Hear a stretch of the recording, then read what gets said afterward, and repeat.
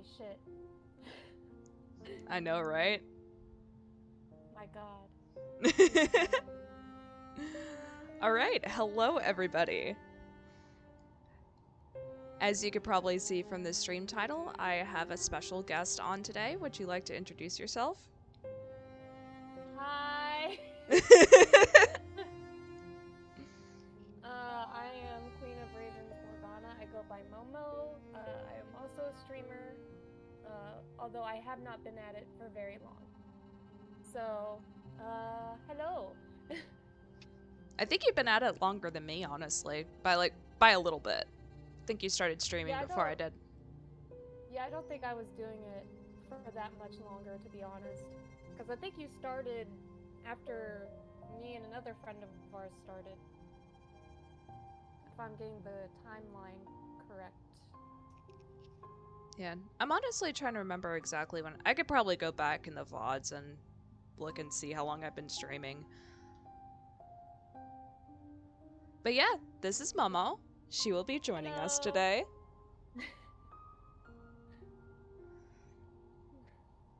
Hopefully it'll make it more interesting than me just spewing profanities at Hollow Knight. I mean, there's a very good chance I'm going to go on a rant about dating sims and romance, but you know, whatever.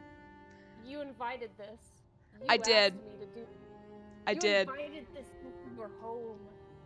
I did, and I knew exactly what I was getting into. Good. I made this decision fully aware of the ramifications. What's this? The consequences of my own actions? Well, if it isn't the consequences of my own actions. I love that one so much. I wish I could use that, like, in real life. What's stopping you? We're not in college anymore. We're not really making bad decisions, at least from what I have been told of everyone's lives. So... I made questionable decisions, but I haven't made as bad decisions, I think, as some of the ones I made in college. Yeah. Because, like, I think college is the first time, because we have a lot of friends that are, like, uber smart, and you're one of them. But, like, I think that was the first time I realized, oh, smart people are very smart in this field, but some of them also just lack extreme common sense. Yep. Just because you're smart doesn't mean you have common sense. Exactly. And, like, I see so many stories about that kind of stuff online, too, so I'm like, oh, this is a widespread thing. It's not just insert name here. Yeah, I may be able to get a master's in applied statistics. That doesn't mean that that I actively use common sense. Alright, I think I'm gonna go ahead and get started. Do the thing.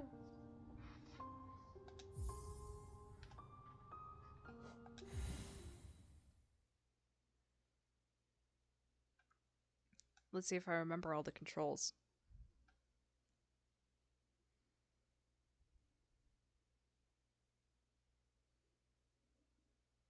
Now I have Still Alive from Portal stuck in my head. Thanks, Momo. You're welcome. You think I would feel shame for this? You are incorrect. You have a good point. Alright. Before I do anything, what things do I have equipped? Okay, I think we're good to go. Stay out of the acid. No.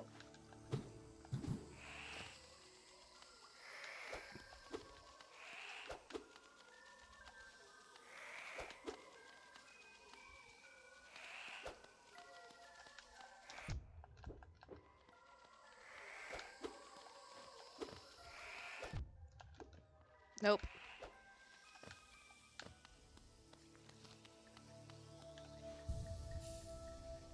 good at beating those guys.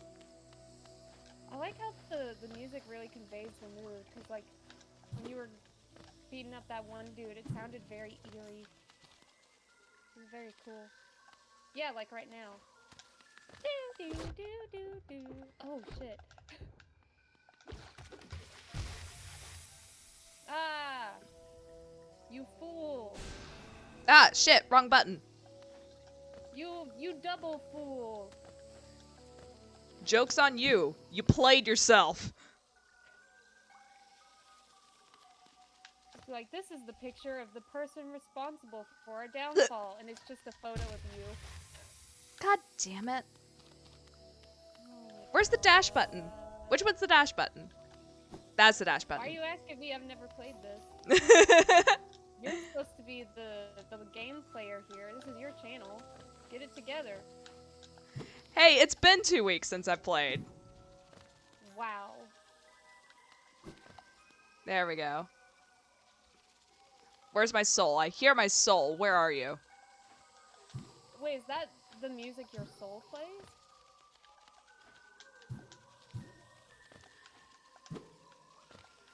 Oh my god. Yep. Hi, There buddy. we go. Come here. Come here. Get back here. What's happening? There we go. Oh, why does your soul try to kill you? Whenever you die, your soul kind of gets left behind where you died, and Okay. you can't, like, or your shadow, I guess, is a better word for it. Your shadow gets left, and unless you can get that back, then you can't. You see the soul meter that gets filled up whenever I attack people? Yes. That can't get filled unless I get my shadow back. Ah. It is the concept of yin and yang. One cannot exist without Example. the other. What the hell? I died. Wow. That was a grim display. I'm not gonna even lie. That was a dark animation right there. Your head just toppled off of your body. Yep. That's what happens when you die. Now I have to go find my shadow again.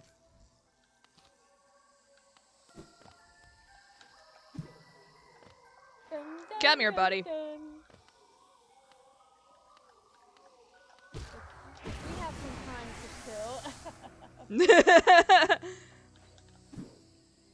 Oh, Momo. Hehe. Don't want to... come here. Oh, the birds. The birds that look like insects. How do I deal with y'all? How did I deal with y'all? You sued them for harassment. Attempted murder. Ah, damn it. Ah!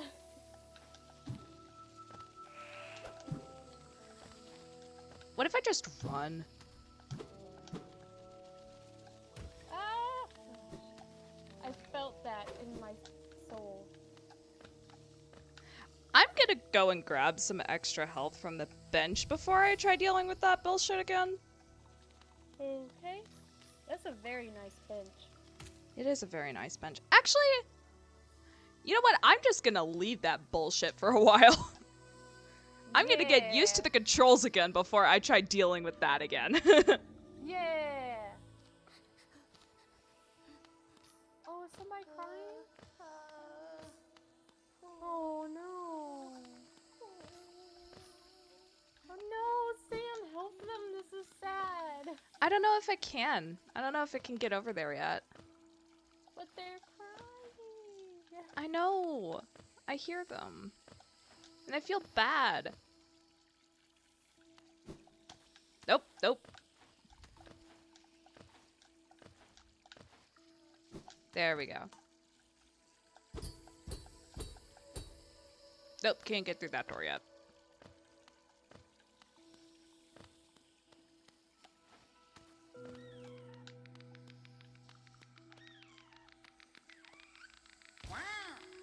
Wow. I didn't realize Waluigi was in this game. Whoa, okay. Rude. Oh shit! Nope, nope, nope, nope, nope, nope. I'm getting the fuck out of here. Bye! Wow, this is how you treat tourists in your city? This isn't my city. They attacked first. I was talking to them. Oh, okay. I was about to say, I didn't do shit. Exactly. They didn't do anything and they're trying to kill you. I mean, honestly, you should give this entire town like 1 star on Yelp. Oh.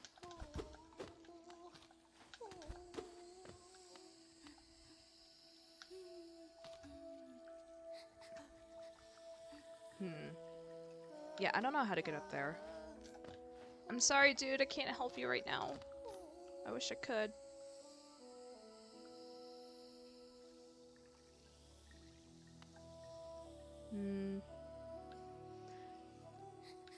So it's either I go into the dead end, or I deal with the mantises again.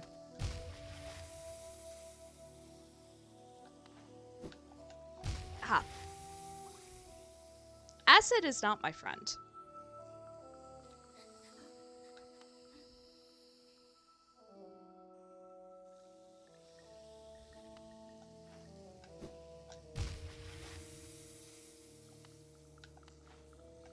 There we go.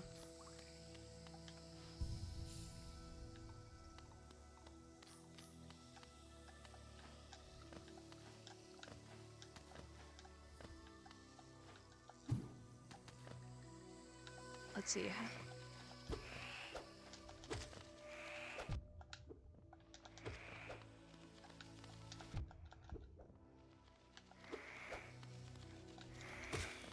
There we go.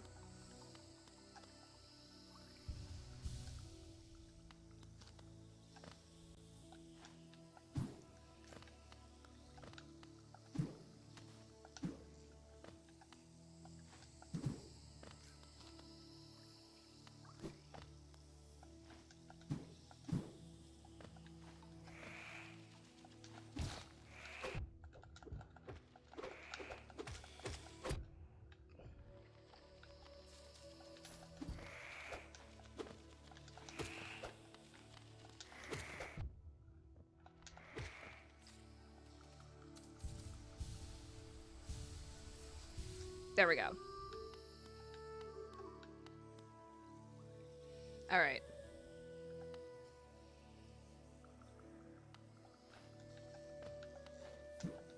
Ah! You get to see my uncoordinatedness in person. How do you feel? Indifferent. Indifferent? Indifferent. I'm gonna heal myself. There we go. You cannot heal the destruction of what has already transpired. Good point. What is down there? Yes, I realize I am in Mantis Village.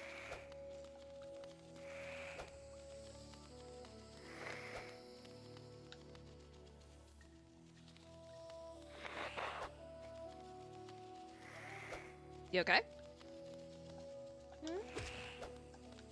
Was that just you? Okay. I just had to blow my nose real quick. Oh, okay. I did lower eyeliner because my eyes out, so it makes my eyes water a bit. That makes my nose run. So the things I do because I want to look cute. Aw. How do I get up here? Oh! That's how I get up there. I learned wall jumping last time I played. I'm still not great at it.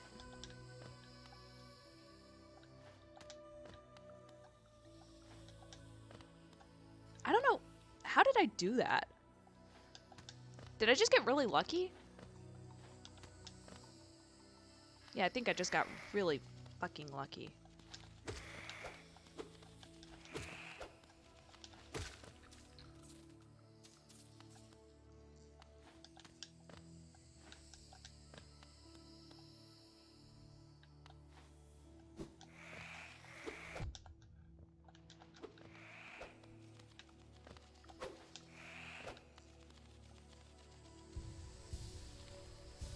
There we go.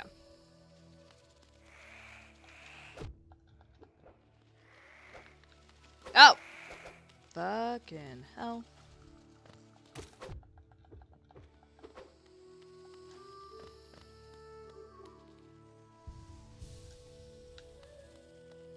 There we go. There we go. I am not on death's door. Come over here. Let me deal with you assholes one at a time.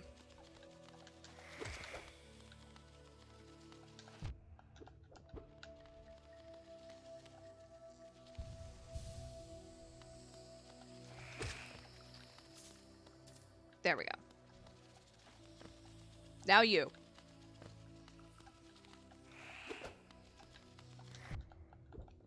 Ah. Oh, it's got like little cartoon streaks around the screen. That's cool. Oh, no, they're back. There we go. Congrats, you done it.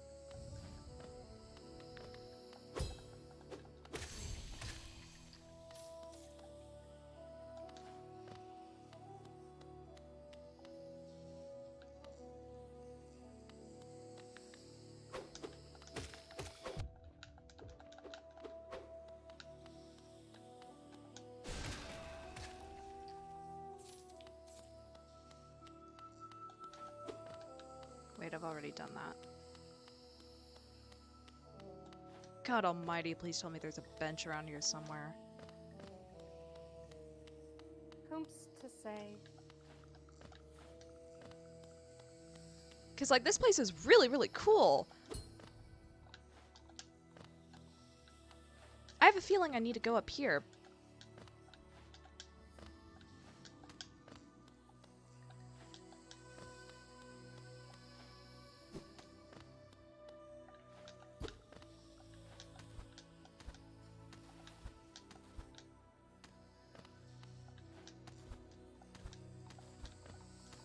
Ah. There we go.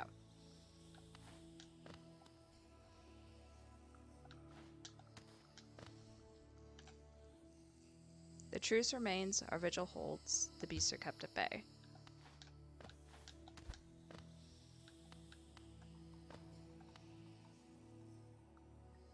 Oh boy.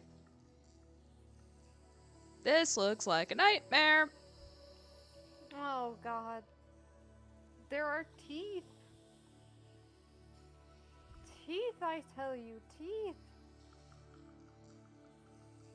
I think I know how to do this.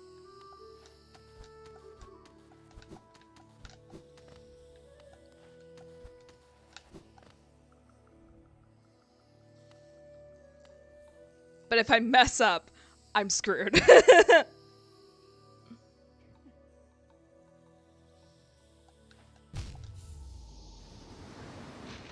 Example. Well. Now I have to go through all that bullshit again. Oh, God, no. Yep. Oh, boy.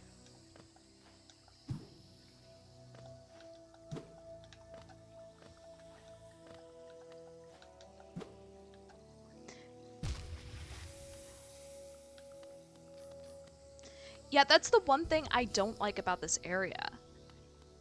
Like, it's really, really cool. But then it's got acid. Yeah. But, well, it's like, you get to Mantis Village, and then you get your ass handed to you, and you have to go all the way back through this crap to get back to Mantis Village. It's one of those things where, like, yes, I know the game is supposed to be difficult. It is designed to be difficult. Yeah. But at the same time... Like, there's a reason they compare it to Dark Souls. Yeah. Like...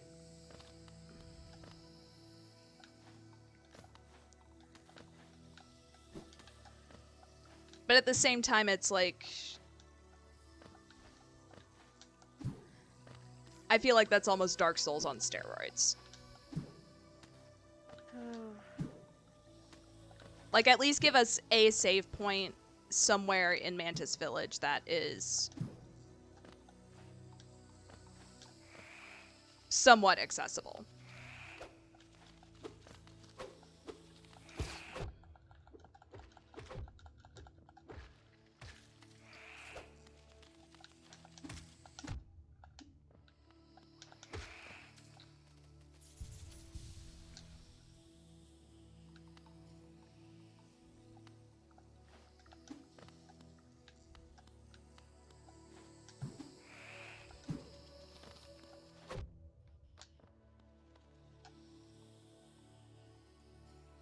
Like, if there was a bench, not even at the entrance of Mantis Village, but, like, you know, the very back wall we got to? Yes. Even if there was one, like, there, it would make things much more manageable.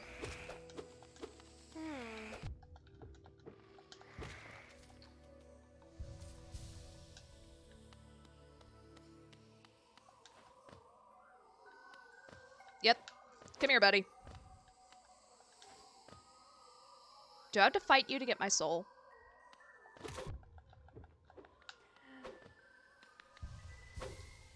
Apparently, yes. Come here.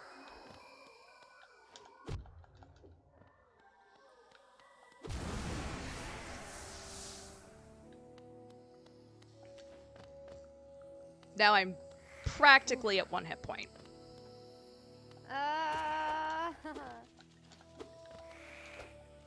That's scary. I know, right? Get off your stupid hornet. No one likes you.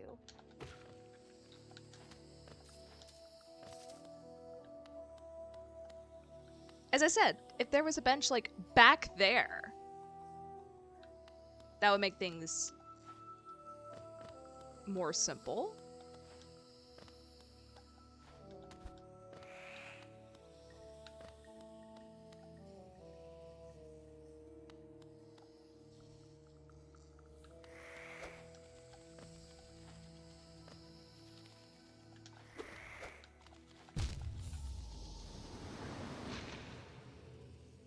Oh, shit. Here we go again. Hey, how do I get to the... You know what? I'm just gonna leave the fungal wastes be for now. Because I'm not getting anywhere any sort of quickly.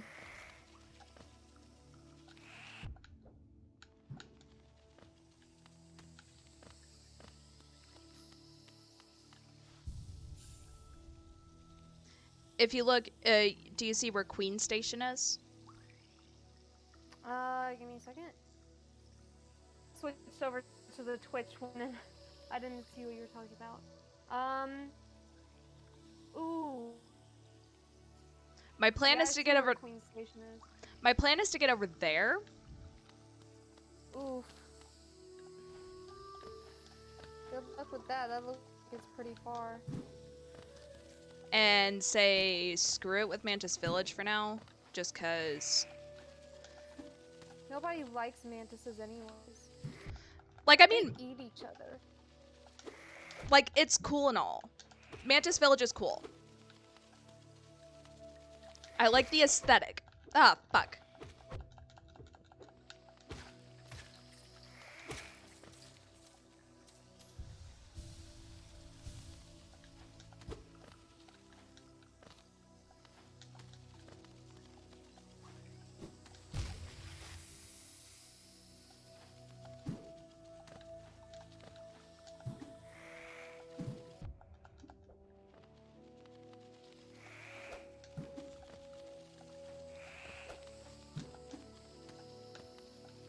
Because, like, if I can't get out of here...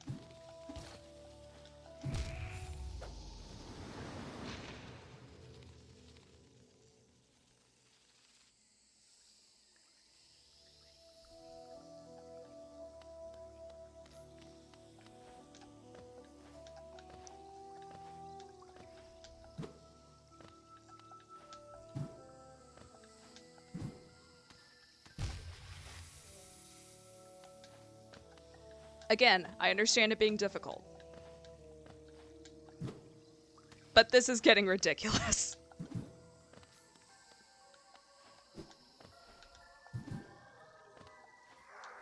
Come here.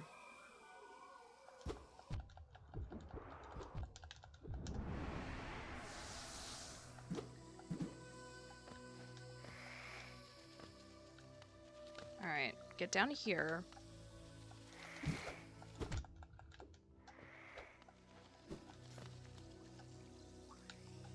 Ah, motherfucker.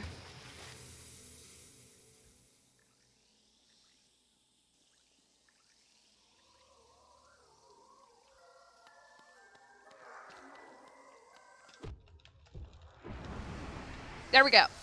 Save. We're good.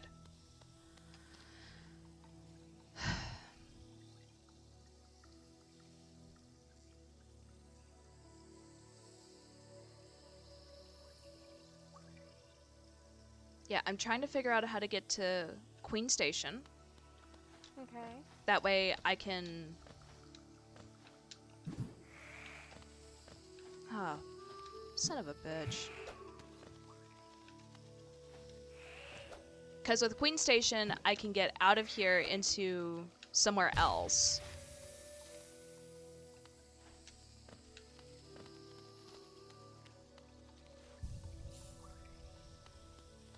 And maybe do some more exploring.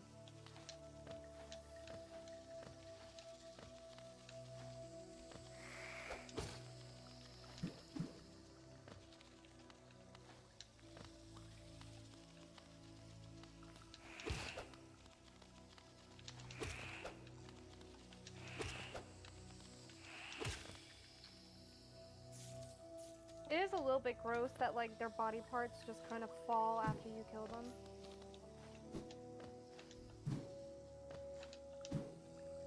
But, okay. So, I don't know if you saw it when I tweeted it, because it was, like, maybe, I think a couple weeks ago. But I was at Barnes & Noble, and I found a manga version of Frozen 2 and Pride and Prejudice. I saw the one about the manga version of Pride and Prejudice. It's like, I don't understand. Like, I can understand, like, I know that they make manga versions of classic, like, books and things all the time. Like, I think there's one for Frankenstein, too. But, I never really understood why people make book versions of movies. You know what I mean? Yeah. Okay, question for you. Yes? We're actually pretty decent as far as health is concerned. Yes. We even have extra health in case I need to heal. Should I try Mantis Village again? I don't know, man. Do you want to? Let's see. How long would it take me to get... Ooh. That's a lot of navigation to get me up to Queen Station. Yeah. On the other hand, up near Queen Station, there's a bank.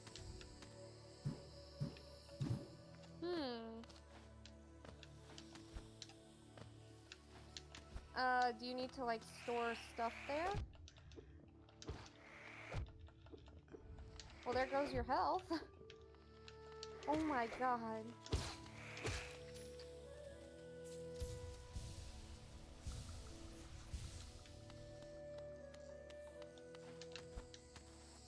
And there goes your backup health.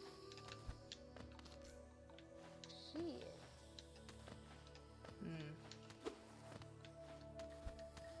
But, what was I saying? Oh yeah. So, do you want to just do Queen Station first, or do you want to do Mantis Village? I mean, you're the one that has to play it. That's fair. I'm getting to the point with Mantis Village where I'm just going in circles at this point, figuratively speaking. And I can't seem to... And since I could get out of Mantis Village now, Like, I can wall jump so I could get out of Mantis Village. Okay. Then I guess we'll do Queen Station first. Yeah. My main thing with getting to Queen Station is, one, I could get to somewhere else, and two, I know there's an area connected to the Forgotten Crossroads, which is like the starting area, where I need to like have a certain lamp token in order to access it. But to do that, I need like 1800 geo or something like that. So I want to get some of this money that I've gotten, some of this geo. I have 83 geo stored on me right now. I want to get some of it to the bank, just so if I die again, I don't lose it. All right.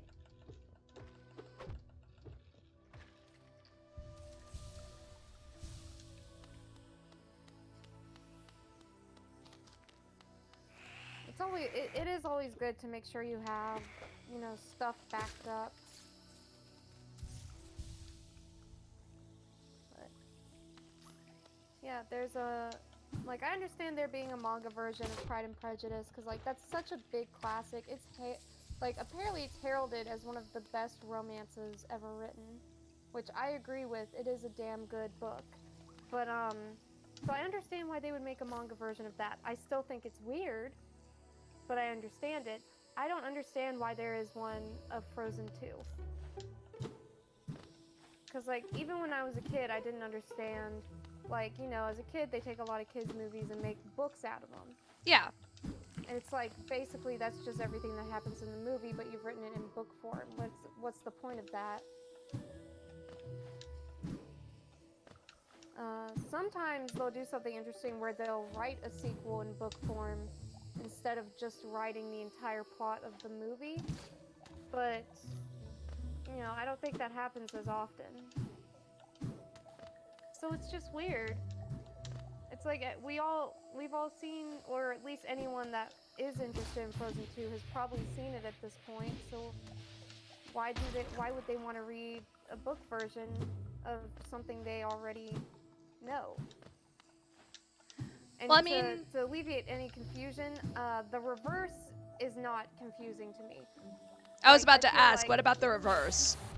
Yeah, like if you watch a movie and you're like, oh, I wonder what the book is like, that's a different thing entirely. Because, you know, movies can't have everything that's in book form. Like, they cut a lot of things out. Like, no one's watching Percy Jackson the movie and being like, oh man, I don't need to read the books now. I have no confusing thoughts about this stuff. Yeah. Like, the movie no. sucked. And it really did. Like, and I always heard that it sucked, but I don't think I ever realized it until I had to read the books for a course in college. And then I was like, oh wow, these are really fun. That company really fucked the movie over. Like, I should have gone a different way. But I read the books before I watched the movies. Like, I think I'd read pretty much the entire Percy Jackson series before the first movie came out. And I was really excited for the movie. And I was so disappointed whenever the movie came around because I was like, yeah, this is... You took something good. Something really, really good. Yeah, like, and there's you just so much more creativity in the books. For me, it was more like the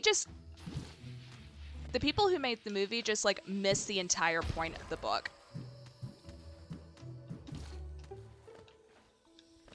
Yeah, I think so too. And I do find it, I mean, like, when I watched the original movie, I liked it at first because, you know, Greek mythology. I was super into Greek mythology. I thought it was really cool to have, like, Greek stuff in a modern setting.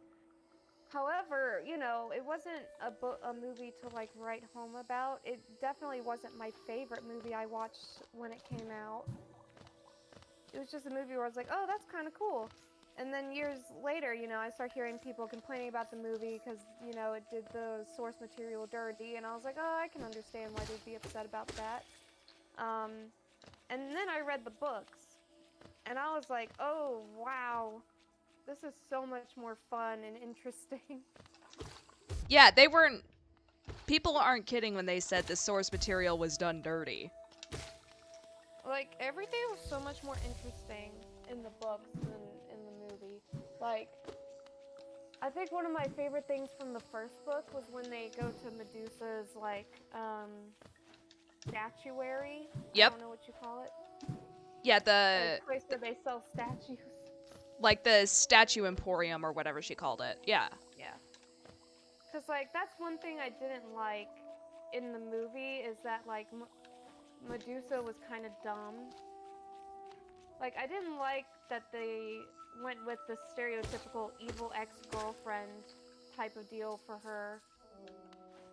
Because, like, when she realized who Percy's dad was, she was like, he used to be with me and got super jealous and whatnot. And I was like, that's lame. That's lame. That's so uninteresting. They do that in every movie, you know?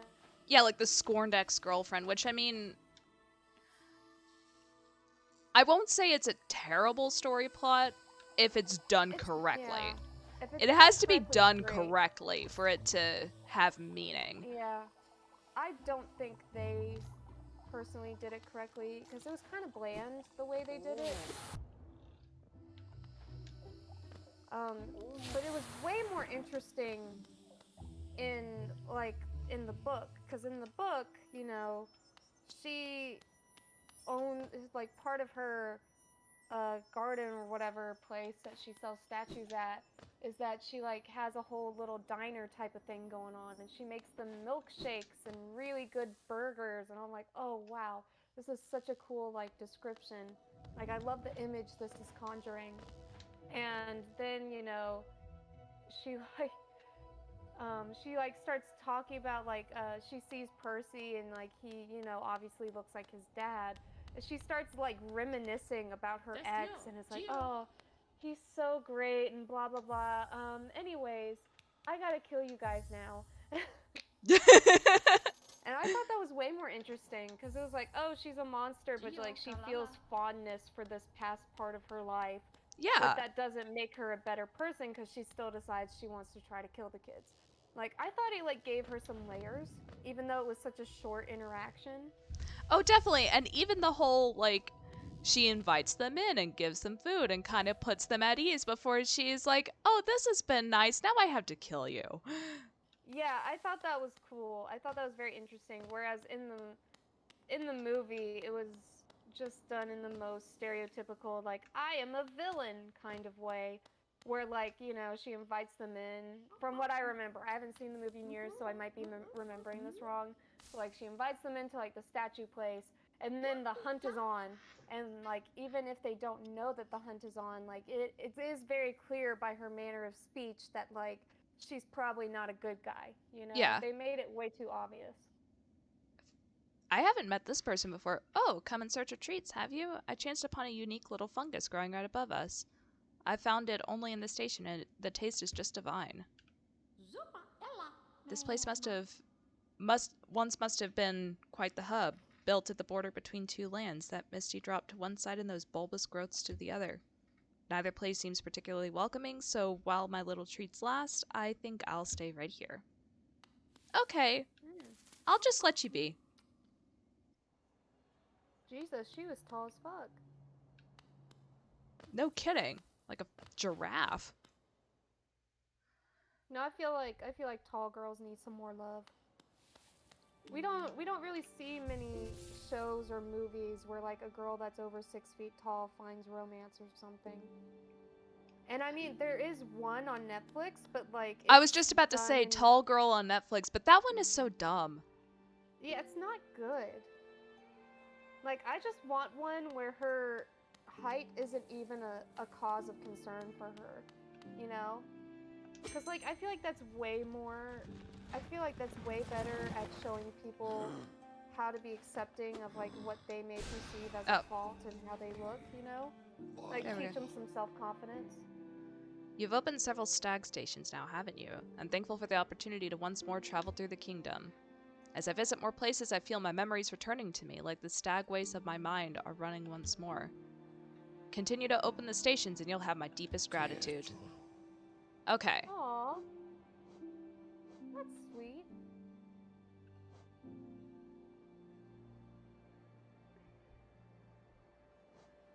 You know what? I'm gonna mess around in the Forbidden Crossroads for a bit. Okay.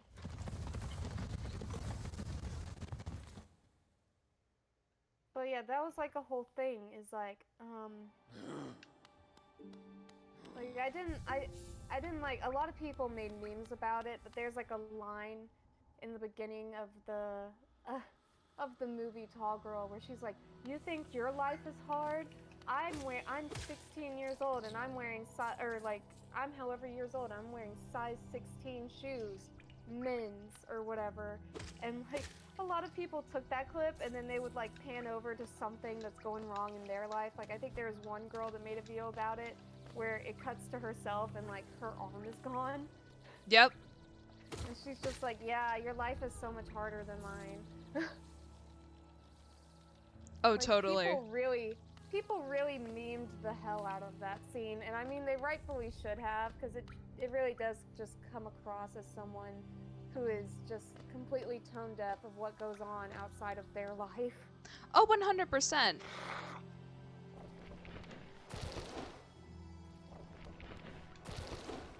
Ah, that didn't work the way. It helps if I press the right buttons.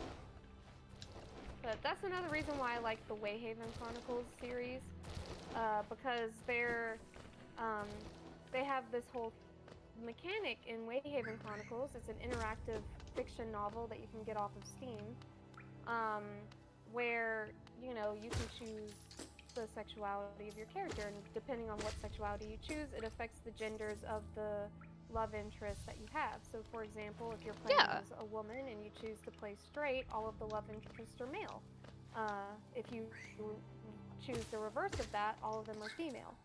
And what I think is really cool is that, like, depending on like what gender the love interests are, they have a different height. However, one love interest as a male is 6'4", and as a female, they're 6 foot. And I'm like, hell yeah. Give me the tall queen, let's go. Like, I don't know, I just like they have a love interest that is a girl and is also over 6 feet tall. Like, you don't really see that in dating sims very often. And I've played a very good number of dating sims. Like, oh, I haven't explored this area before. And, like, it's especially strange because, like, you get the reverse for male characters. Like, I've played plenty of dating sims where, like, you have a love interest that's a guy and is kind of short, but you never get very many female love interests in dating sims that are over 6 feet tall. And, like, I want to see more of that. You know what I mean?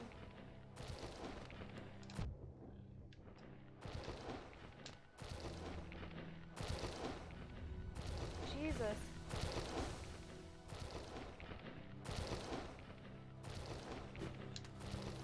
Yes! Oh my god, you did it! Yes! I was looking at that being like, how is this gonna work? What is this? Wait, what did I find? It's a brooch. Holy shit, what did I find? Wait, actually, it is a brooch. Holy crap. It looks like a brooch. That's kind of nice. You getting some jewelry. Holy shit. Yeah, I was just like, hey, let's explore this area. Probably not gonna find much, but hey, this is an area I don't think I've explored before because now I have wall jump. That's freaking cool.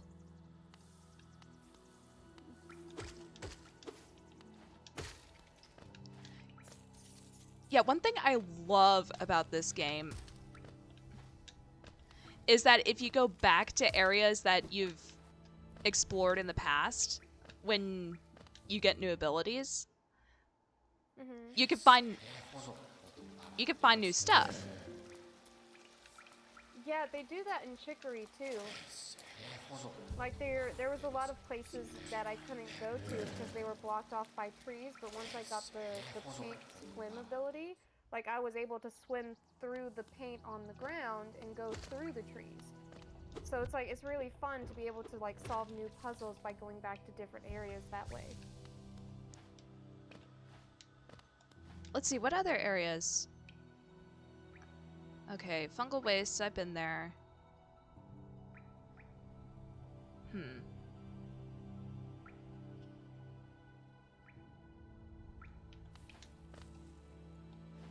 Yeah, I'm just gonna do some exploring now that I have wall jump. See what other new things I could find. Because I could go back to the fungal wastes anytime. Yeah.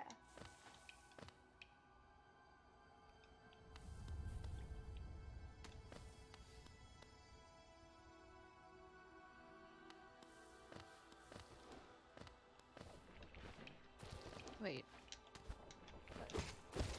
But going back to the manga thing, I'm such a huge fan of Pride and Prejudice now that I'm no joke, like almost considering getting the manga version.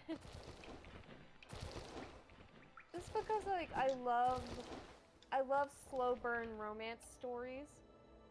And Pride and Prejudice is a very good slow burn romance. What's over here? No, I've been here before.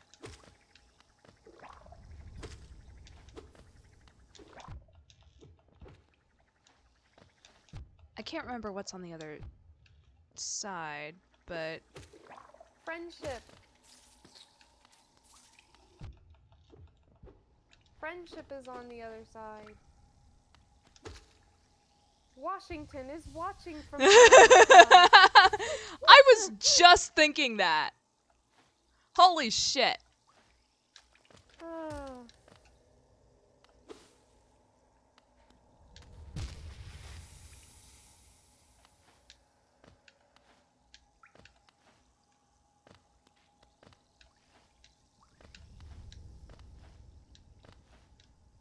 This is one of the benefits of having a friend with ADHD. They get whenever just like random shit pops into your head.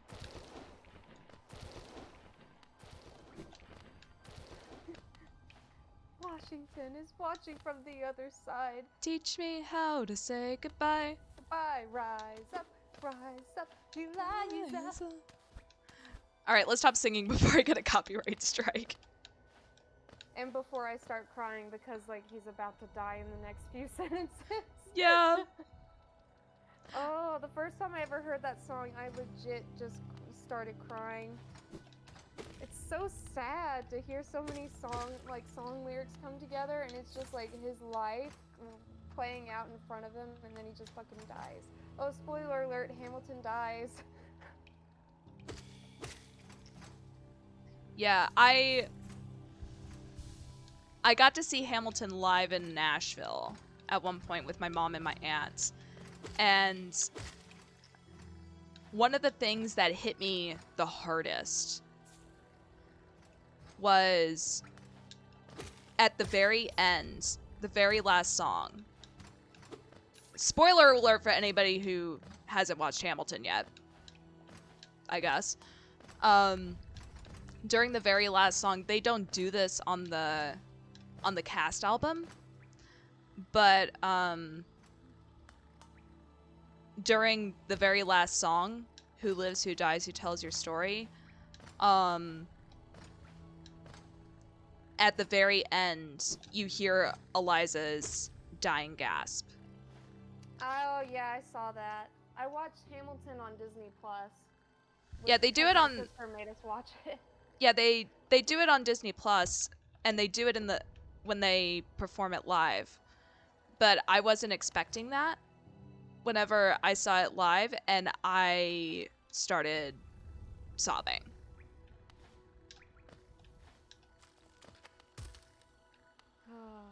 Like, I had been sobbing beforehand because Who Lives, Who Dies, Who Tells Your Story is an amazing finale. Like, I mean, I have more conflicted feelings about Hamilton now, just because I'm like, Hamilton wasn't really all that great a guy, to be honest. Like, no, he like, wasn't. As a person, he wasn't great. So I'm like, oh wow, this is super sad. And now I'm like, it's super sad, but also, I mean, it seems like he was calculating this. I don't know how to feel about it, because, like, you know, they do point out he wore his glasses on the day of the shooting and all that stuff. And there's also the fact that, like, right before he died, he completely ruined Aaron Burr's career by writing a really sobby letter to the people being like, oh, I am just a good Christian man. I did my best before the Lord, and now I am dying because my friend has killed me, and I only ask for the forgiveness of the people. Like, some very, like, heart-wrenching stuff. And also the fact that he mentioned he was a Christian really turned people's hearts too. So after that letter became public, because he wrote it to the people from what I understand, like, Aaron Burr's career was completely ruined. And I was just like, wow, I feel like he knew exactly what he was doing there when he wrote that.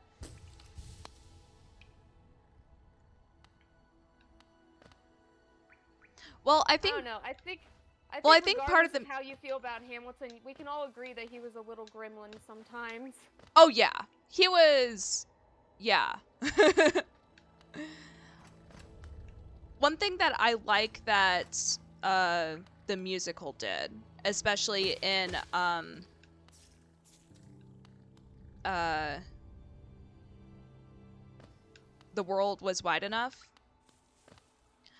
was especially like, I didn't know that Hamilton had written that letter, but one thing that I'm glad The World Was Wide Enough did is it kind of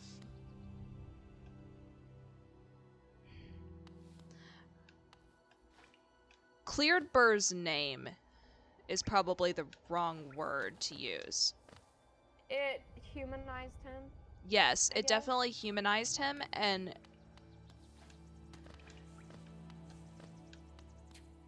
it made it seem like he was less of...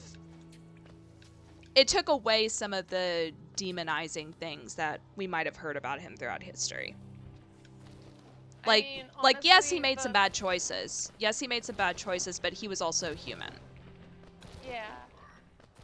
I think one of the funniest Hamilton-related videos I ever saw was titled, and I can't forget this because it was so savage, but it was a video titled, like, why killing Alexander Hamilton isn't the worst thing that Aaron Burr ever did.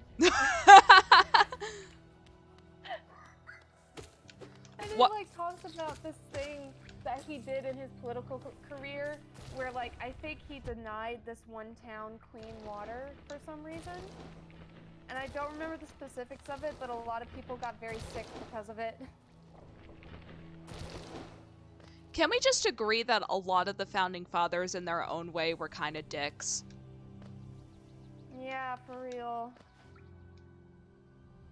Like, I understand why Lin-Manuel Miranda made the play, because, like, he said he saw a bit of himself in the workaholic attitude that Alexander Hamilton had. Because he says that that's the way he writes musicals, is that he just works and gets into a whole groove of it. Yeah. And that's why reading the book he read about Alexander Hamilton was so relatable to him, because he understood what that was like. But, like, I get why that was a thing. I'm not saying he's wrong for, you know, trying to put the forefathers in a more favorable light or whatever. But I don't know. People are complicated.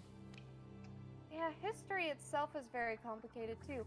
Like, you can hear some of, like, the warmest, most inspiring tales that you possibly can that give you a little bit of hope in history, and then you can read some that are just the complete and total opposite. Like, you know, like, was it Tom, like, who Who was it that who was the guy that they based the song, well, what did I miss? Was it Thomas Jefferson? I believe Thomas Jefferson was the founding father that had a sex dungeon full of slaves.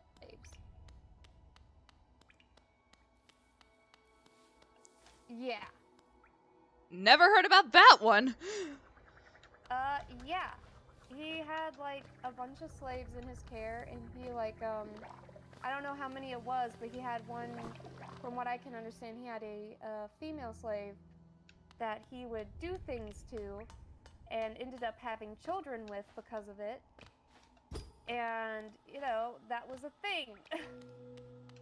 That happened. And it's to the point where, like, apparently there's, like, a whole group of people online who, whenever they tour Thomas Jefferson's house, they like to raise their hand and be like, hey, where's the room that insert slave's name here was staying at? And it apparently embarrasses the hell out of the tour guides, because then they have to explain to the rest of the group what he meant. Yeah. And I'm just like, ooh, I want to do that someday. I know, right? I just want to see, like, the chaotic part of me is like, I want to see how they try to sweep that under the rug.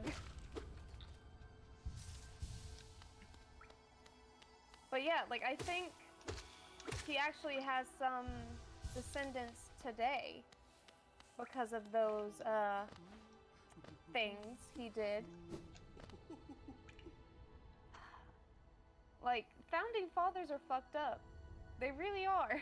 Yep. Especially Thomas Jefferson. I think he's the most fucked up, to be honest. But just because of that.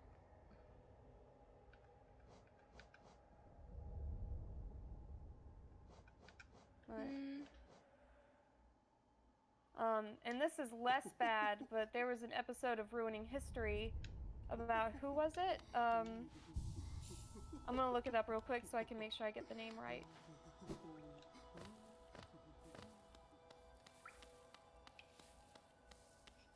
Alright. Yeah, Ben Franklin. There was a Ruining History episode about Benjamin Franklin, and about how the fact that there are some historians who believe he was part of a sex club in France. I mean,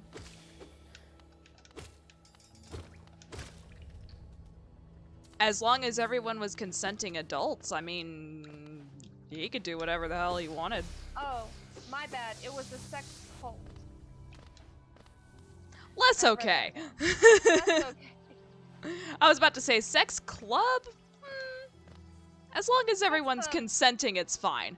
Like, not as bad. Sex cult, a little bit worse, yes. Nope, I'm going the wrong way. I don't know. There's just all sorts of weird things in history. Although there are some that just make me laugh. Like, did you see the recent Puppet History episode from like a week ago about the time Australia lost a war to emus? I saw that one! I didn't know that was a thing, and I'm like, damn. I had heard about it, but I didn't know the details. But holy shit, emus are way more resilient than I thought they were. Yeah, don't fuck around with emus. If there's one lesson you take away from this stream, people, don't fuck around with emus. Yeah, don't do it. You're gonna die. Or they're gonna eat all your grain, one or the other. Just let them eat your grain. Let them eat your grain. If you can, find someplace else to live. Indeed. Just let the emus be. Or else you will regret it. I also like, the more recent episode was about Mansa Musa. I haven't seen that one yet. I had heard about him from Drunk History, but basically he was an African king who ruled the Mali Empire. Yeah. And he did such a good job of it that he became the richest man in history. And to give you an idea of how rich this guy was, and not even in like I abuse the people with my riches kind of rich, Although he did have some very strange rules because rich people were weird as hell. But like there was like apparently, you know, he never took food away from people from what I understand from the episode. He like poverty wasn't too big of a problem in his kingdom. So he did a really good job ruling, and that's why he was so prosperous. His kingdom was prosperous as a result. Okay. But this man literally was like, he was doing a Hajj, which is a religious journey that people who follow the Muslim religion will go on, and it's supposed to be like a very big deal. And he decided to make the pilgrimage, and I believe it's a pilgrimage to the holy city of Mecca, if I remember correctly. Yeah, so I know what you're talking about. So he decides to do it. So he loads up his money, he gets a bunch of servants, he gets a bunch of slaves, and he brings his favorite wife with him and all this stuff. And I think the funniest part of this is like, he would go up to his wife and be like, hey, are you enjoying the Hajj so far? And she'd be like, oh, yes, but it was obvious to him that she was kind of, you know, not telling him something. So eventually he was like, are you really enjoying it? Like, what's going on? And she says, I miss being able to do a nightly swim in the river near our city. I miss being able to do that. And everything else is great, but I miss being able to do my nightly swim. Keep in mind, they are currently in the middle of a desert where they were at when this happened. And he's like, okay, hey everybody, get your skins full of water. I'm gonna need somebody to dig a hole in the desert, and then we're all gonna put our water in it so that my wife can have a pool to swim in real quick. And that's what they did. But funnily enough, apparently everybody was super into it, and they had a very fun time, and it actually increased his favorability to the people because they were like, oh, that's such a sweet thing for him to do for his wife. He cares so much. So, rich people are weird, man. But to illustrate how rich he was, though, and this is the big thing that a lot of historians talk about, they went to Egypt, and while he was there, he spent so much money that, like, the value of gold absolutely collapsed in the city. Imagine spending so much money that you wreck the economy of another town, of another city. Imagine that. Yeah, that's insane. And so, like, you know, the Sultan or whatever that was residing in the city they were at was super upset. And he was like, oh my god, you wrecked our economy, you have ruined us, like, how dare you? And, Mansa Musa fixed it by taking out loans, and, you know, taking all of the excess gold away so that the value of gold would go up again. And he fixed the economy. However, once he got back home, he proceeded to wreck it again because he paid back the loans with interest and just wrecked the economy a second time. Oh my god. I'm just like, this dude is insane and I love him.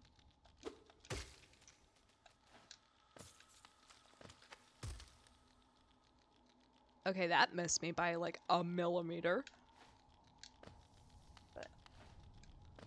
And I mean, you learn about stuff like that in history, and you're like, oh wow, so I guess it is possible for someone to be a pretty solid leader, even if they do have some rules that, you know, force people to get killed because they wore sandals in front of them.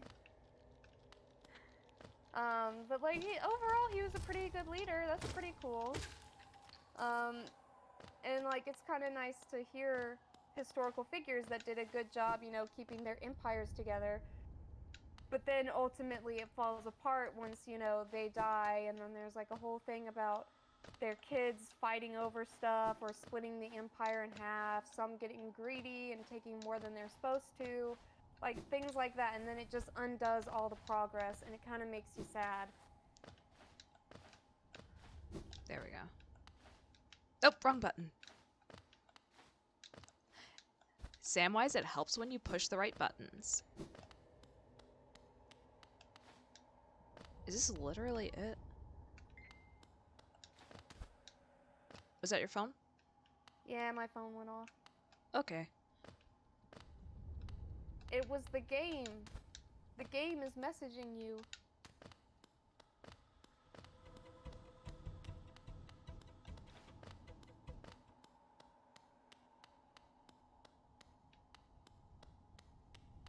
What's up here?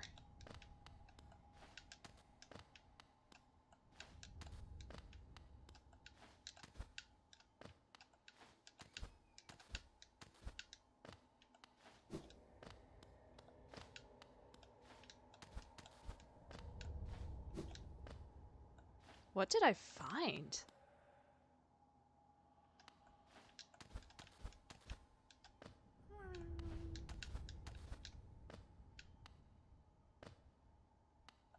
No, legit, what did I find?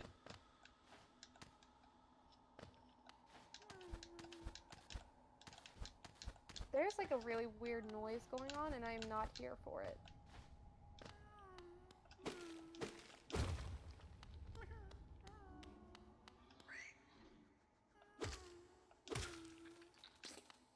No, I hear it too, and I think it's that guy right there.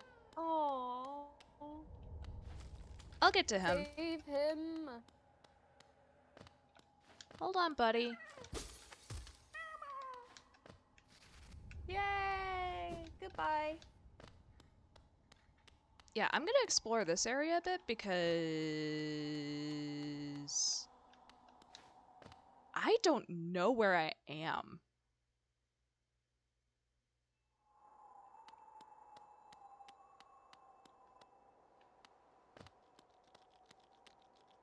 Howling Cliffs.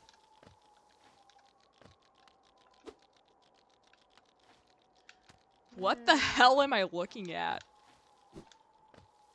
I don't know, but it's a little eerie, to be honest. It's so empty. I know. Legit.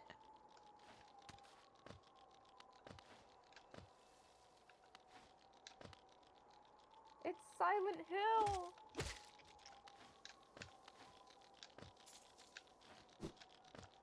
Well, that's what that noise was. The wind, yeah.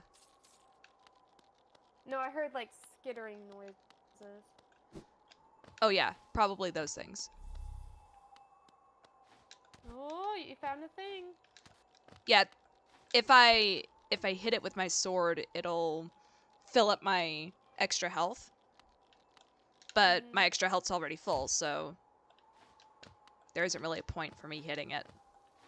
I will save that for later.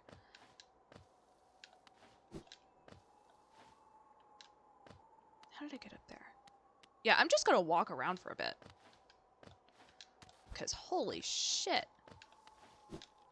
I did not know this was here.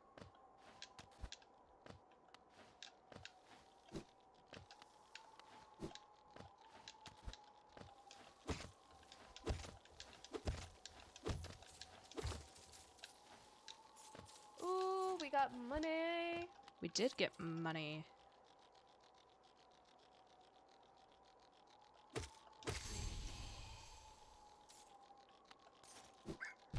Oh.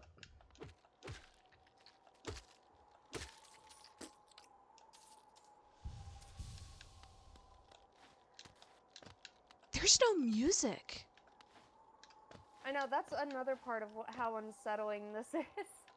Just like, seriously, where's the music?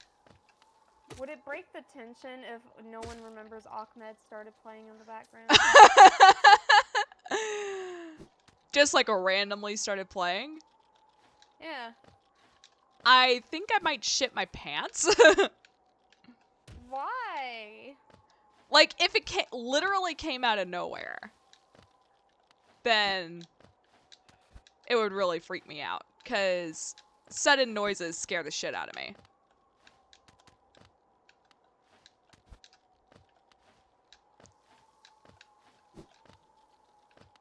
I think you know this. I think you know this from living with me previously. Sudden noises scare me. That is also true. Yes. Momo and I were roommates for a couple of years in college. Yes. Cornifer! Buddy! Make him noise, good chin. Enjoying the bracing air, we're quite close to Hollow Nest borders and those desolate plains that surround it. In this direction, I'm about as far as I'm willing to go, though it's been a pleasant change from the tight confines of the caverns. I've drawn out a small map of the area. It's a simple one and more for completion, really. Not knowing the full extent of a region can be quite frustrating. Yes, I'm purchasing a map. Give me this map.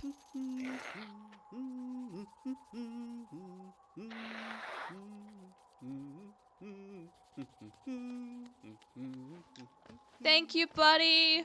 I love you so much, Cornifer. You're the best.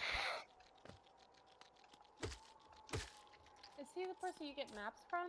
Yes. And he is the best. And I will not be taking questions. Okay, then.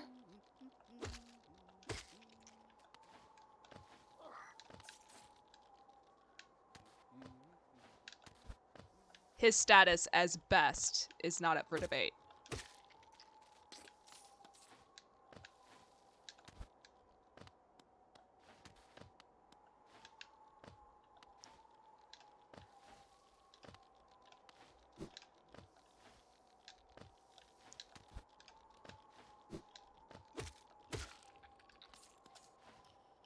Like, legit, I did not expect to find this.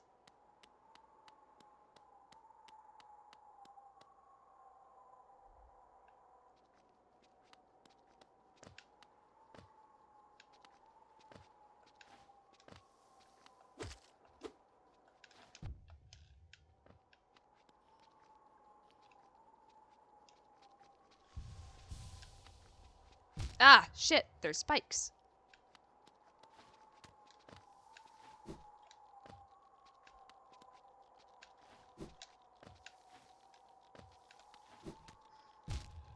Ah! Oh, there's a dead guy in the background. Wait, what? There's a dead guy in the background, look. Yeah, I see it now. What's this? What's this? What's this? What's this? Oh, dear. Oh, it's a bench. I suppose we can sit on this haunted altar that looks cursed as fuck. It is a bench. Bench, please.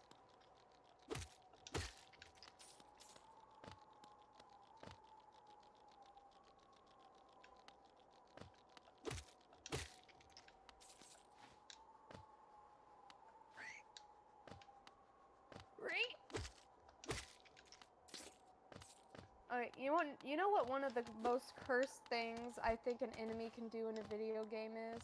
What? Whenever they have some sort of, like, indication that they spot you. Like, for example, wait, what did I just fall into? Oh. Did I just jump to my death? I don't think so. King's Pass? What the hell? Oh, shit. Excuse me, what?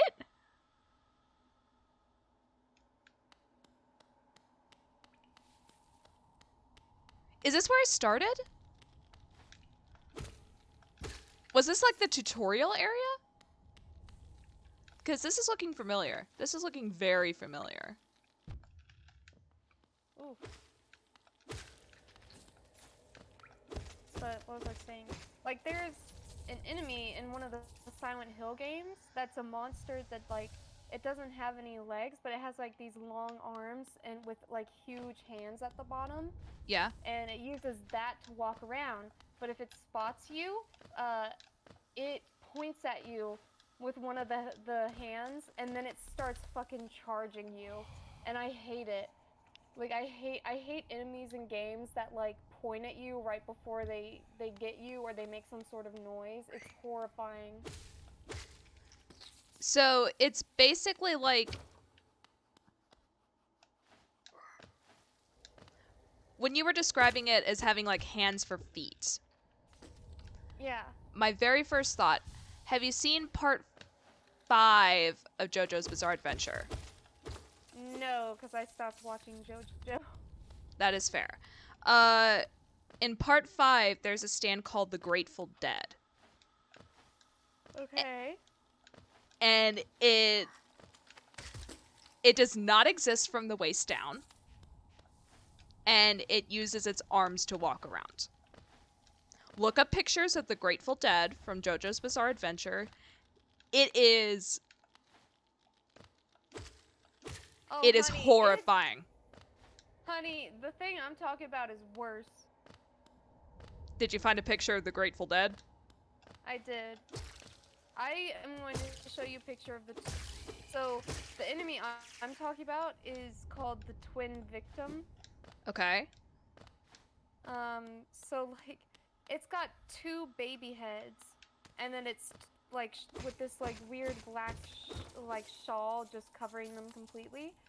And then, like, extremely long, thin, pale arms with gigantic hands at the bottom. And it points at you. And I'm gonna try to find a photo so I can send it to you.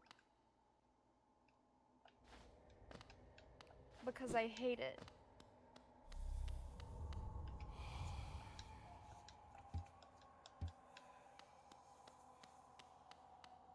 Holy shit, I did find my way back to the tutorial area. I literally just went through the tutorial area again.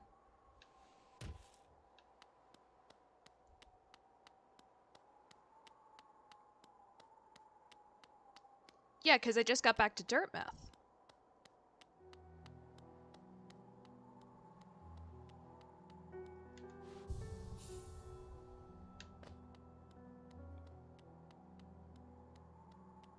Who are you? Zote. Oh, I remember you! You there, why are you skulking about in the shadows? Yes, your eyes do not deceive you. I'm Zote the Mighty, the knight of great renown. Tremble before me. While you were hiding here in your dingy little village, I ventured into the dark pit below us and slew a great beast. It had sharp mandibles and atrocious manners. No, I saved you. Yes, yes, all glory to me, but I don't have time for your adulation. I must rest and prepare for my next journey down. Yeah, thank you for the gratefulness for saving your life, you dick. Pale thing, you wear that nail with ease. If you're in search of combat, you'll find no greater warriors in this decaying burrow.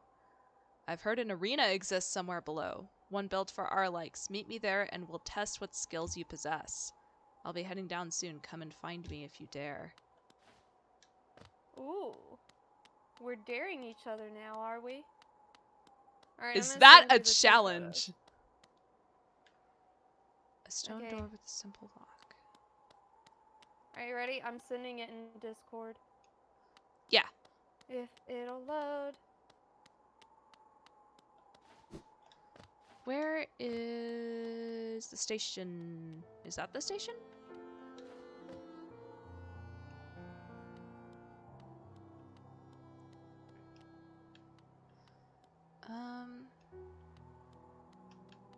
I think I have to go back down and around to get back to the Howling Cliffs. Okay, they sent.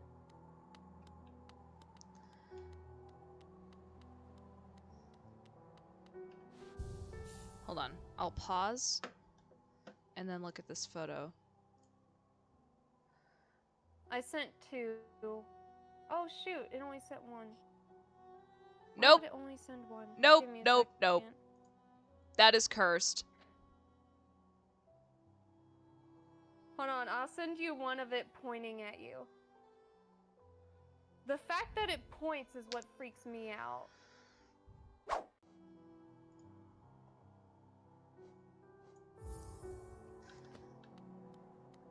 Alright, I have to go back. Hold on. Let's do something.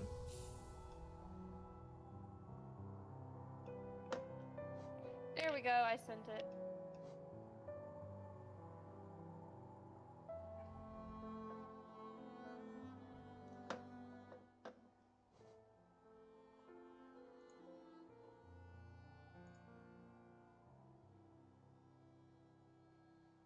Thanks, that'll be in my nightmares tonight. And it does that every single time. Like, this is a enemy that just kind of walks through hallways in the game that it appears in. And like, if you walk up to it and it sees you, it'll stop walking, point at you for a few seconds, and then it'll start charging at you. And I'm like, I hate it. I hate it so much. The animation of it pointing at you is horrifying. The fact that it stops walking just so it can confirm that it sees you before it tries to kill you is the worst. I hate everything about it. Yeah, that sounds like the actual definition of demon spawn. And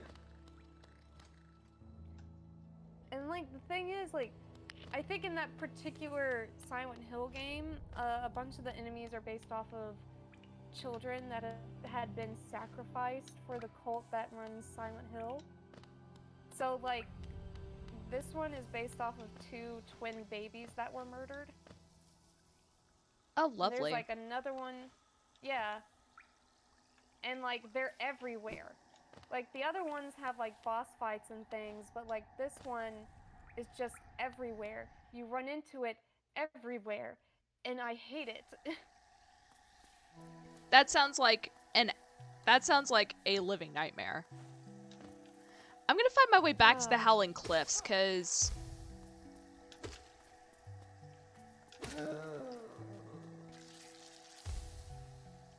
my interest has been piqued.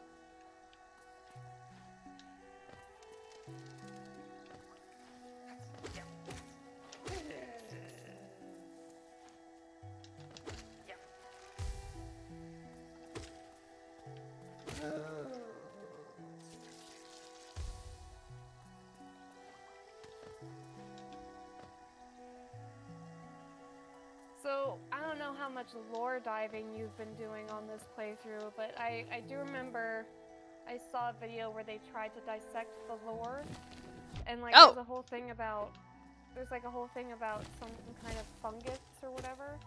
Is that what the orange stuff is?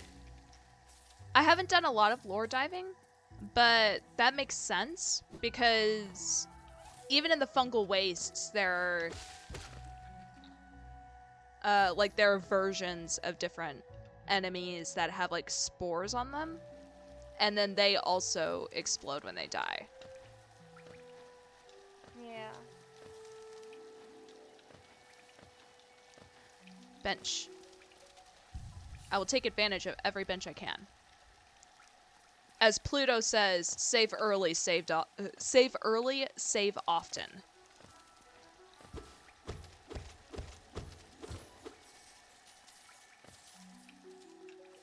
I'm also farming for money because I want to get that lantern.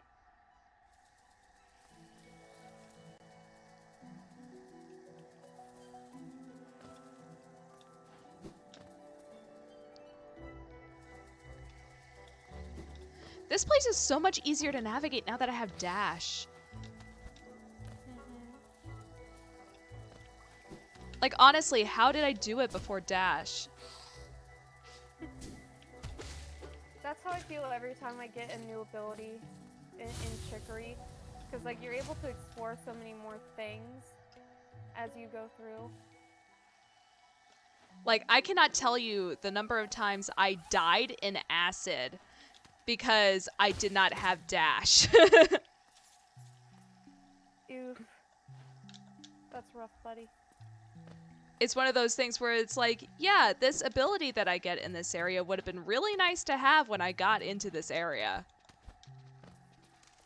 It would have been really nice to have it before I had to fight Hornet 20 times.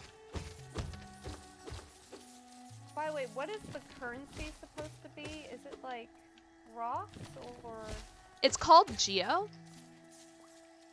Oh. I don't know, like, I don't know what its like chemical structure is, but I know it's called Geo.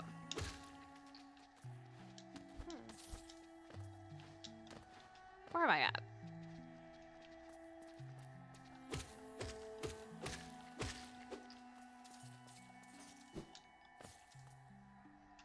Yeah, I'm just trying to get back to the the words. The Howling Cliffs.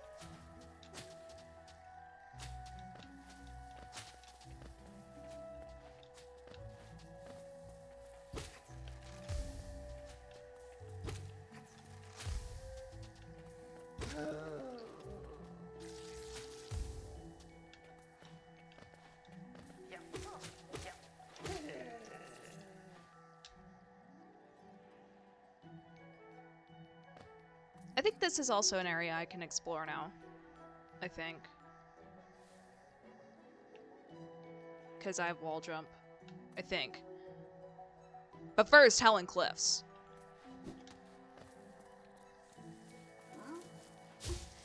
Hey, Hammy! How are you doing? How did the chores go?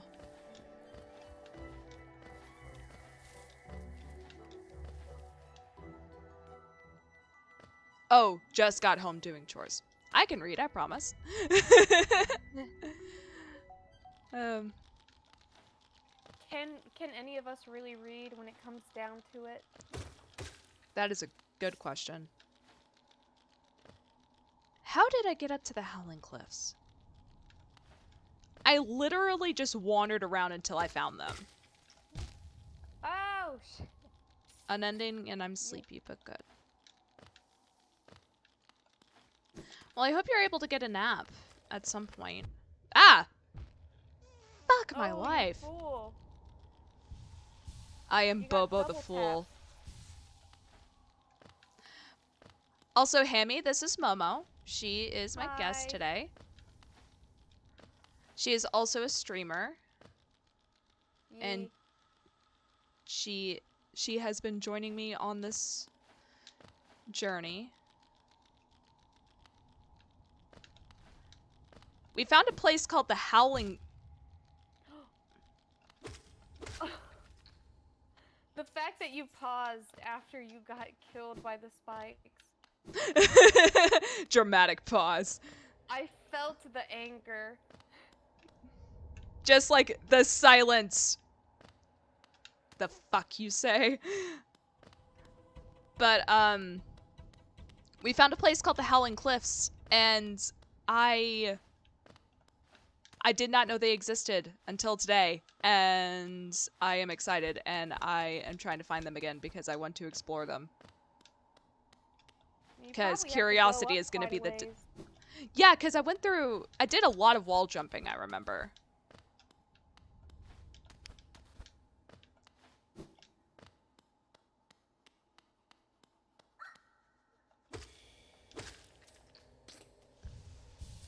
I also found Cornifer. Oh. So that's where that leads.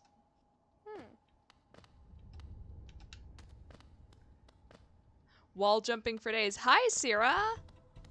Yes, wall jumping for days. Indeed.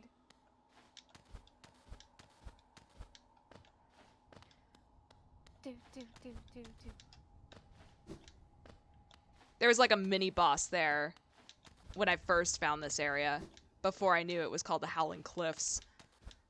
And the music is still triggered to play there for some reason. But hi, Upper Casserole! Well,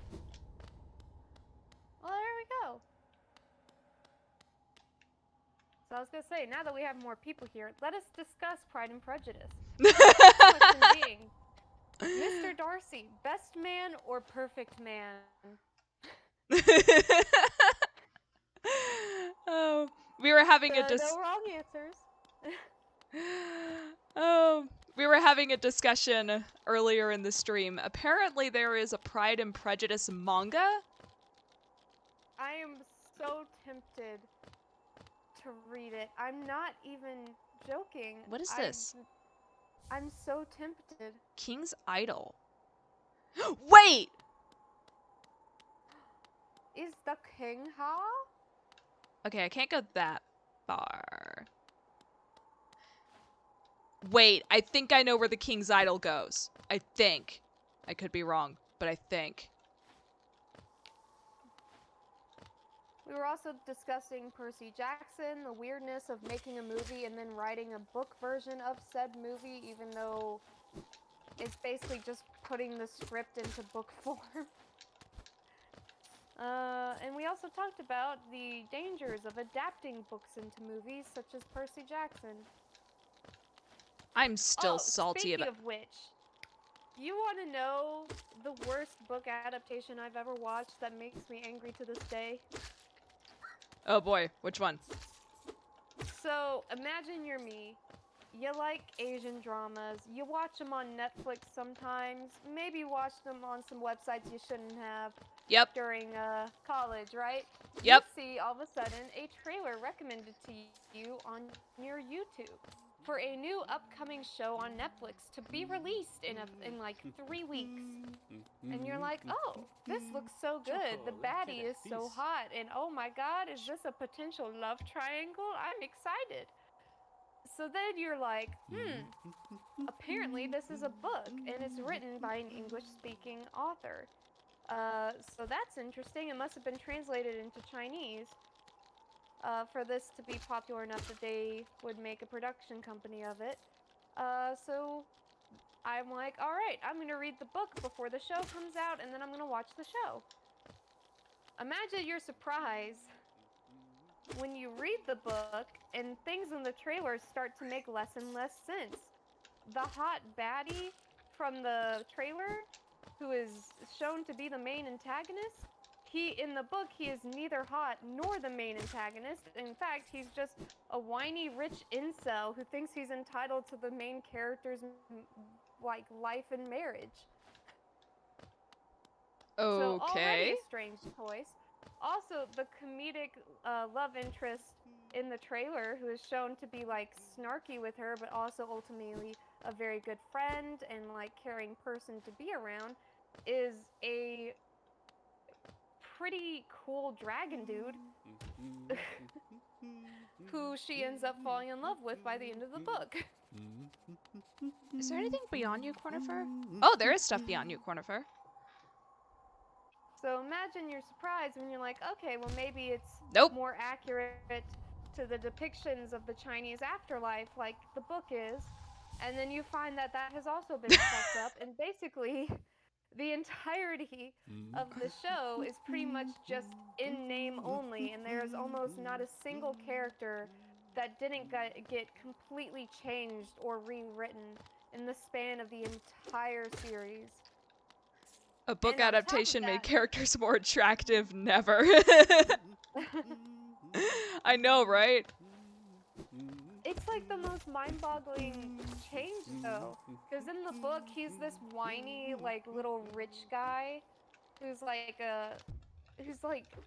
ugly, and he's talking about how, like, oh, you have to be my ghost bride.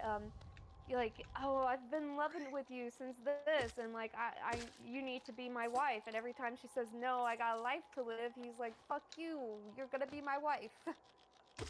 And that's what he's like in the book. And then in the movie, he's like this super smart, cunning, hot antagonist villain. You know, like most male antagonists in K-dramas, honestly.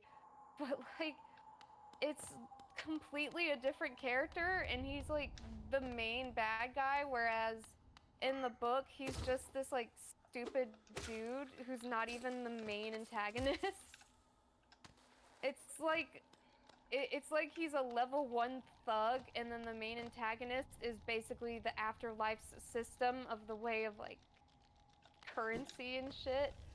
Is just like he's almost a footnote by the time we get to the part where the main character goes to the afterlife, and it's like, fucking, what is happening right now? Why everything doesn't make sense?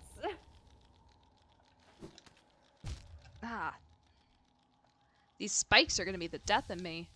Literally.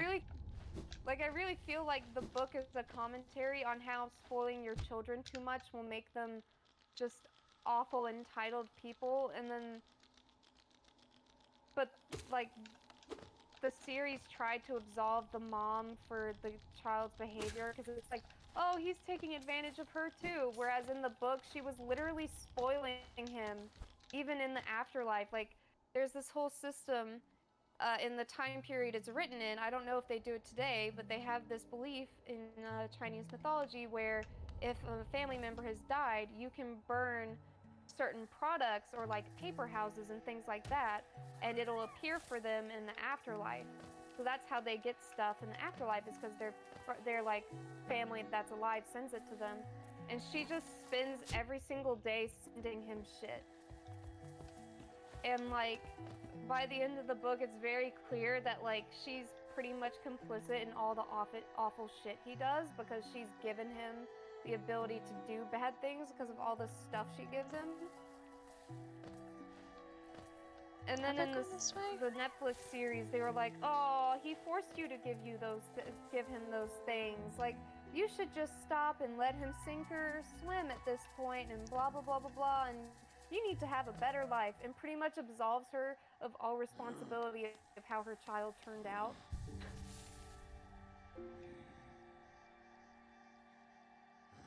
It was weird.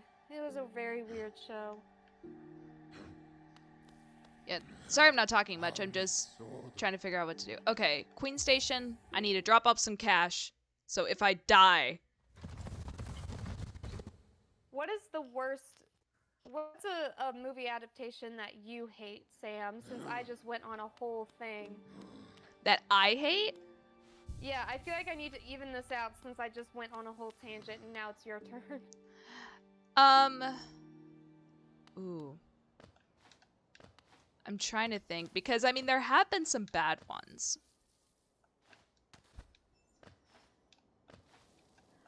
I think one of the worst offenders... I mean, of course, there's the Percy Jackson one. Mm-hmm. Which, I mean, still salty about to this day. Both of them, because both of them are Indeed. terrible. Yes. I want to see Percy Jackson defeat a Manicore using a fucking space food tablet. Yep. I want to see that. Or maybe it was a chimera. I don't remember. It was some sort of lion thing. Maybe it was the Nemean lion. I think it was the Nemean lion, yeah. Yeah, it was the Nemean lion. I want to see that in movie form. But Wait. instead, they were like, we got to dumb it down, and also they're teenagers now. Could you up Morgana's volume a bit? You're quite a bit louder than her. Okay. I don't know if I can up her volume, but I can lower mine a bit. Is that any better? Hello?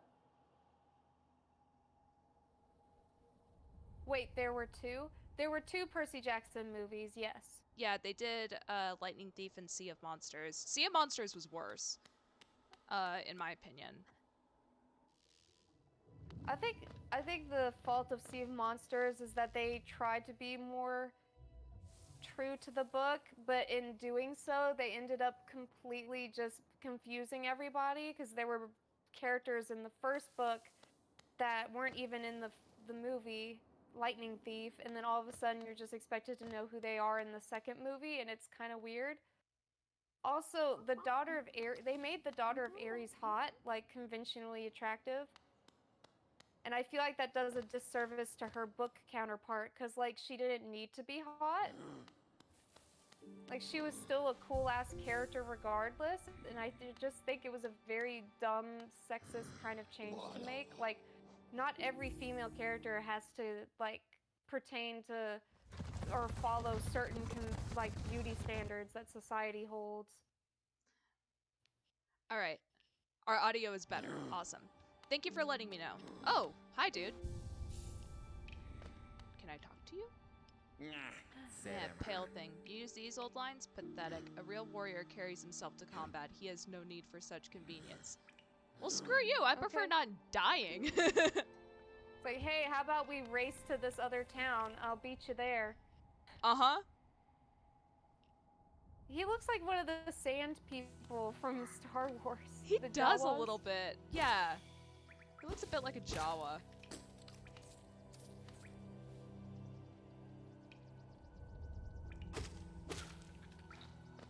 He's probably gonna kick my ass whenever we find the arena, but... Wait, where's the station? Because I found the king's idol, and I think I know where that goes. I think. Also, one thing that I do have a little bit of issue with the Percy Jackson books is, I don't know, he had a strange way of writing about femininity, I believe. Like, for example, you know, in one of the books when they have the girls that follow Artemis or whatever. Yeah, the hunters. Yeah, the hunters.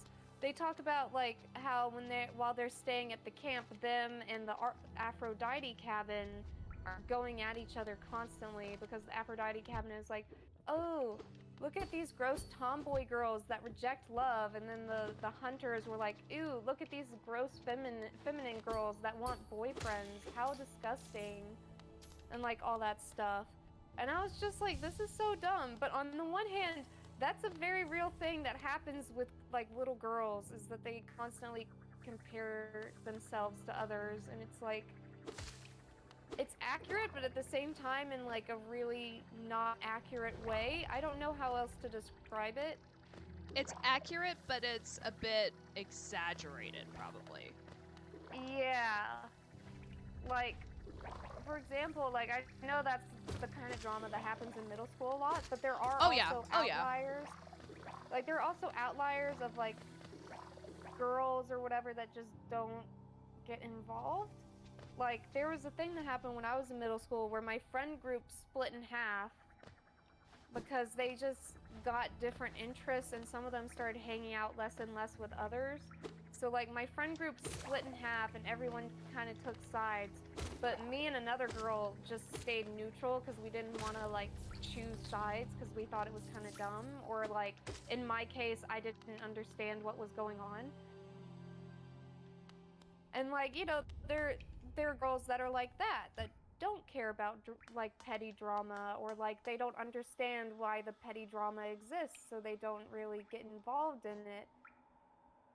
And like, I don't know, I felt like it would have been more accurate if they included those girls as well. Like maybe they had a hunter and an Aphrodite cabin girl that ended up hanging out or like learning things from each other.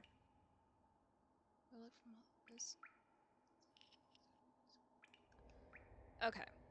I was wrong with my assumption of where the idol went. I thought You fool. I thought the idol would go right there, but I was wrong. Let's see. I think I've... Where's a bench so I can see the entire map?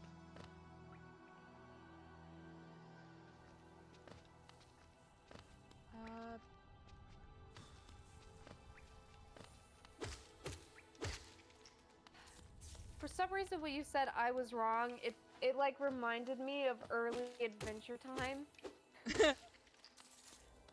Like they had it. Was it just the way I said it, or?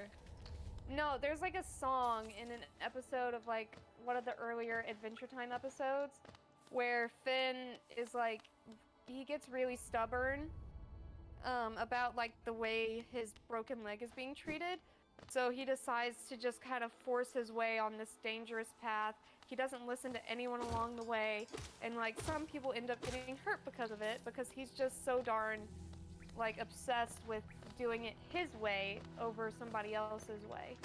And you know, so there's a scene where like he figures out, oh shit, I hurt this person for no reason, and he like goes to a cliff and sings like, I was wrong, so wrong.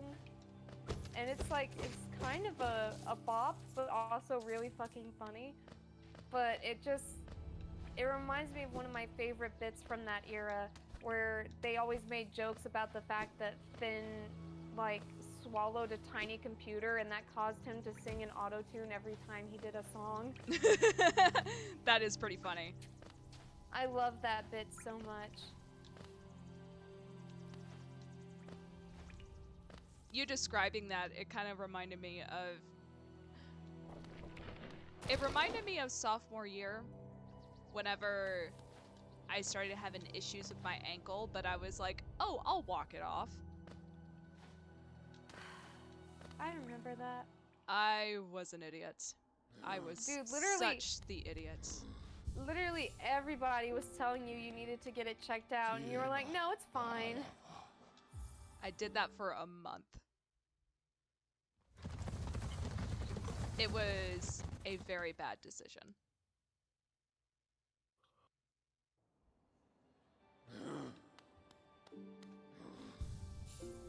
I'll be honest, I'm not on board with the way that guy's legs move whenever he runs. The stag? Yeah. I mean, he's a stag beetle. It makes sense. I feel like their legs aren't that noodly, though. You got little noodle legs. Suspension of disbelief, Morgana. Yeah, you know that whole rant I went on about being willing to have female characters that don't follow conventional beauty standards? Yep. Yeah, fuck this dude's legs.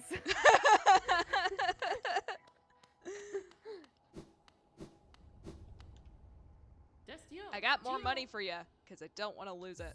I'm terrified of losing my money. You know, I can't see the movie Shrek the same way anymore now that I've, like, seen so many memes about, like, wow, Shrek is such a good movie about accepting people for how they look. Insert another joke about Farquaad's height here. And I was just like, wow, I didn't think about it that way. They do make a lot of jokes about his height, don't they? I mean, yeah. Yeah. I mean, it was funny, and he's a little gremlin who kind of deserves it, but Jesus. Kind of defeats the purpose of the message. A little bit.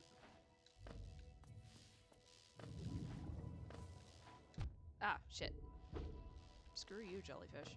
But speaking of that, I think one of the stupidest hot takes I've ever seen someone take about Shrek was from one of those, like, online nice girls complaining about Fiona choosing to be ugly for Shrek. She's like, why should a woman have to change herself for her man, and blah, blah, blah, blah, blah. And somebody called her out and was like, you know, the movie is about being yourself and accepting yourself for who they are, for, like, who you are and who the person you're in love with is. And I'm just like, how does someone miss the point of a movie so drastically? Stupid jellyfish.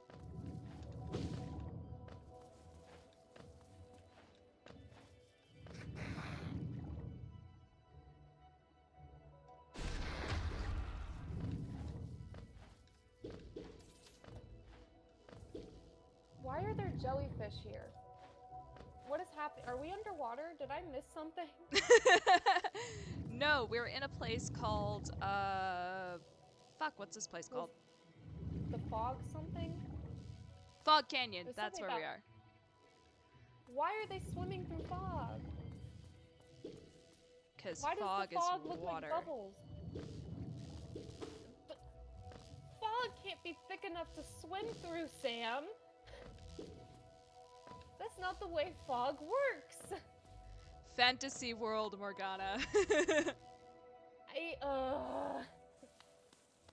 Suspension of disbelief. No. I will suspend nothing. Everything will have its feet firmly planted on the ground. Okay. So I'm halfway to getting the lantern. His little mustache fingers are really gross. Game doesn't model fog properly? I'm out of here. Indeed. How dare they not follow the laws of physics? In fact, being able to dash in midair doesn't seem very accurate either. 0 out of 10. Hold on. Let me take a look at the map. I love how it does a little animation of you, like, opening the book to look at the map. Yeah. That's really cute. I don't like the noises he's making. He sounds like a grandfather that's just been woken up out of bed by a home intruder.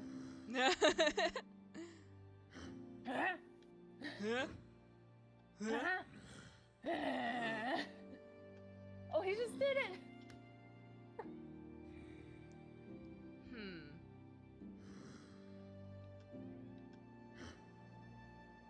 Alright, there are a couple of places I want to try exploring in Greenpath. I see a couple of offshoots that I haven't explored yet. And I'm too much of a wimp to go back to Mantis Village, so...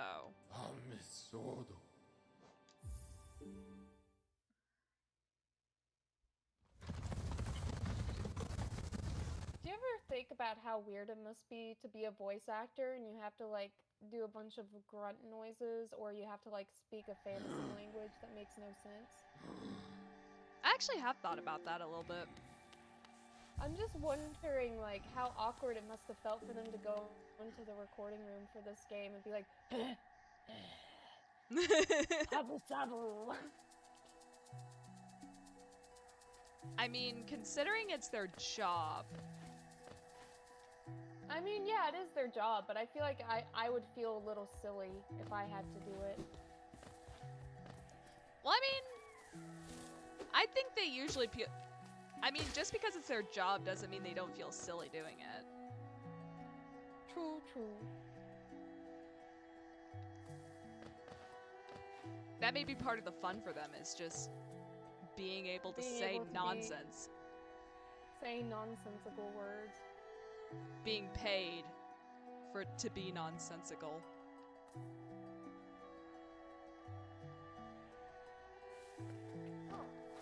Ah. God.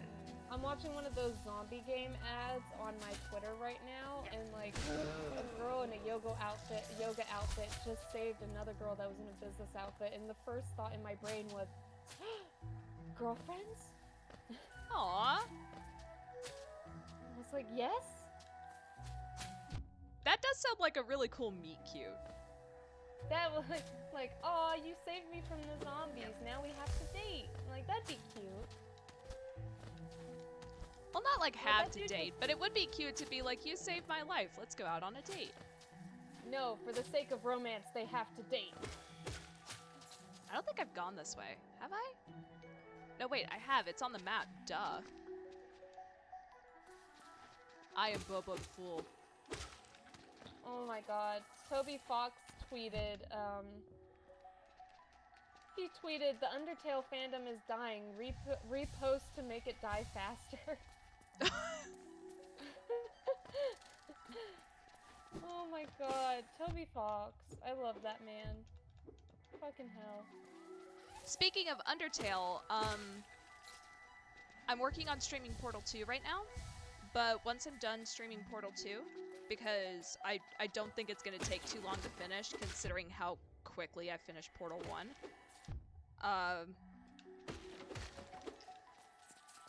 I'm going to be streaming Undertale.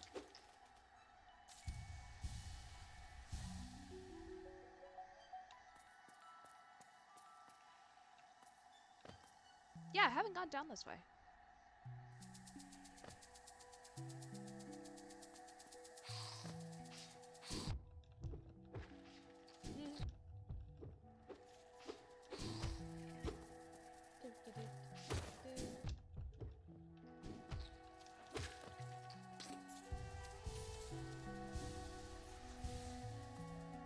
Ew, what the fuck? Oh, what? What? What? What is happening? Okay, I got an ad from the Nintendo Twitter account, and it's for, I guess it's WarioWare or whatever. Like, you know how in WarioWare there's a lot of mini-games and things? There's like a mini-game where you have to tweeze super long hairs out of this, like, he looks like Zeus, out of like Zeus's fucking armpits, and I'm like, I never want to see that again. Yeah, let's not. No, let's talk about it more so we can gross out as many people as possible.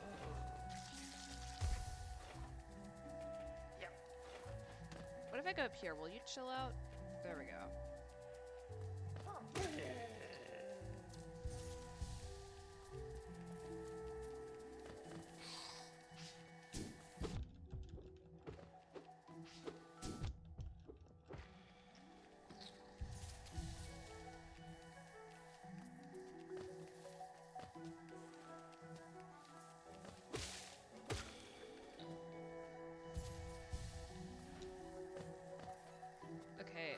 those.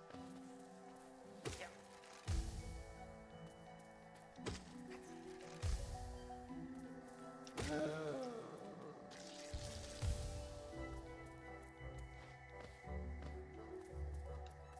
Nope, nothing that way.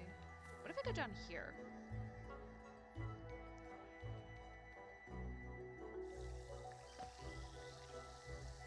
Oh!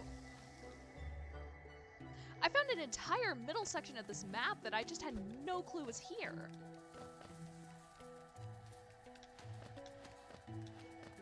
That's so cool.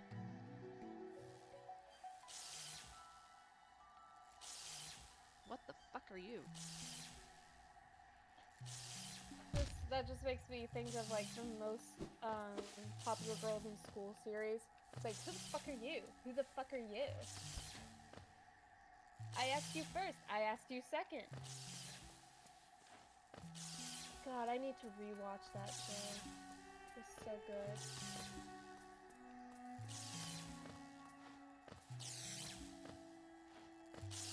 How do I get up there? That is scientifically incorrect. Fireflies cannot emit lightning.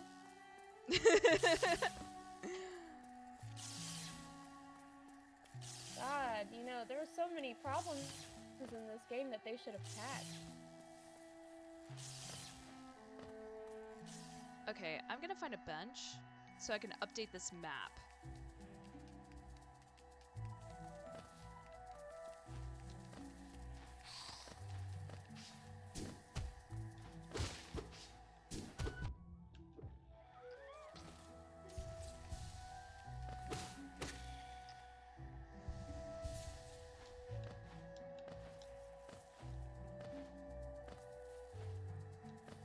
Because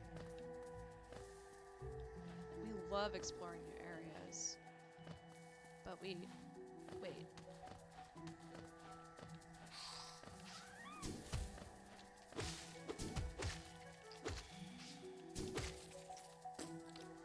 Nope, don't need to heal.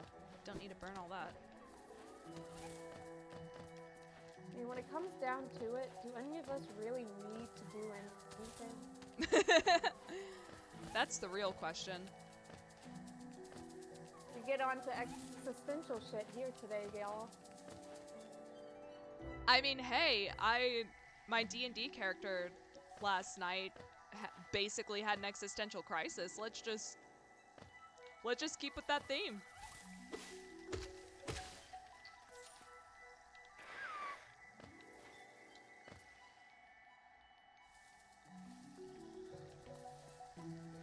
And I'm not exaggerating when I say she had an existential crisis. Oh, Lord. Yeah, there was some mindfuckery going on.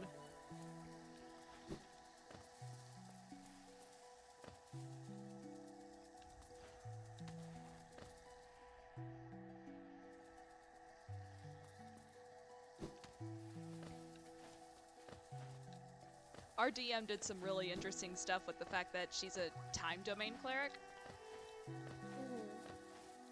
So not only did she find out that she's basically been reincarnated several times.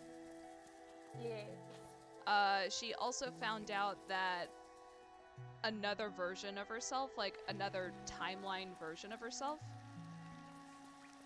or something like that, hasn't quite figured out all the details yet, is actually who her deity was all along. It was Agatha all along. Who's been messing up everything? It was Agatha all along. Let's see, what do I want to do now? But yeah, she's trying to come to terms with all of that right now. So, funny story. Speaking of, it was Agatha all along. I watched WandaVision with my family because my sister had seen it and she wanted us all to watch it too.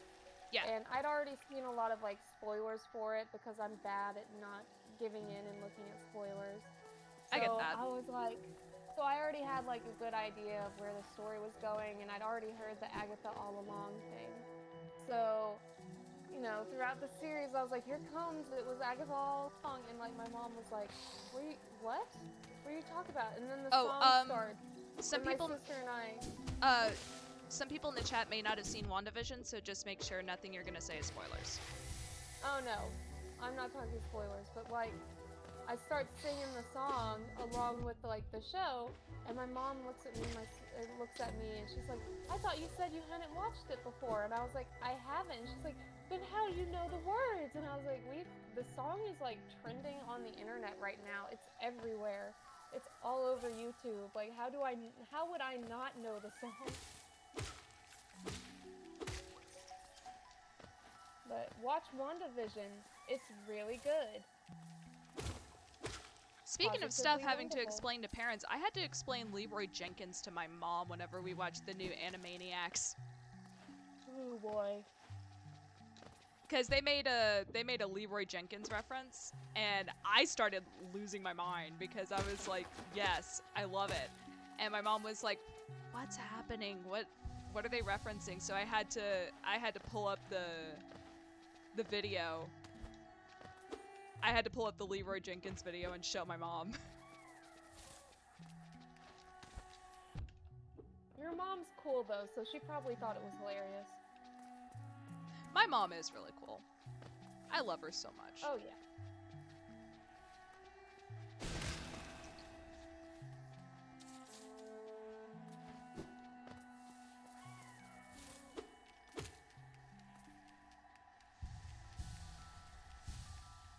Where am I?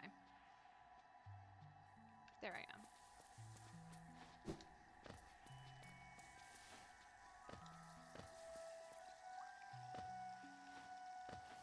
Wait.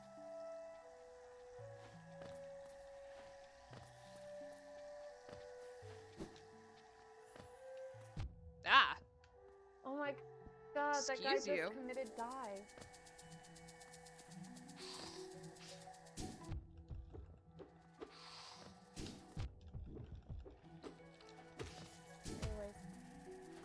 Chat, I need to know. I have a question regarding the Pride and Prejudice manga. Does that sound like something that would be good, or should I just put it out of my mind forever? Because I'm honestly flip-flopping, because on the one hand, I don't read a lot of mangas. On the other hand, I absolutely love Pride and Prejudice and every iteration of it that I have seen thus far. So I'm like, I mean, shit, Sam. Am I ready to see anime version Mr. Darcy? Am I ready to have that in my life? That sounds like a you question. God, I don't even know, man.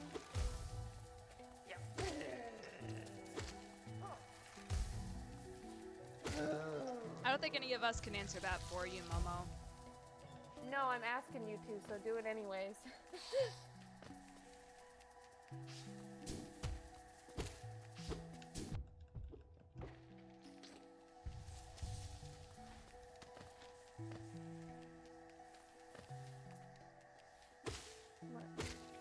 Blah, blah, blah. Ah! You know, these little fungus fuzzballs look so sad. Yeah. Like, they just kind of move so slow, and then when they die, they let out such a sad noise. And I don't know, it's kind of depressing. Is there anything I missed over here?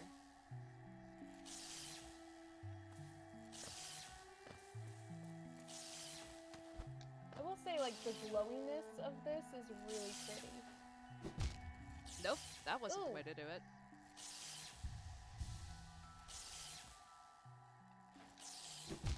That wasn't the way to do it either. Ooh.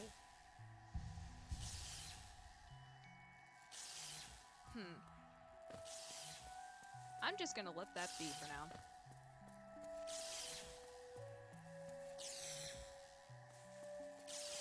But I'm gonna eventually have to do it. Maybe it's for when you get a bit more practice with the dash. Ooh.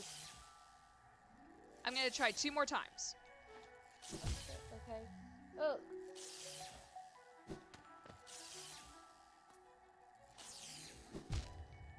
Oh. That one was close. Oh, that was close too. I'm getting out of here. Nope. I'm getting out of here.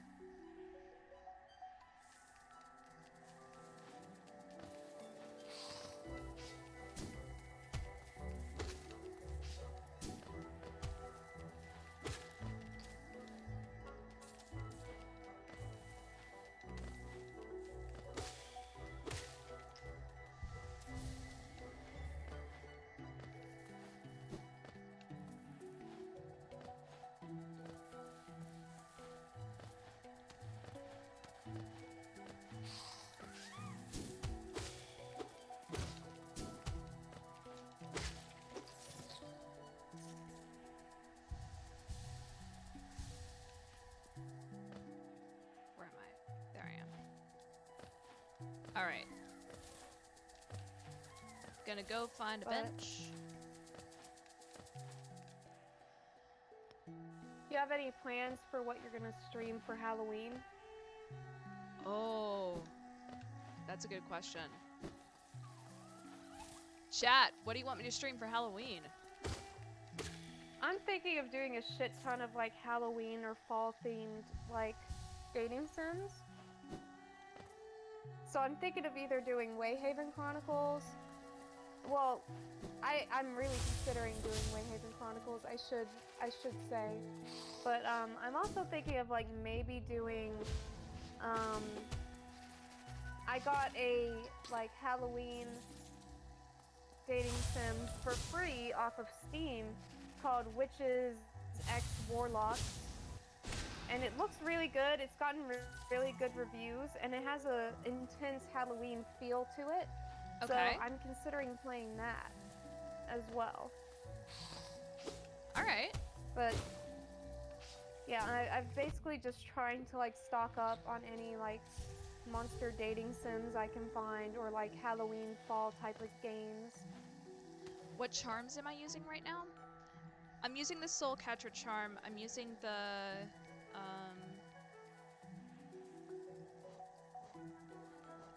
Wayward Compass and the Gathering Swarm.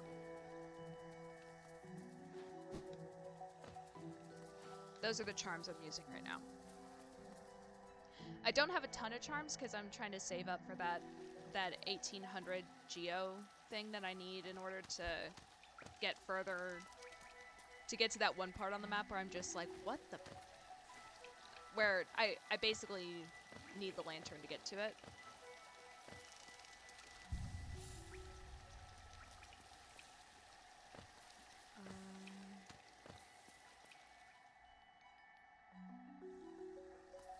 Because I've tried Mantis Village, and I'm at a point with Mantis Village where I'm like, I'm giving myself a break from it for a little bit, just to make sure I don't like rage quit the game, basically. Because Momo saw how bad I was at it and how frustrated I was getting.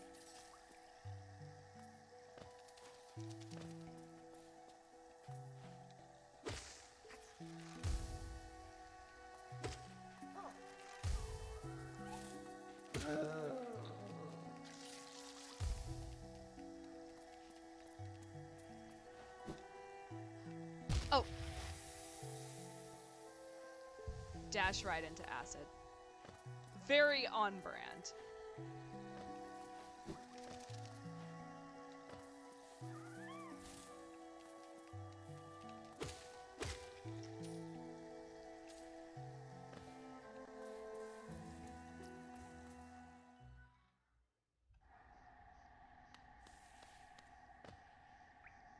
I also opened a bank account. I got a bank account last stream. That's been a huge... That's where I've been depositing my geo, is the bank account I got. Have I been over here? Oh. Duh, I've been over here.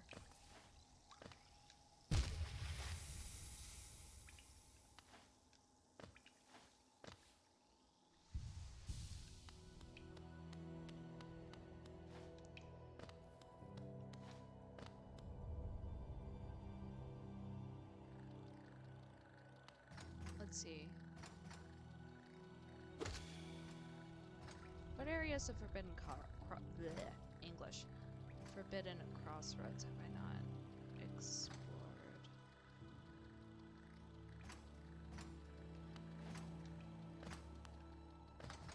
One thing I am curious about.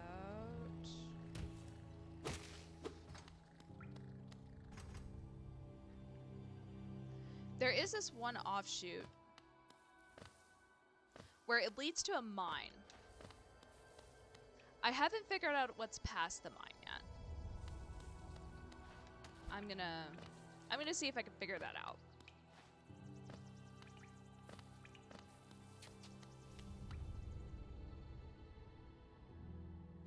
Because now that I have wall jump, I might be able to find something I wasn't able to before.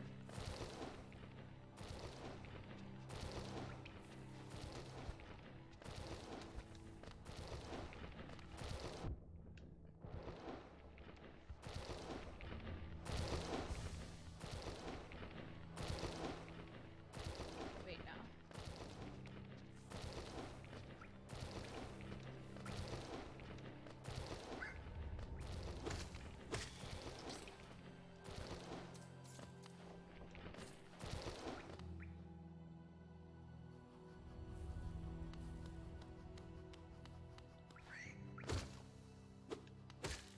Oh, and I also got a mask shard. I don't know what it means, but I found a mask shard.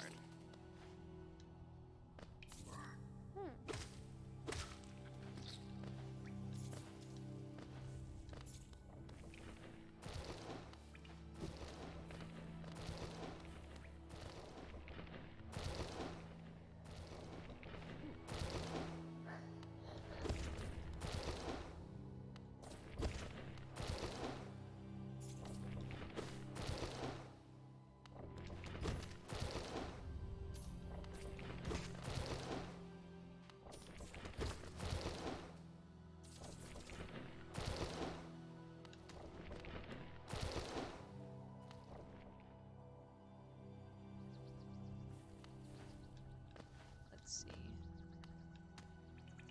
Where am I going? That's not where I planned on going.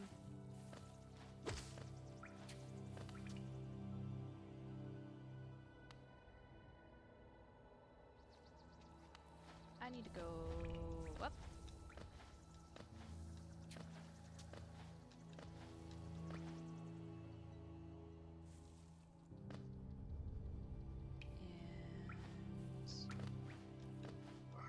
I might as well sit on a bench. Save early, save often.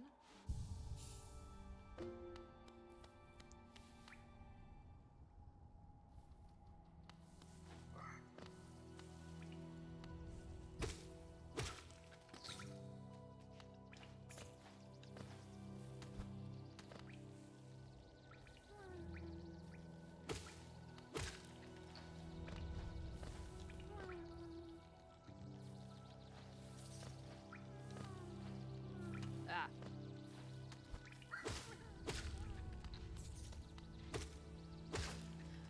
Although I do think I'm getting a better handle on this whole wall jumping thing. I do think you're getting some practice in, and it's good for you. No, that I'm is the area proud. where I need the lamp.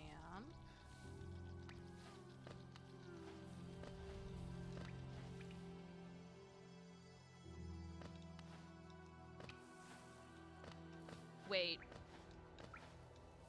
I think I know what's over here.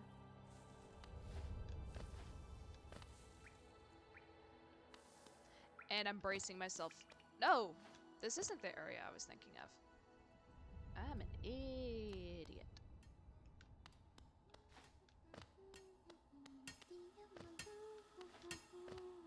Hey, buddy.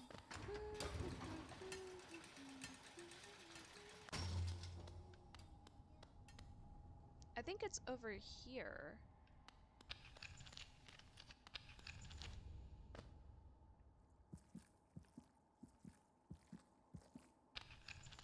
Do I still not have the ability yet that I need?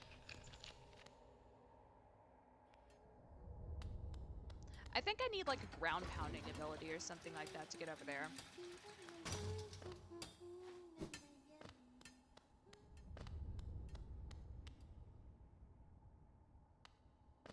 Because, I mean, it looks loose, right? What does? The ground I was walking on.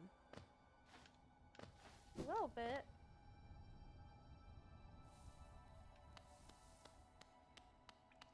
Oh boy, you. Oh, you.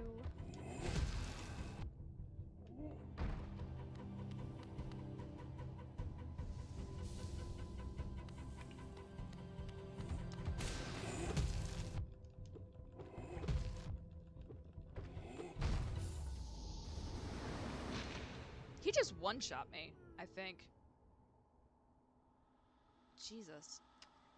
Yeah, not trying that again. Ooh. I am gonna go back and get my soul, though.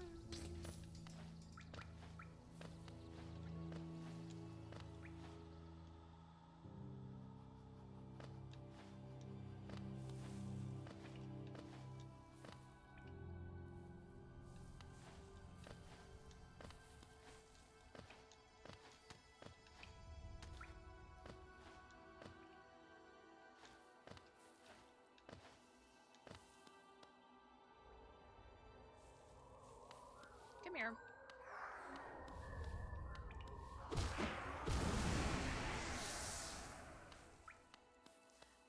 I think I'm gonna try and get full soul, and then try that again. Wait, have I gone this way?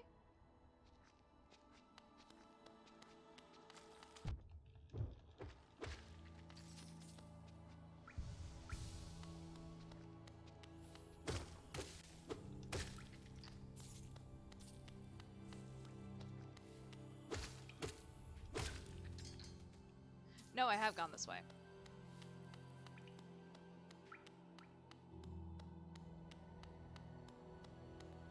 This is why I'm glad I have a map. Otherwise, I'd get so lost.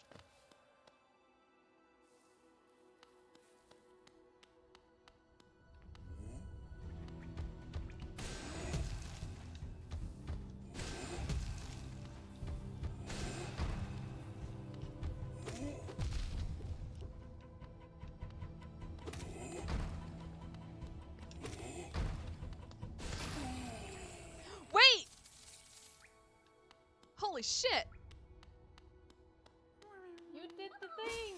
I did the thing! You did it! Harvest his corpse. Use his shell as a shield.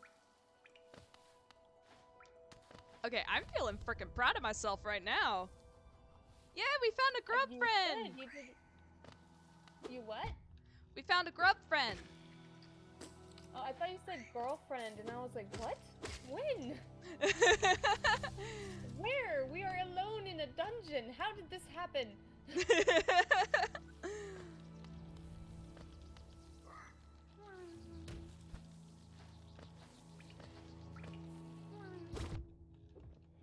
No, I was saying grub friend.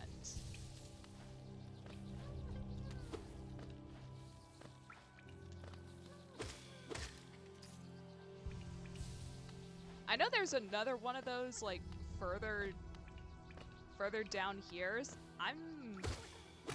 I may regret this. But I'm feeling a little cocky right now.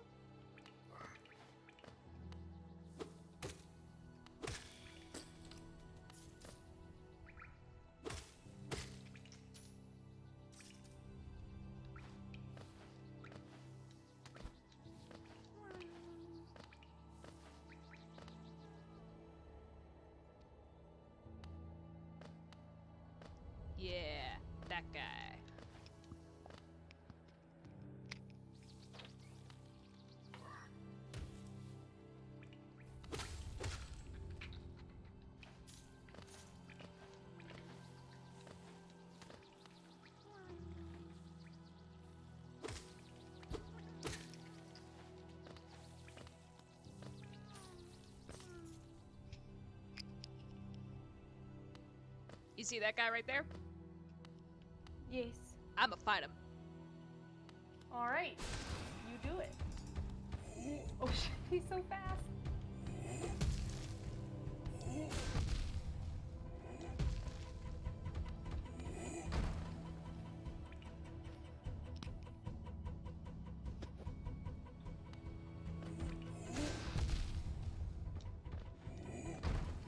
Actually, nope.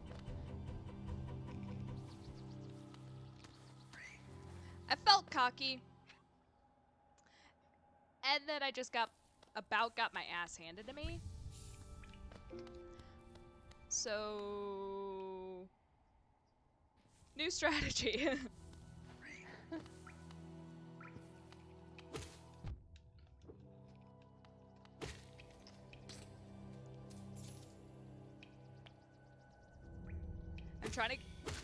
I'm gonna get full soul again.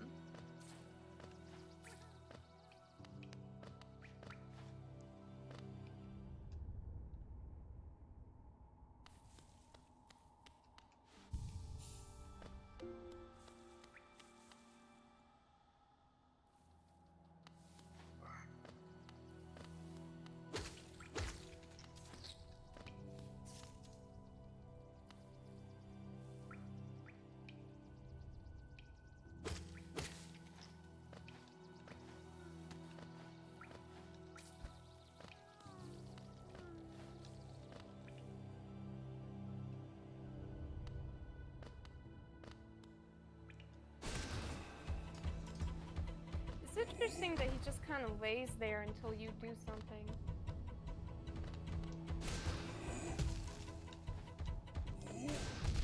Oh shit! Oh. Wait, is he wielding the horn of a rhinoceros beetle? Kind of looks like it. That's metal as fuck, dude. Oh no, these guys just look like regular citizens. That's really sad. There we go. Nice.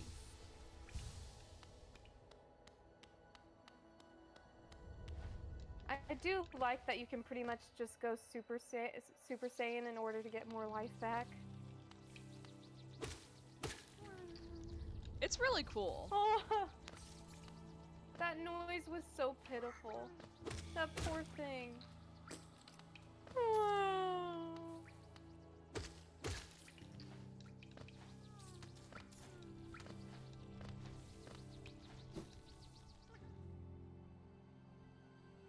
Do I have to fight him again, or is he like permadead? Oh, he's permadead. Thank you, Hammy. That's one of those enemies where I was like,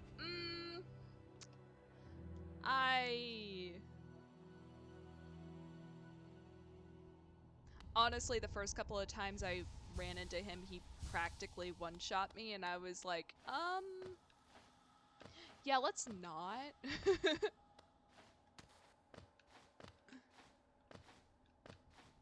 What's further up here? Oh, there's more up here.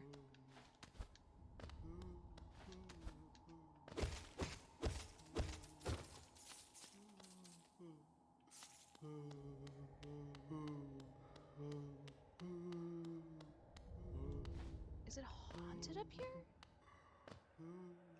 It sounds pretty haunted. It sounds Jeez. very haunted.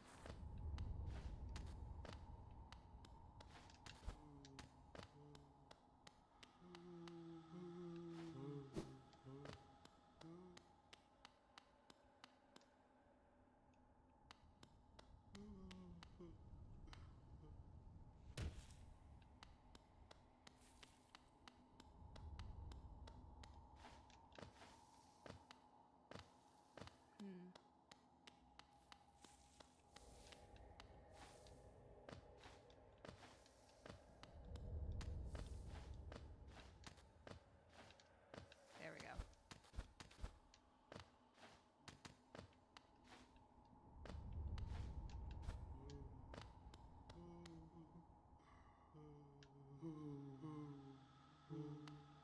Yeah, I don't know where that's coming from. And it disturbs me. Is it coming from the suit of armor? There gotta be like a whole room of zombies here somewhere. I mean, if there was a zombie anywhere in this game. I mean, it's gonna be like, you're gonna be walking around and you're gonna see a big ass door with chains around it.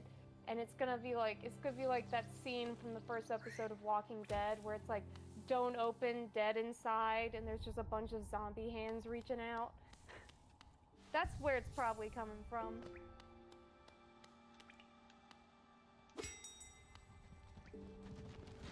I've never watched The Walking Dead, so I don't know what you're talking about. It's fine.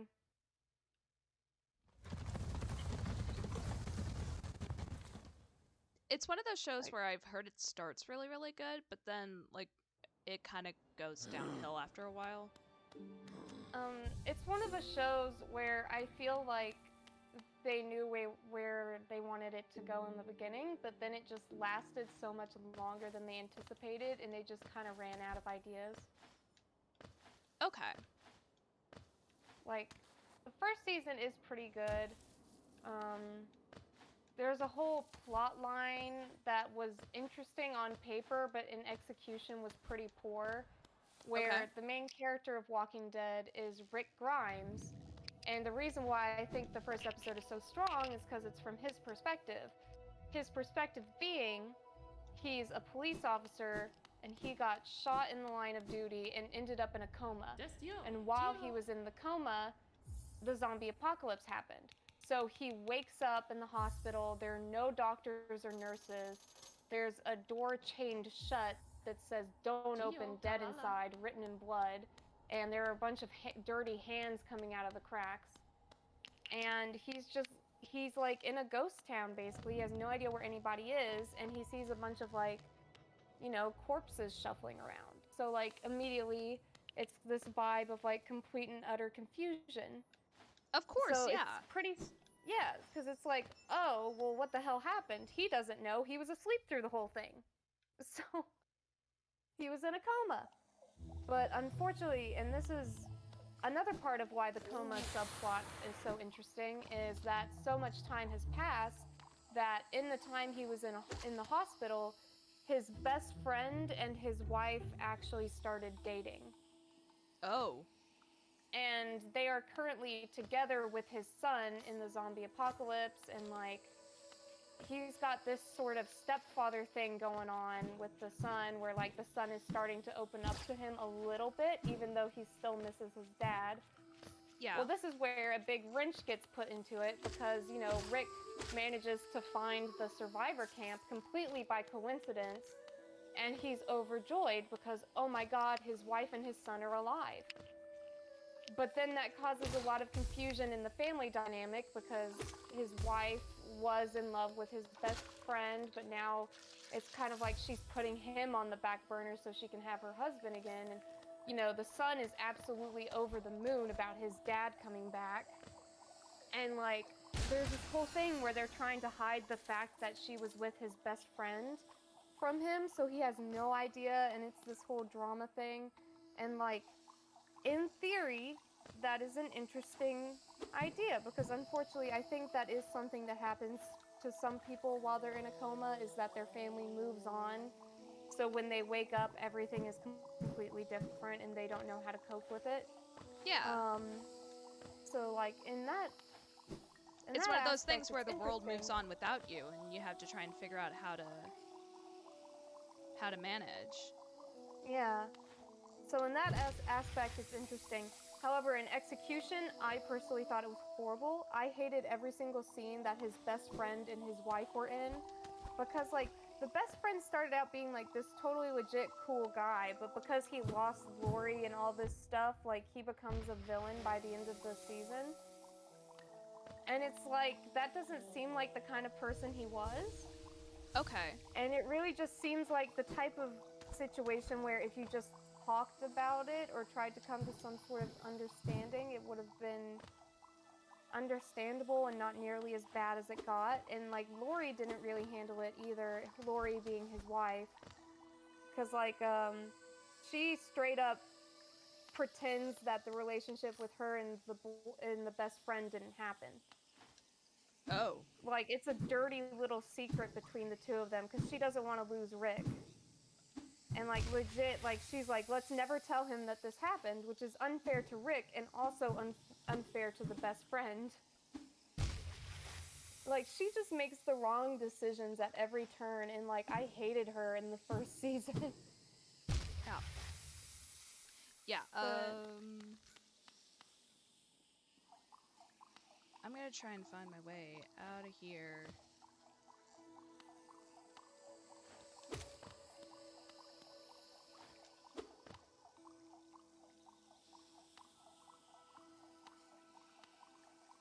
Come back over here. There we go.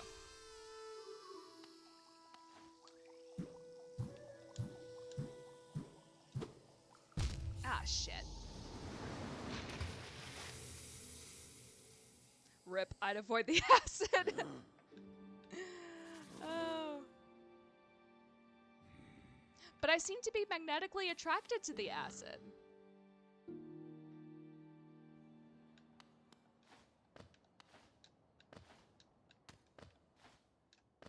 Maybe I have a medical condition I need to go see a doctor for where I'm just magnetically attracted to acid.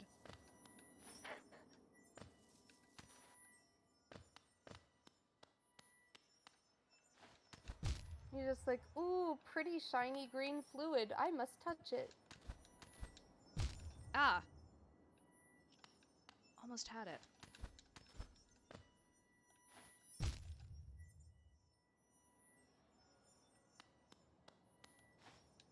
Because there's another piece of that mask.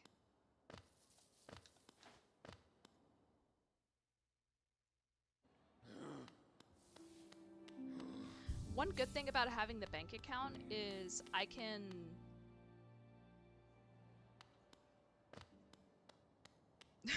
This is gonna sound bad, but I could be like, screw my soul if I need to. Where it's like, that is in too dangerous a place for me to get it right now.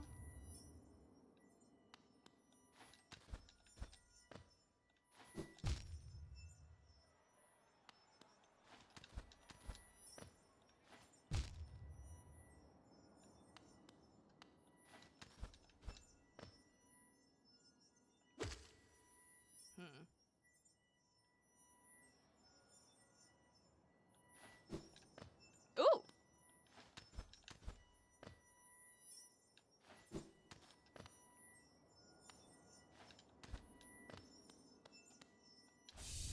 I got it! I'm so proud of you. Man, that thing looks like it's gonna look cool as hell once it's finished. I know, right? I wonder what it does. Maybe you just wear it to look pretty. Or maybe it's like the mask from that, you know, the Jim Carrey movie? I did do that thing! I'm so proud of myself. It makes you level up. Let's see. Yeah, I'm not going back for my soul. That's too dangerous.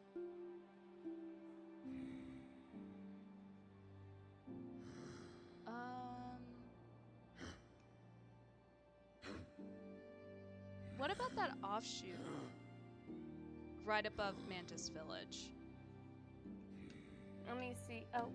Oh, sorry. No, it's fine. Like, I'm not important here. It's fine. You see Mantis Village? Yes. You see the chamber right above it? Yes. So you're wanting to go there? Yeah, there looks like there's a corridor that goes somewhere, that goes off to the left in the room right above Mantis Village. Okay. And I kind of want to take a look there and basically see what's there. Okay. Also, I'm really curious about what this mask does. Ah!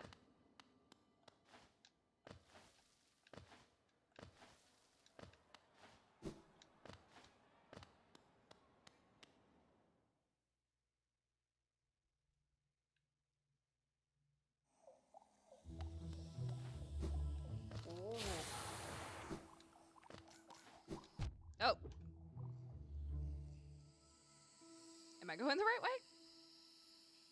Girl, I don't freaking know. Okay, I'm still going the right way. Ooh, yay, it's the cave with all the cancer rocks. Or is that supposed to be another fungus? I think this entire place is made of fungus. Ew. That sounds gross. Well, it's called the fungal wastes for a reason.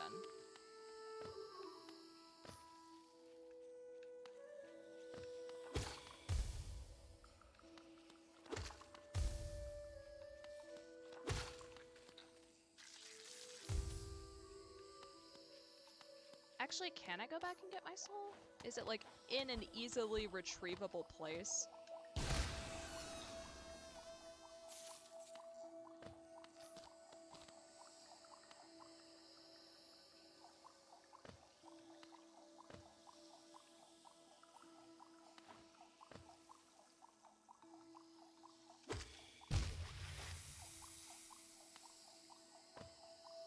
Yeah, let's not.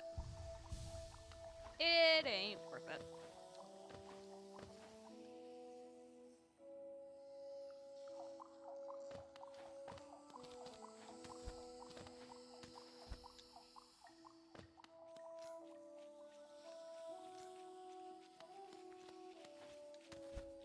I also like the detail that it slows down your walking if you're looking at your map while you're walking.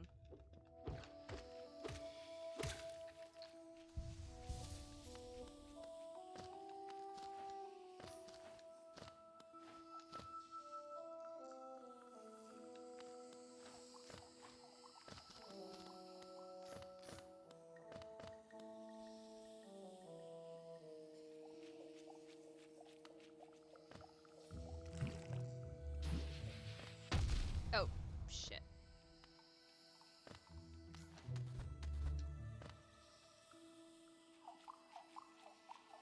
Is this the offshoot? No, it's not quite the offshoot yet.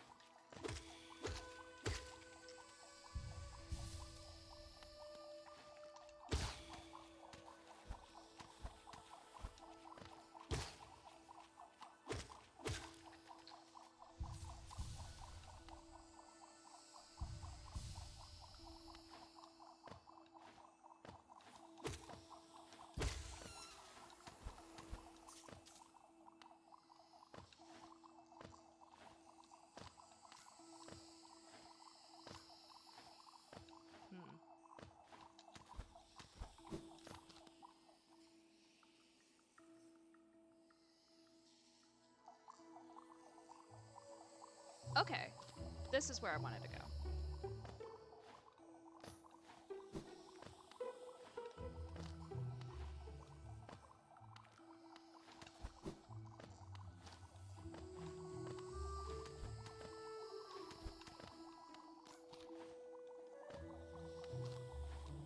I think I need to be able to double jump to get here. I think that's what's going on.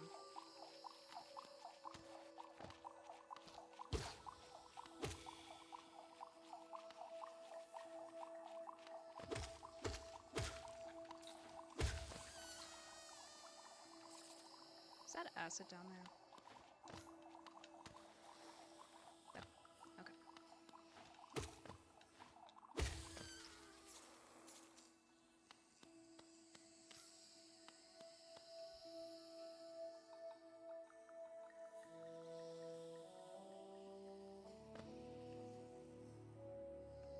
Oh, and I landed right in Mantis Village.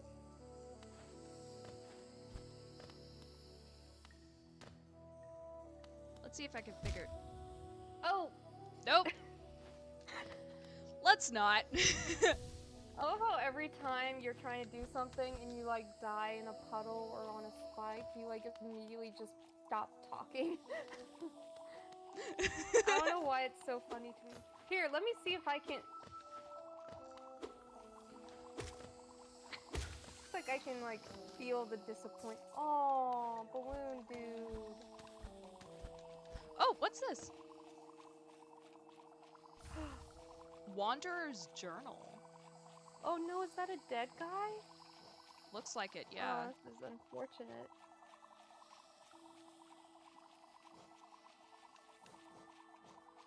A journal left behind by a long-dead traveler. The words are written in a forgotten dialect and difficult to understand. Relic from Hollowness past, the item now holds little value except for those dedicated to the kingdom's history.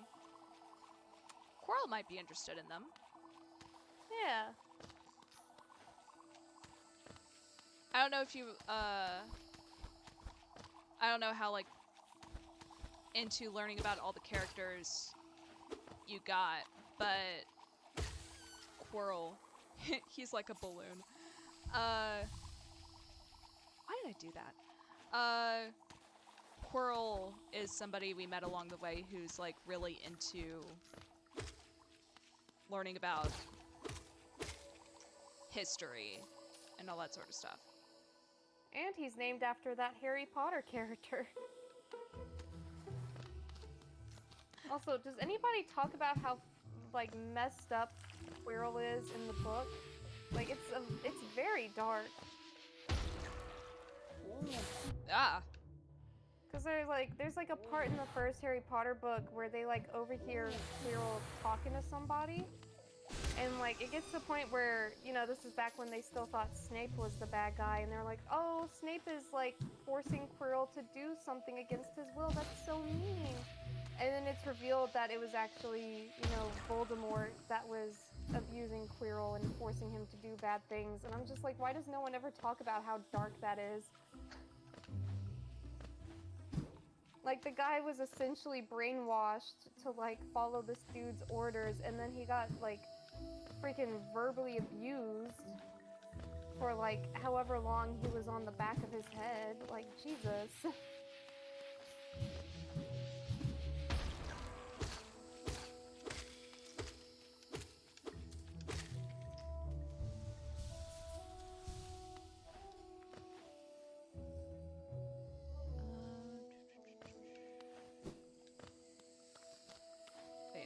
I'm kind of glad that you think it's funny that whenever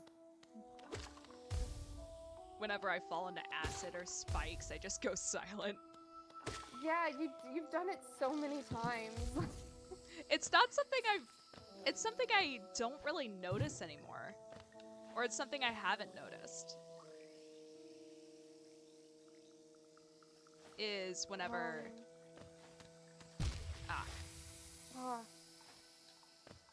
It's that acid, man. It's that acid. That acid. Puts on sunglasses. Yeah. Hey!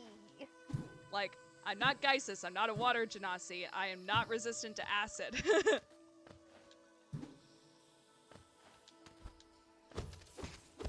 For context, for everyone in the audience, in a D&D campaign I'm playing, and I play a water genasi cleric named Geisis. And because she's water genasi, she's resistant to acid. So, the fact that I keep falling into acid is kind of amusing to me. Do you like playing as Genasi over other characters? Because, like, when we did that short campaign with another one of our friends, you played a fire Genasi in that one, too. So do you just like Genasi, like, player-wise?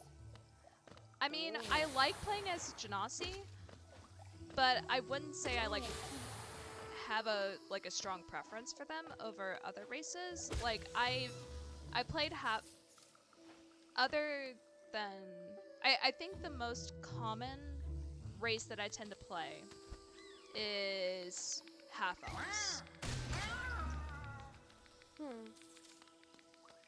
I feel like if I were to get into D&D, I would probably have a preference for Aasimars and Tieflings, just because of the D&D OCs I've made, I have 2 that are Aasimars, because I don't know, I just really like the concept. Yeah, and I have they're really one cool. And then I have one that's a Tiefling, which is, like, super fun. I might make another one if I ever get the idea for a cool enough character. Yeah, I think the most common race, or the race I play the most often, is half-elf. What version of D&D do you play? I play 5e. I've only played 5e.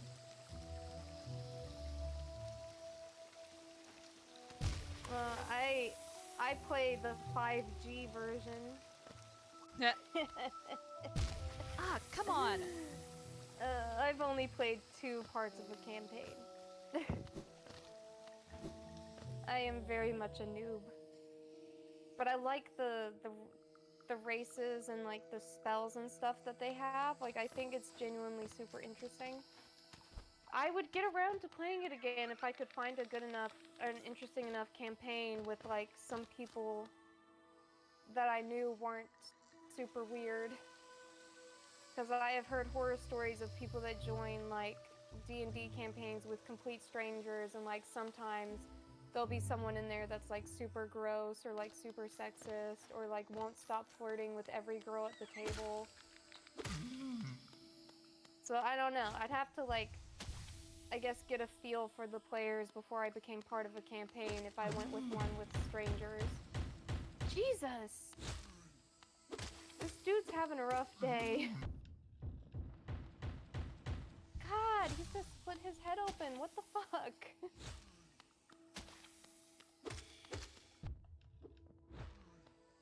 I'm gonna be honest, I find it extremely horrifying that he just bashes his head on the floor.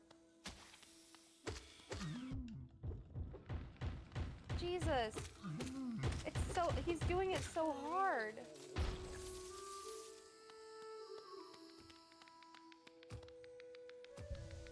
Freaking hell.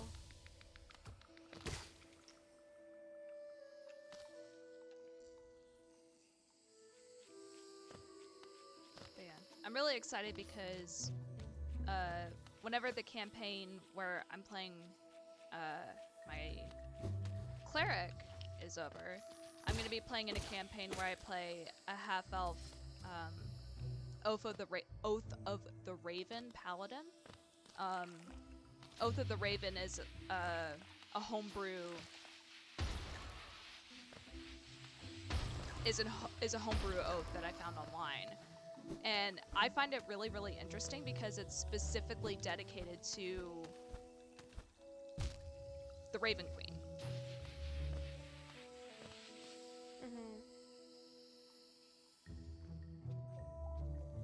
And the whole reason I came up with this character is because there was one particular session of D&D where we were about to face down a white dragon, and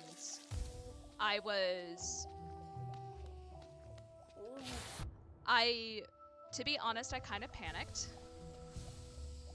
because I thought there was no way we were gonna win. I thought there was literally, like, I thought it was gonna be a TPK the next session. And during that week, I basically sat down and reflected and was like, why am I so affected? Because the way I was reacting, it was almost like it felt almost as if I was about to lose a friend. That's how strongly I felt about the possibility of losing my character. And I sat down and I was like, well, why? Why am I feeling this way? And what I realized was I think I was projecting my fear of death onto everyone else or onto my characters. So I was like, okay, what if I play a D&D character who is not afraid of death? So my next character is an Oath of the Raven Queen Paladin, where she literally serves a god of death.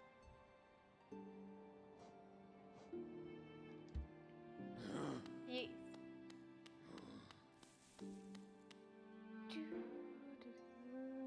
I like the violins on this. Yeah, it's really pretty. It is very pretty. I can't get over the music. I'm sorry, I don't mean to derail the conversation. I just really like the music. No, the music is really, really cool. You're not derailing the conversation.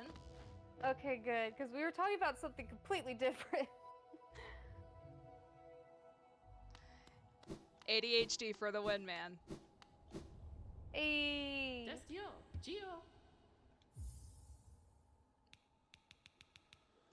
This is what happens when you get 2 people on stream who have ADHD.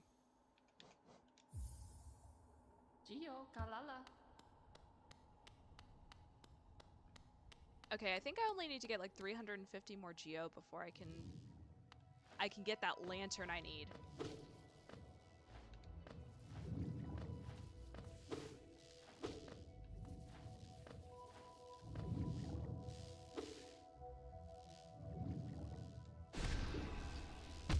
Oh.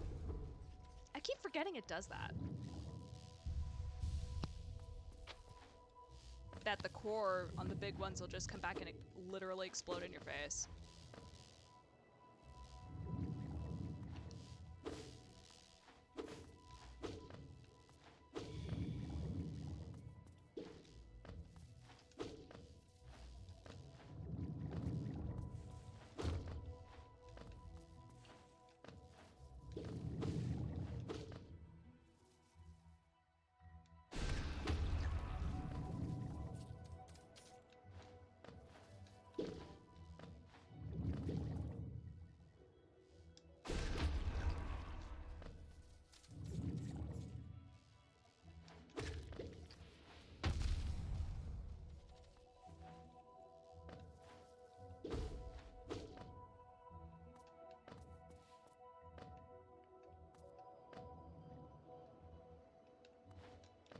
I don't have a map for this area.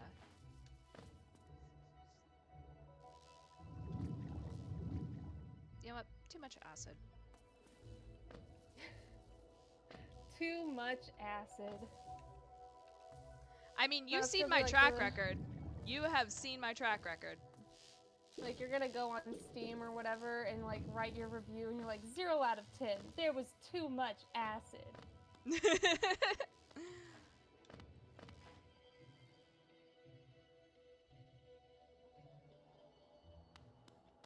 Although I feel like I've been dying less due to acid after I've got wall jump and dash.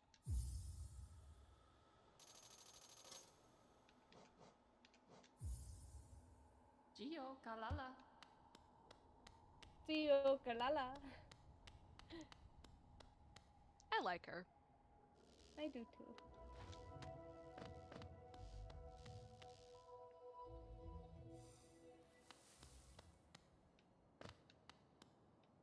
All right. So I only have 300 more geo until I can get the thing.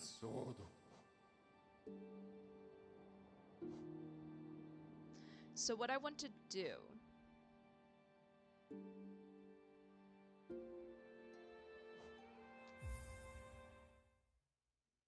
I'm basically just gonna grind until I can get that 300 geo. And then I'm gonna buy that lantern. I think that's gonna be my plan. Okay. It shouldn't take me too long.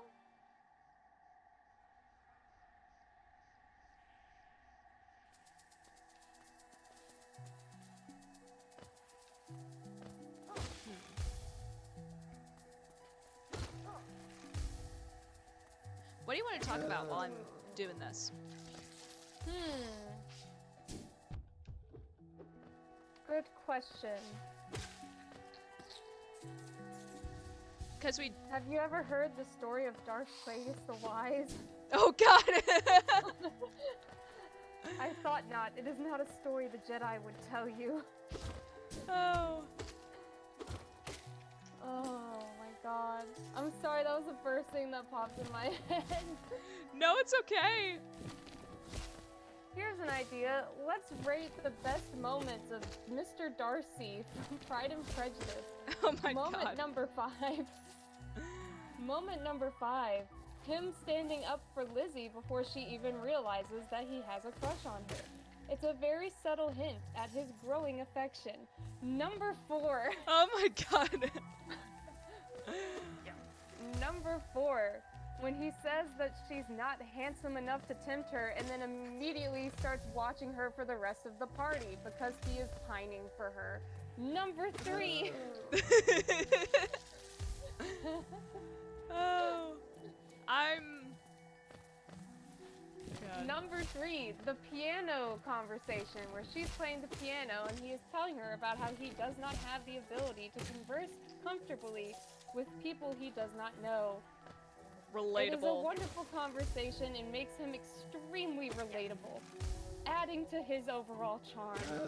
Number 2, his first love confession.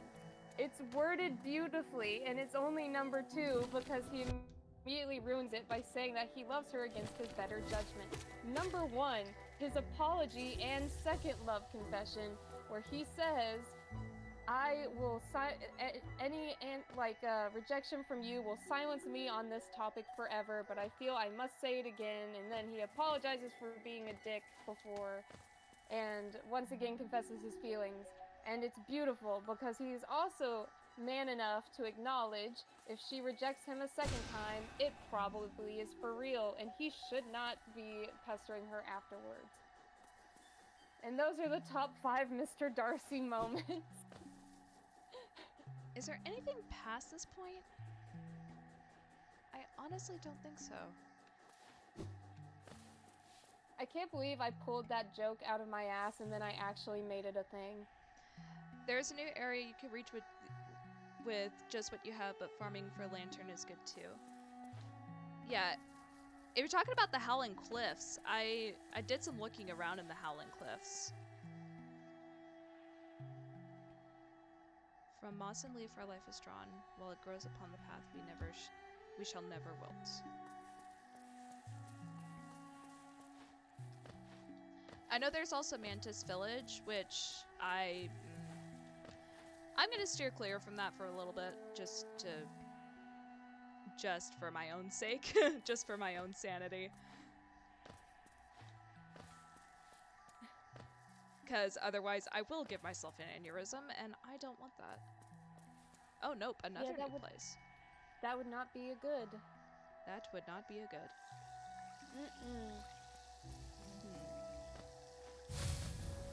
Alright. I do want to try and find it myself, but, what area is it attached to?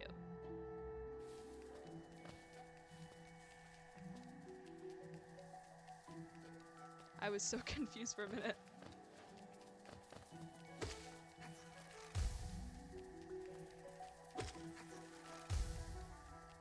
What confused you, Hammy?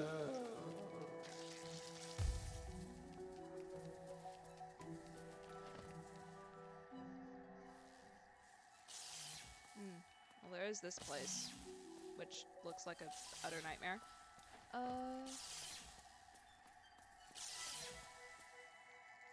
Because there is that thing. I want to know what that thing is. Fungal waste, not through the Mantis Village.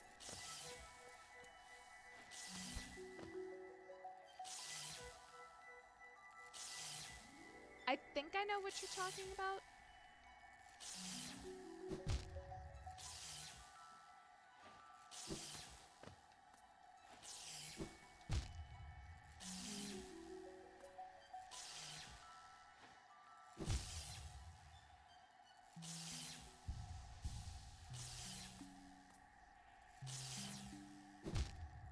Yeah, no.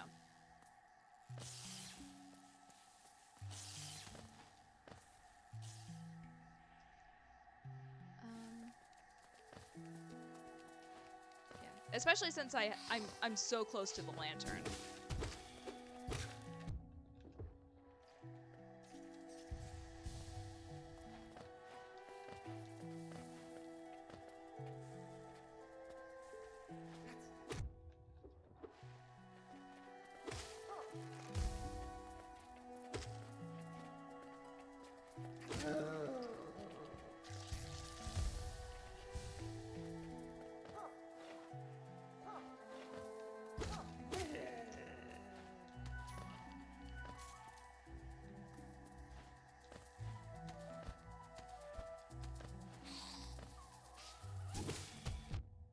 Ah!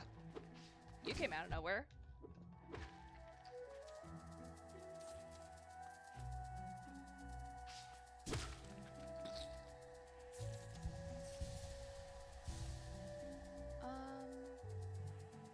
Okay.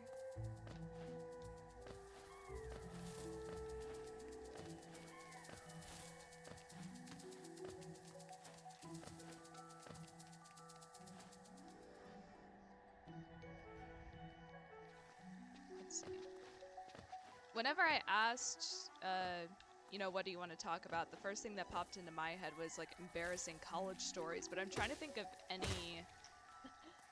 I know there are several you could tell about me. I'm trying to remember, but I don't think I have very many I could tell about you, honestly. I really like the chairman story. Oh my god! Oh my god, the chairman. The chairman story. That was so dumb. Do you want to tell the people? Do you want to tell the audience? It wasn't dumb, it was genius. Do you want to tell Do you want to tell the audience the chairman story? So we had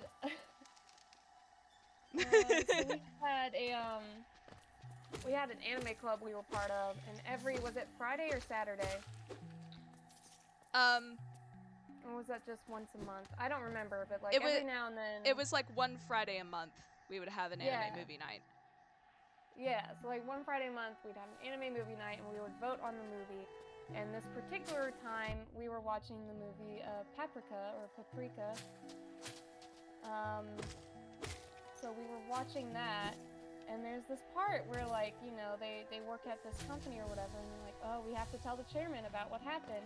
So they enter this room where the chairman is, and he's like, chairman, what's his name, blah, blah, blah, blah, and then it pans over to show us the chairman, and he's a man in a wheelchair. So me and our other roommate, who, by the way, we were sitting in completely different aisles of the like lecture hall we were watching the movie in, both started laughing uncontrollably, because my brain made the pun of like, wheelchair, chairman.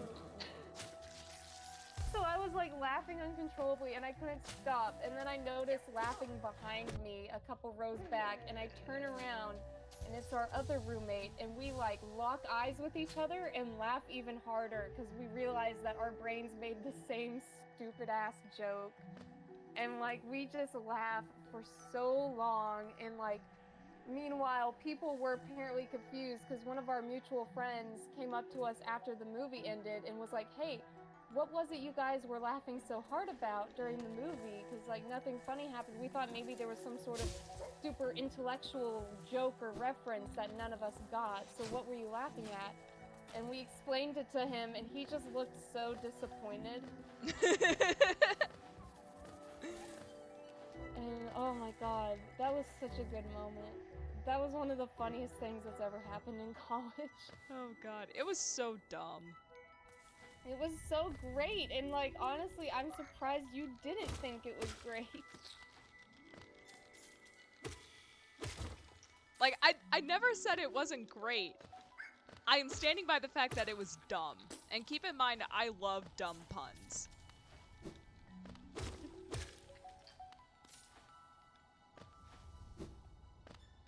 But yeah.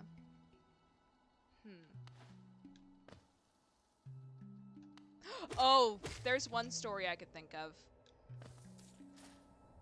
There was, this was sophomore year of college, and Momo and I were living together with another roommate. Momo had gone home to visit family for the weekend or something like that, and she lived about half an hour away from school. Yeah. That was back when I lived half an hour away. You're yeah. Right. Lived about half an hour away from school, and her mom did the whole, you know, call me when you get back just so I know you're safe type thing, like typical mom stuff. Yeah.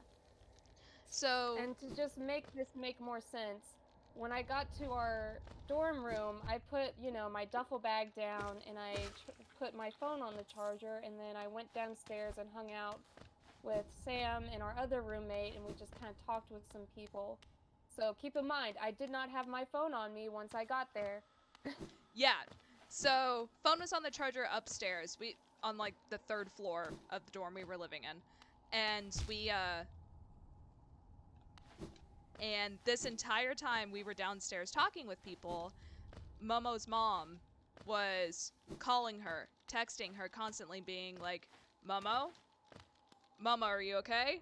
Momo? And it was like, how many missed texts and missed calls were there?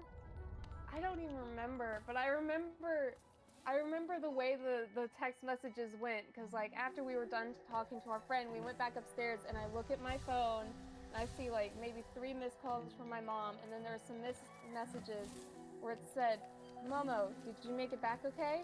Momo, we're on our way. And as soon as she read, we're on our way, we heard a knock on our dorm room door, and it was her mom. Like, I was so embarrassed because she was like, hey, you didn't message us when you got here. And I was like, well, I left my phone upstairs. I forgot. I got caught up talking to people. And she was just like, you didn't tell us. And I was just like, oh my God.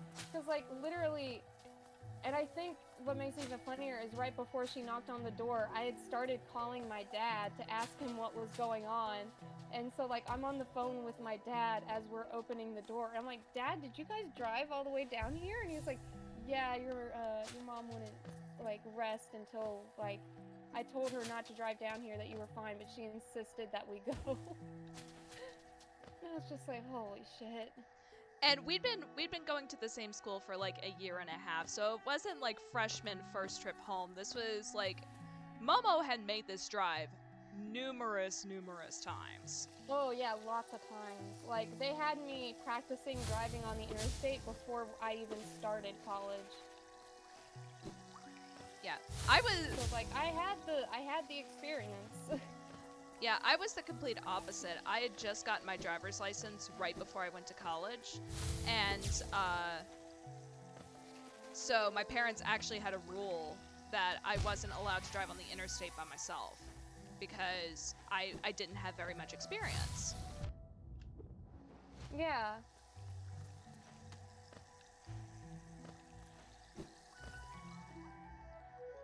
Actually, that reminds me, do you want to tell the story about how found a loophole in the rule? Because the wording of the rule was, you're not allowed to drive on the interstate unless you have an adult in the car with you. Guess where we found the loophole? I remember that. I forgot about that. It was our freshman year of college. It was almost time for winter break. And Momo and I wanted to do some Christmas shopping. And the best place we could think of to go Christmas shopping was near where she lived, about half an hour away from school. But the thing was, to get there, we had to go on the interstate. And Momo didn't want to drive, so I was like, you're 18, you're an adult, I'll drive. I'm technically not breaking the rules. So I messaged my mom to let her know that we were planning on going Christmas shopping,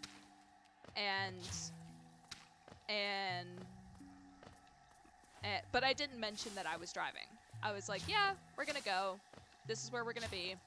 I'll let you know when we get back, just so you know that we made it back safe. And she was like, oh, okay.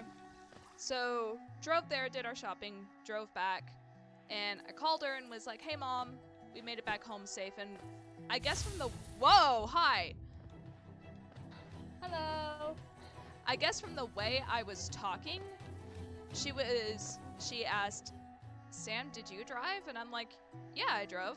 And before she could say anything, I was like, you said I couldn't drive unless I had an adult in the car with me. Momo's 18. She's legally an adult. And my mom was like, well, the spirit of the rule was, and I'm like, that's not what you said, though. I technically did not break the rules. Oh, I love it. I completely forgot that had happened. Oh my god.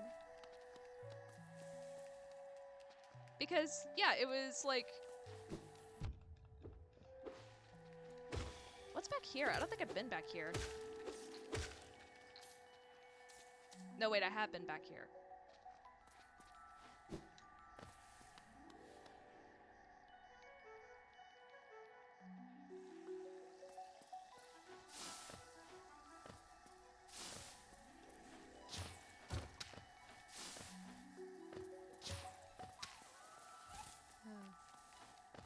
We did have that one friend who thought a conquistador was a male stripper.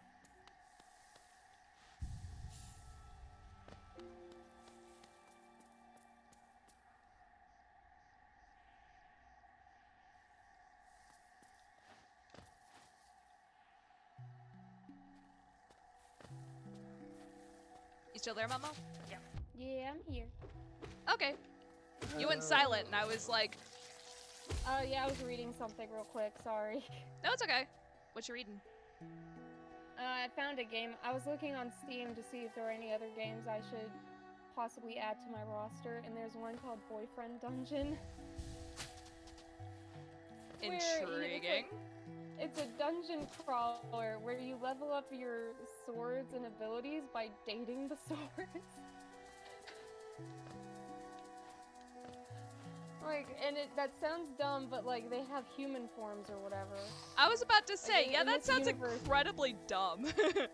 Like, it's apparently in the universe of the game, there are like weapon people, and they're people that are able to turn into weapons, and like you level up the weapons you use in the dungeon crawling portion of the game by upping your like romance status or whatever. And I'm just like, this sounds like so much fucking fun. Like, I've never wanted to play a dungeon crawler before, but now I do.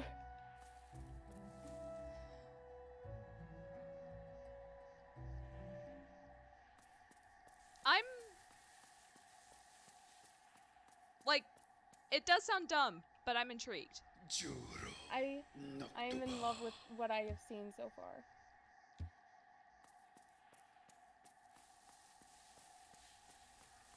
Okay.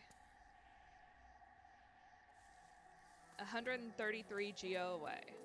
I am so close.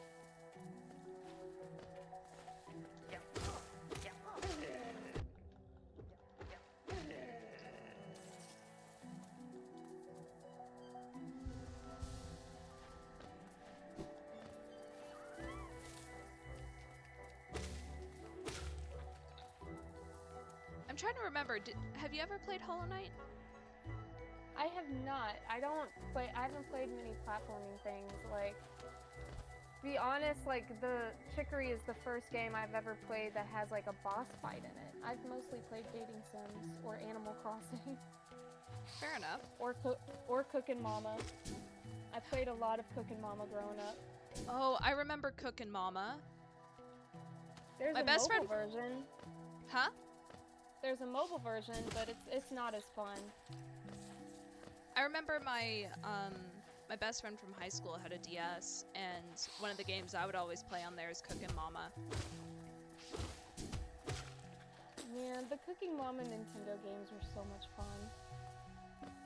Have you ever seen oh, what are the games called? Overcooked?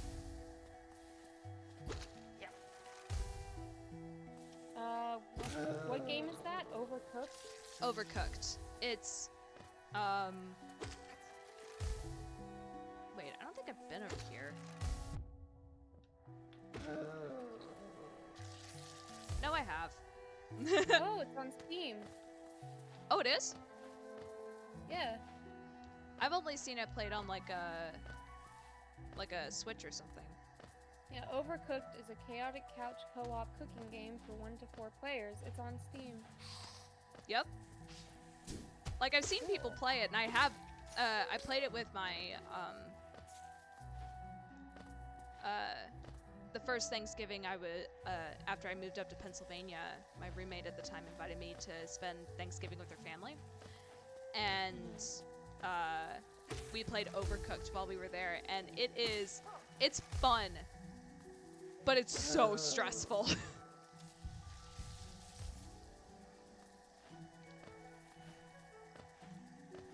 It does, from the pictures I'm seeing, it does look like it would be kind of stressful. It's one of those things where it's like, I love it. I love the concept. But at the same time,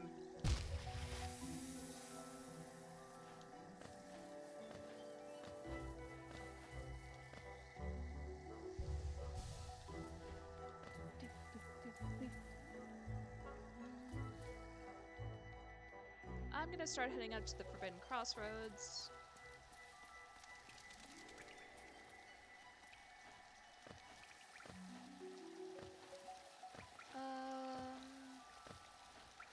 Save at a bench while I'm thinking about it.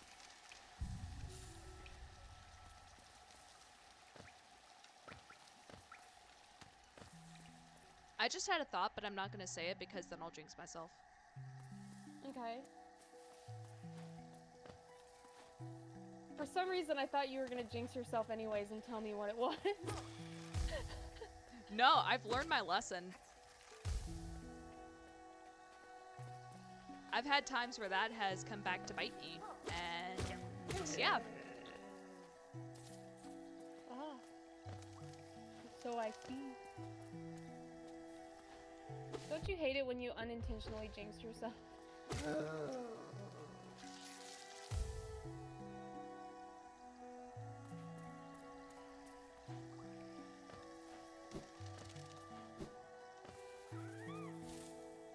Oh.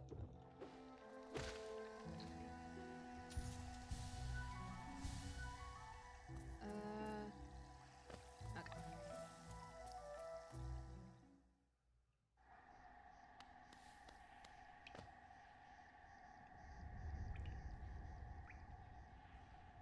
Have I looked down here?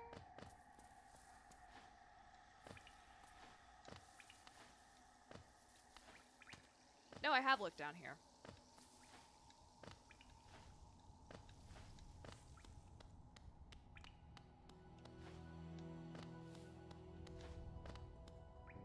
I really love these transition areas.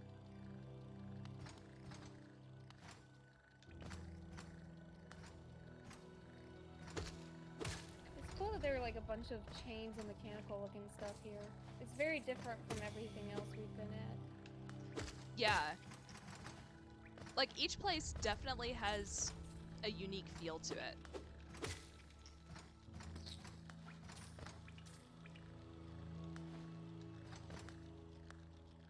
For those of you who weren't here whenever we were exploring the Howling Cliffs, it was really disturbing for both of us because there was absolutely no music. All you could hear was the wind blowing. And it gave us both. Pretty weird. It gave us both the creeps. It was like it was a bit of a whiplash type of deal.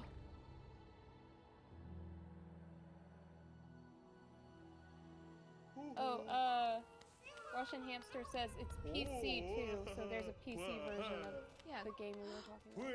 Oh, thank you.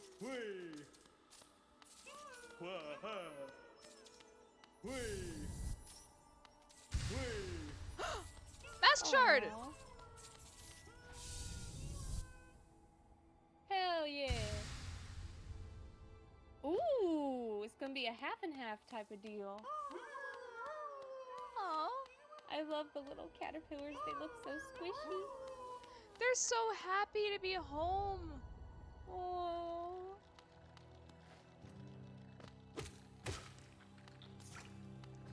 I'm glad I was able to help you, little buddies.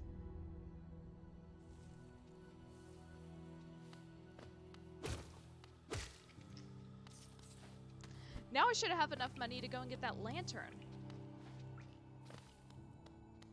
I just need to go back to the bank and get my money. Money, money, money, money. Money. It's so much easier to navigate now that I have dash and wall jump.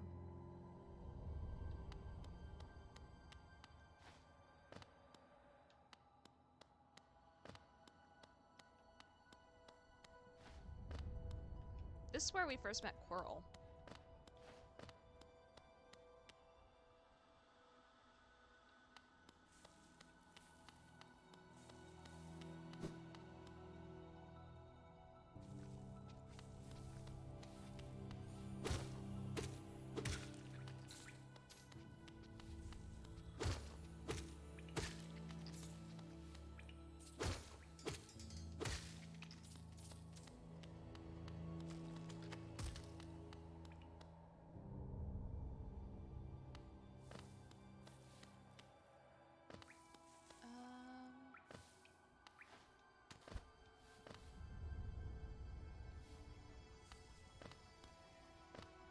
There's somebody revving down my road and I do not appreciate it.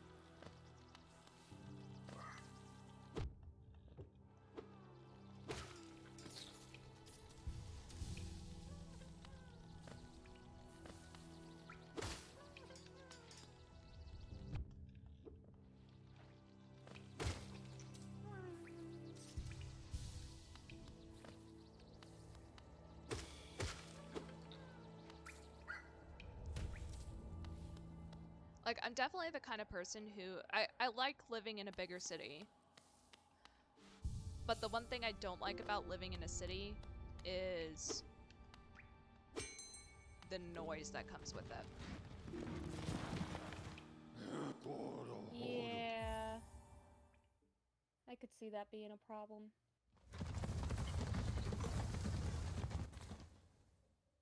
Like, I have a hard time sleeping some nights. Like, I don't really anymore, because I got a weighted blanket and I got one of those cushiony things that you put on top of your mattress to make it softer.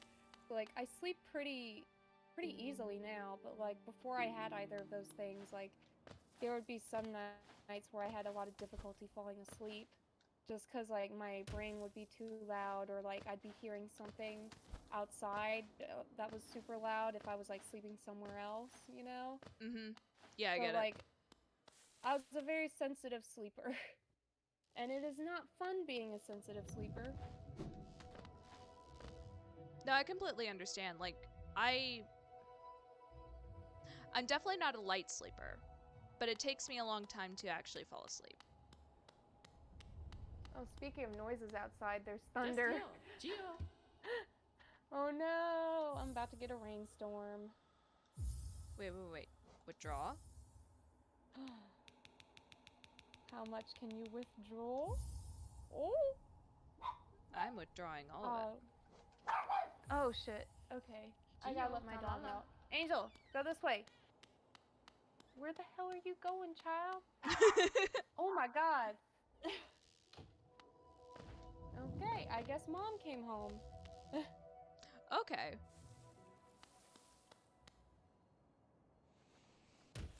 Yeah, I was wondering what Angel was barking at. Yeah, she freaks out whenever somebody's at the door. Or, why are you back in here? What are you doing? What do you want? She wants the pets.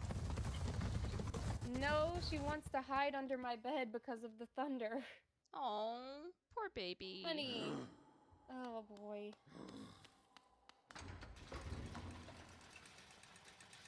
No, she scared the crap out of me once. I went to bed and I didn't realize she was under there. So while I'm like laying in bed trying to go to sleep, I hear breathing noises coming from under me. Oh god. And I was like, what the fuck? That sounds like it would be absolutely terrifying. She scared the crap out of me. I hated every second of it. Do I have enough for the lantern? Bapanada. Hi.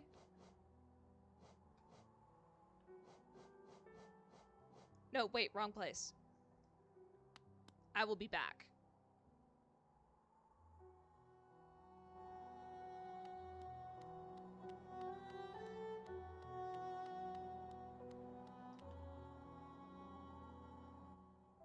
Are you the one who sells the lantern?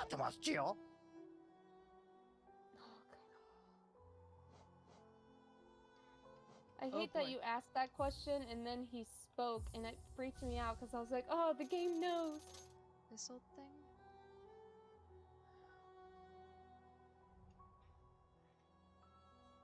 Should I buy the mask shard?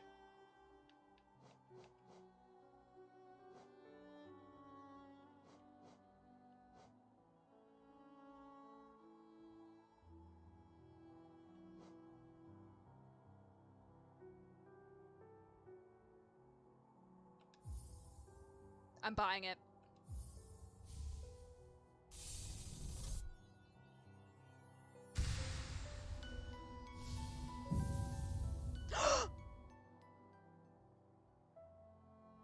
I have an extra slot of health now!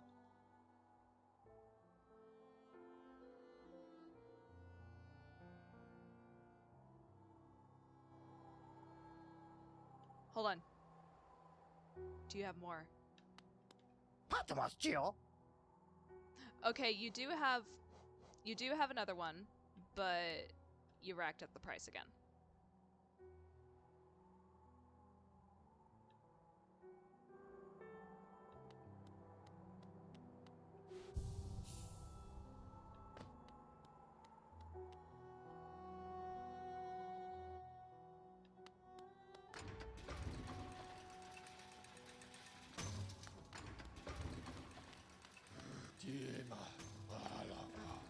Heck yes. More health for the win.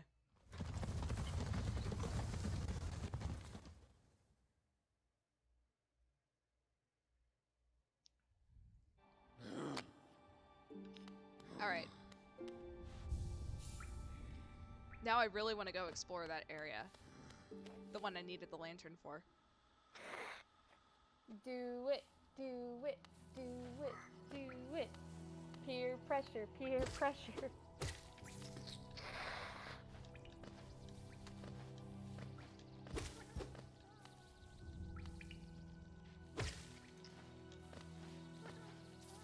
Let's see, which one is it?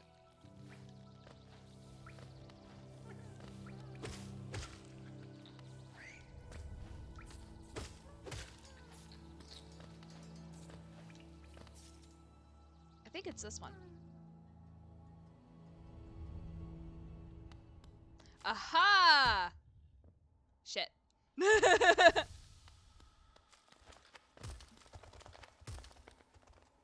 A toll machine. I need Geo. I need 12 more Geo.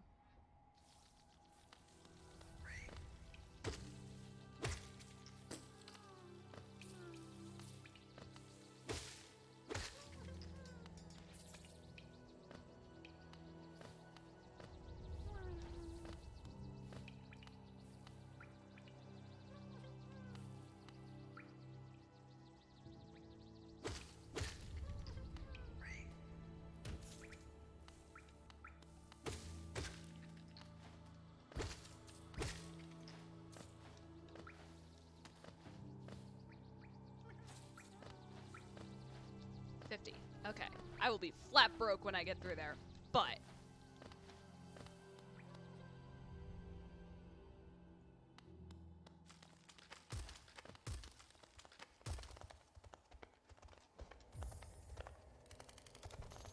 It's weird that the toll machine blinks before it goes away.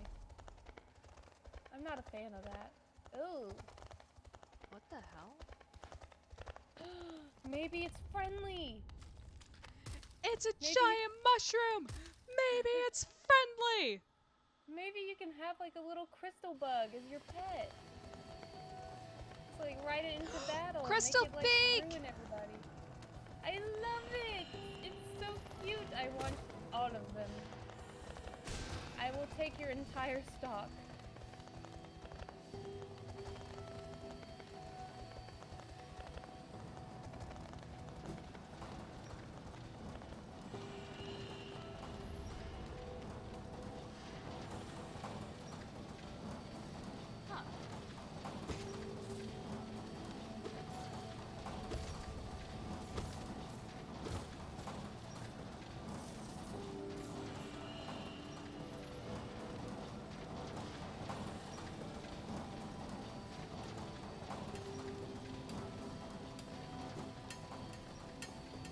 Oh. Not cool.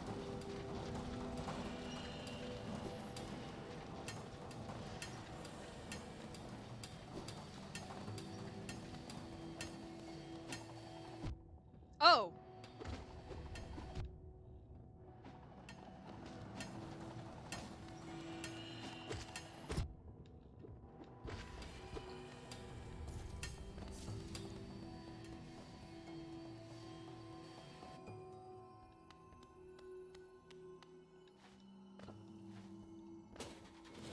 Oh, shit.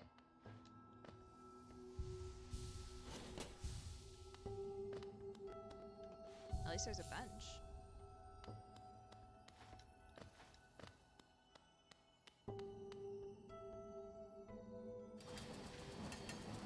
What are you? Oh my god, Sam, you can't just ask people that question. That's so rude.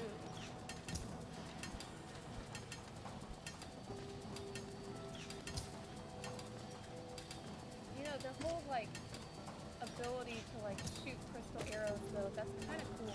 That's pretty dope. I'm not even gonna lie. That's pretty damn dope. Oh! Oh, and they hurt.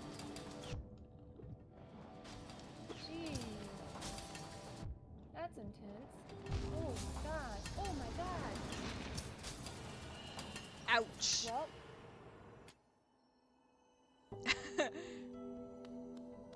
Yikes.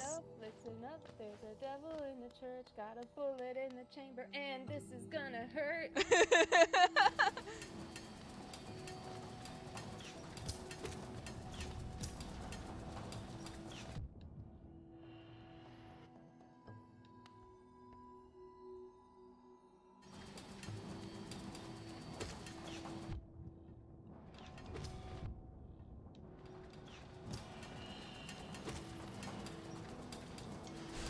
Oh, wrong way.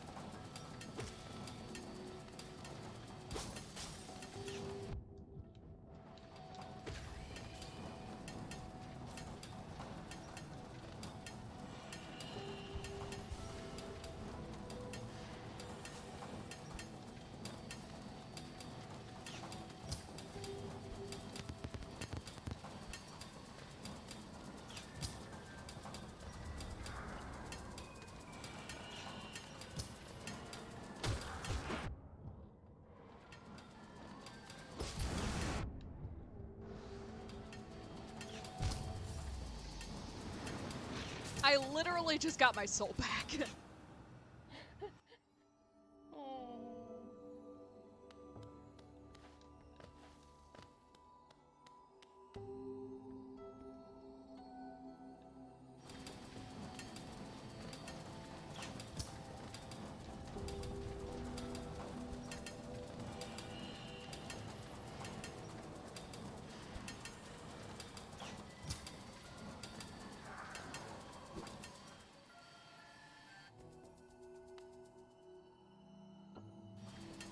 Come here.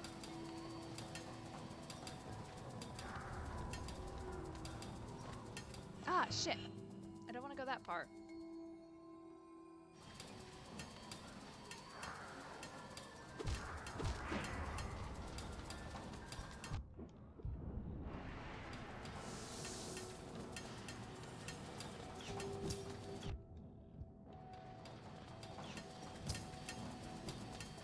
Let's go this way.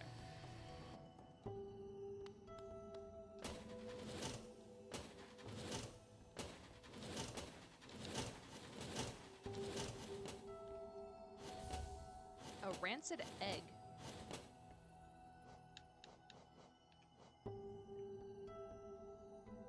Fatty rancid egg of an unknown creature emits a powerful stench of decay, generally not considered edible. Good to know. Also good to know that the floor is made out of crystal shards.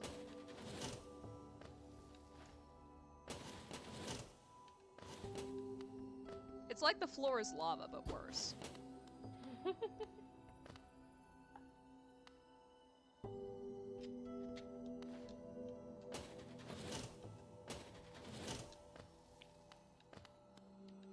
So if you hit the bottom, oh, that's unfortunate. If you hit it from the top, does it flip over, or is it only if you land on it? It looks like if you land on it, it flips over. So you can't punch it from the other side, huh? Well, damn.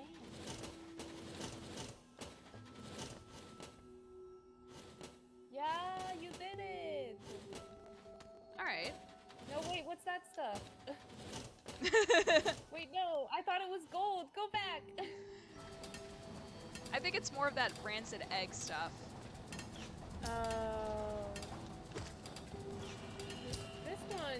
This mini boss has way too much power. Like, what the? This has no business being this difficult. Oh shit. Oh god.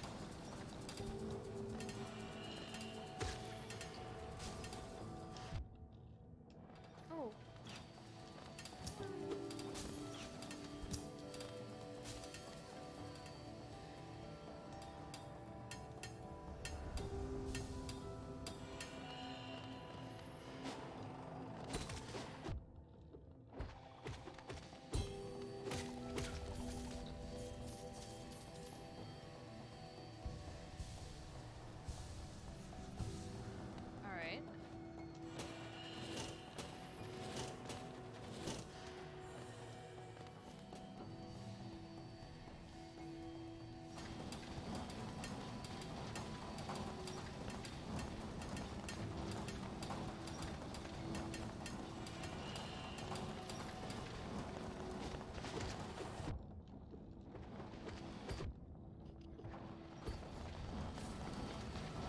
Oh, there's a gate.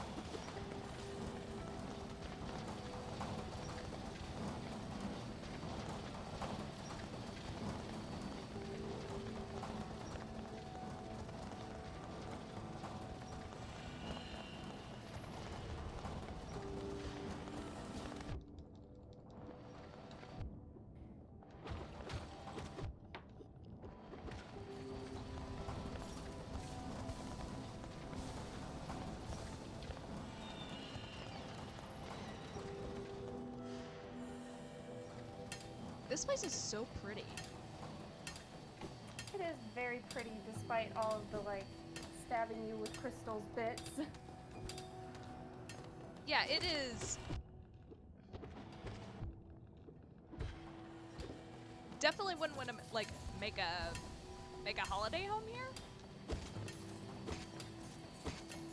Oh my god, Angel! Stop! I just saw her sneak back into my room. Decide where you want to go, please. Pick a spot, puppy. Like, I don't know if I need to keep my door open or closed at this point, hun. I'm just gonna leave it open if she decides to leave, whatever.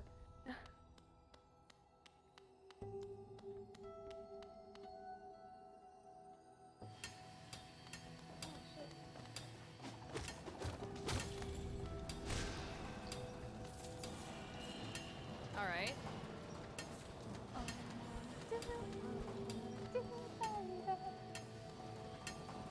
Now you're gonna have 6 stuck in my head for the rest of the night. It's like, it's the pink colors. It just reminds me of Catherine Howard.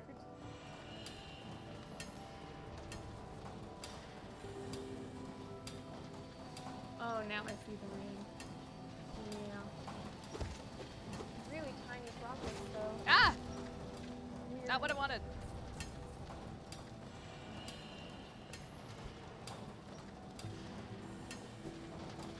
Ah! Thanks, I hate it.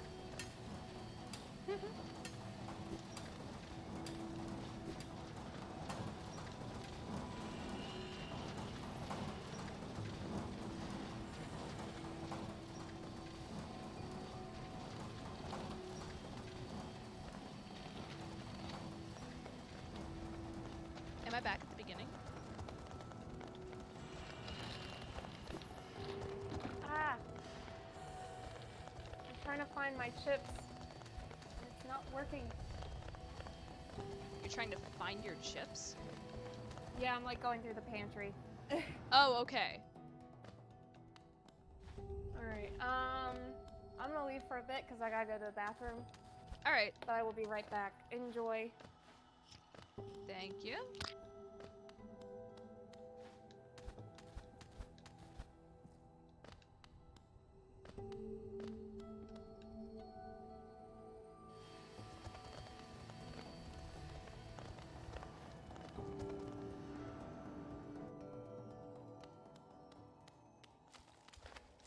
Oh.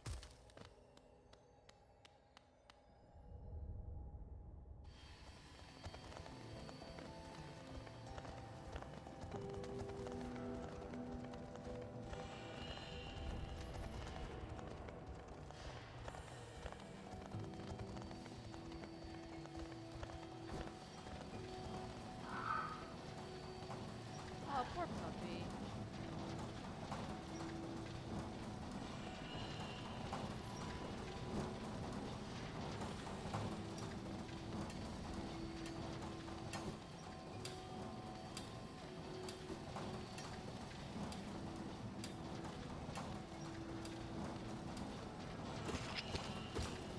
There we go.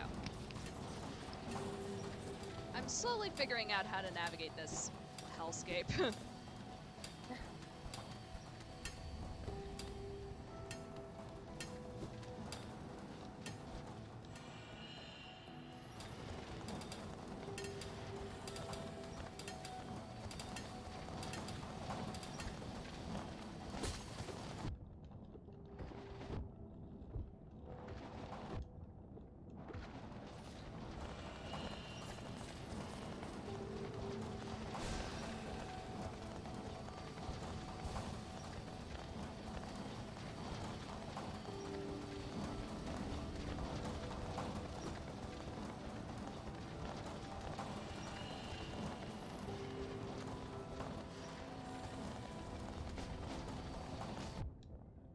Oh, shit.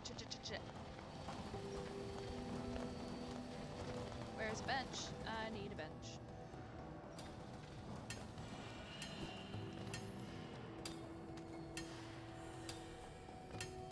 There's a bench.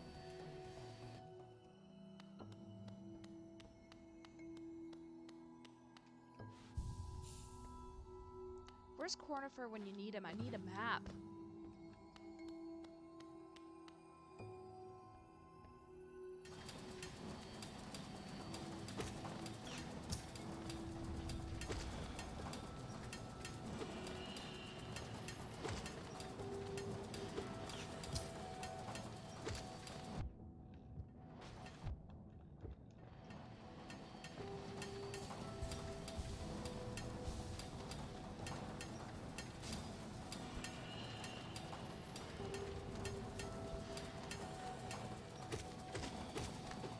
Alright, I'm back.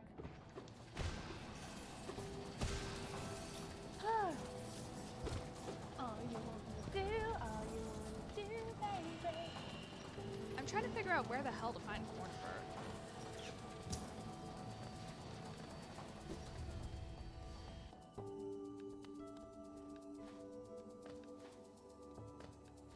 Oh boy.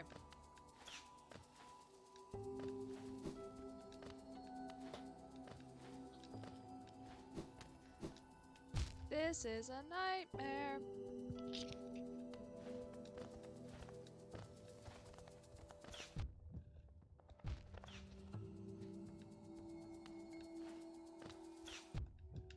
Ah. Thanks. Yeah, that's what I needed.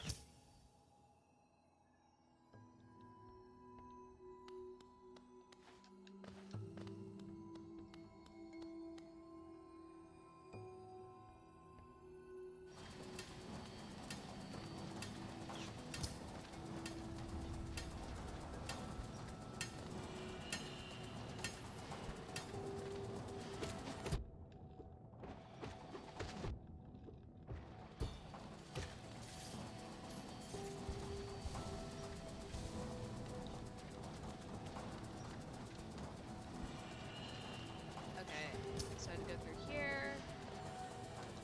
Ah, fuck.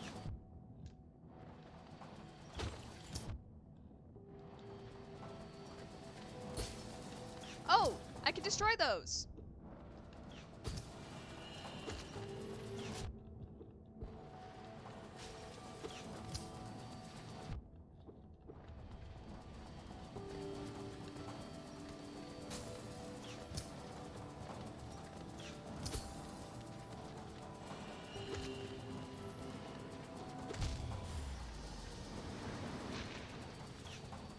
Well, at least I only lost 200 Geo this time instead of 1,200. Because one thing about Hollow Knight is if you die, and then you die again without reclaiming your shadow, whatever Geo you had the first time you died gets lost the second time you die. So there was one time I literally had 1,200 Geo, died, and then died again without reclaiming my shadow, and lost that 1,200 Geo.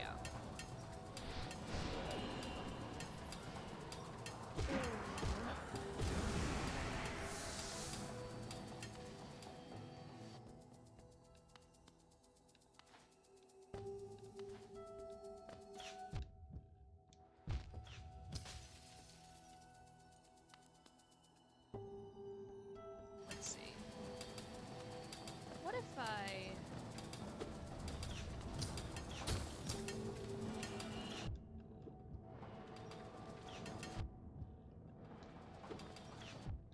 That's not fair, dude.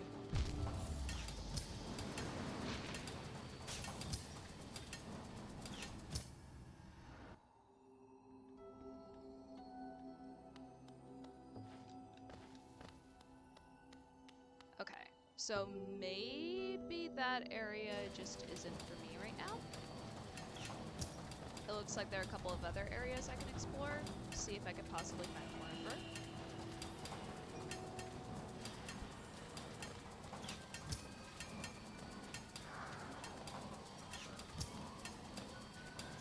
Ah, yes, come here.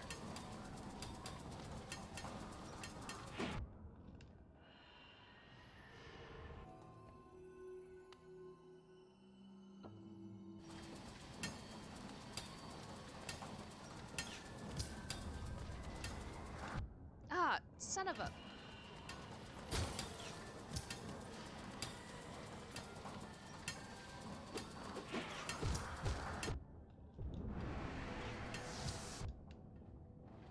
Yeah,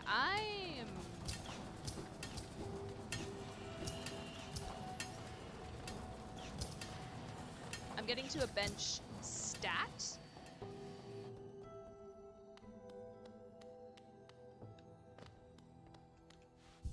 There we go.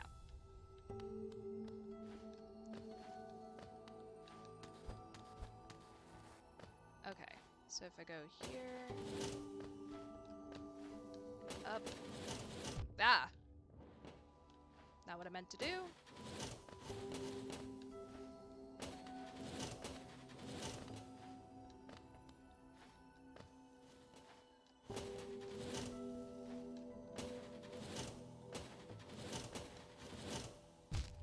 Oh, that entire thing is spikes.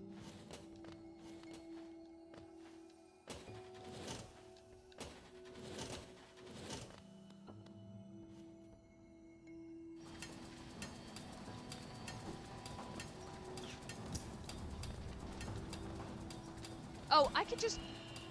I'm an idiot. I can wall jump up that.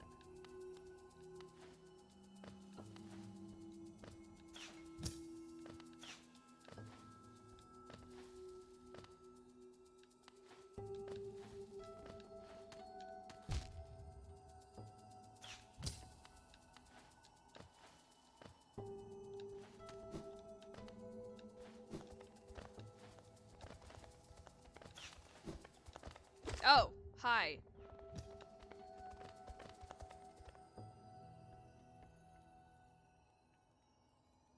What the hell?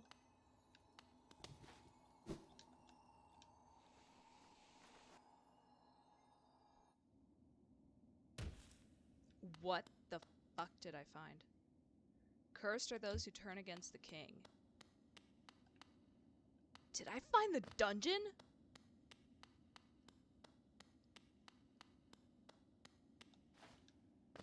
Momo, Yes. this looks like a dungeon, right? This right here? Looks like a train station. Wait. Ooh, now it's Wait. looking like a dungeon.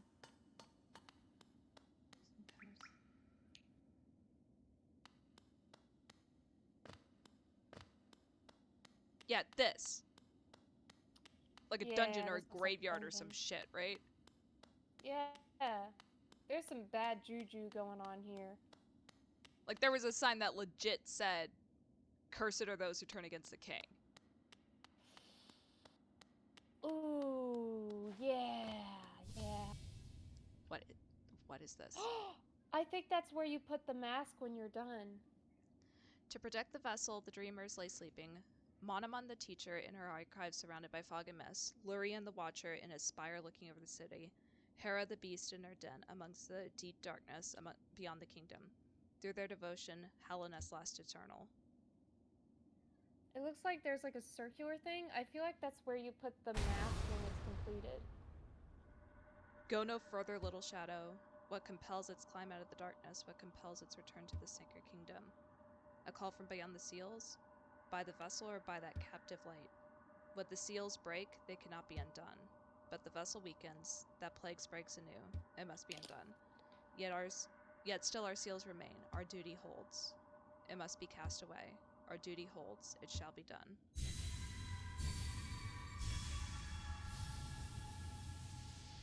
What is happening? Fade away, little shadow, fade away and let us sleep in peace. Did I die?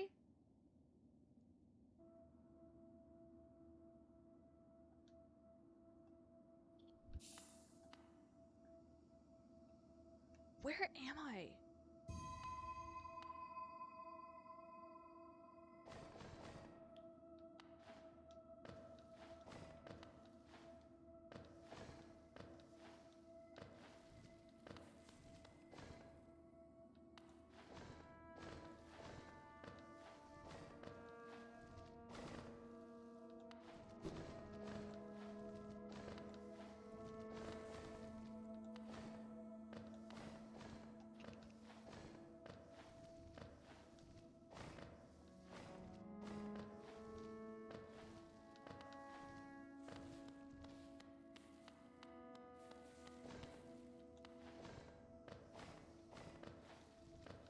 Momo?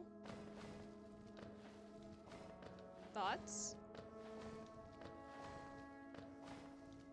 I like it.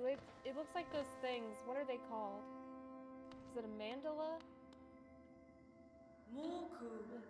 What a terrible fate they visited upon you, to cast you away into the space between body and soul.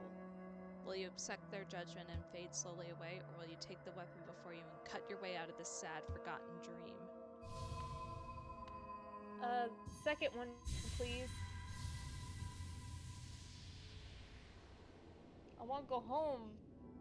Taken the dream nail. Hold Y to charge and slash with the nail.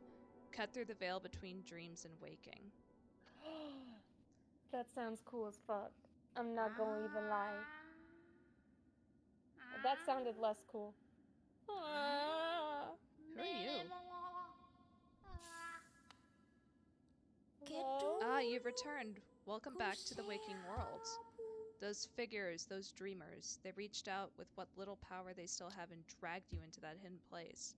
But that talisman you now wield, the dream nail, it can cut through the veil that separates the waking world from our dreamers. Even the dreamers themselves cannot hide from such a weapon. Though I must admit that Sacred Blue Blade has dulled over time. Together perhaps we can restore its power. You only have to bring me essence. Essence, the precious fragments of light that dreams are made of. Collect it wherever you find it and bring it to me. Once we have enough, we can work wonders together. Go out into the world, Wielder. Hunt down the essence that lingers there. Collect 100 essence and return to me. I will teach you more.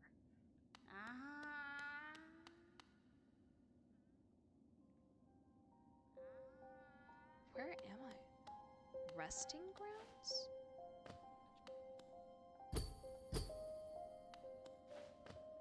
Hold on.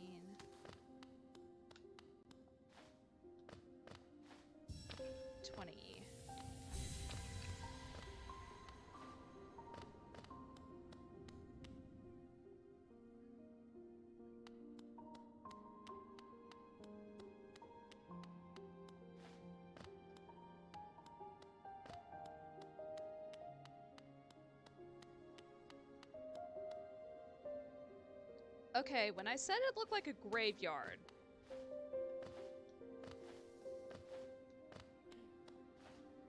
I think I was onto something.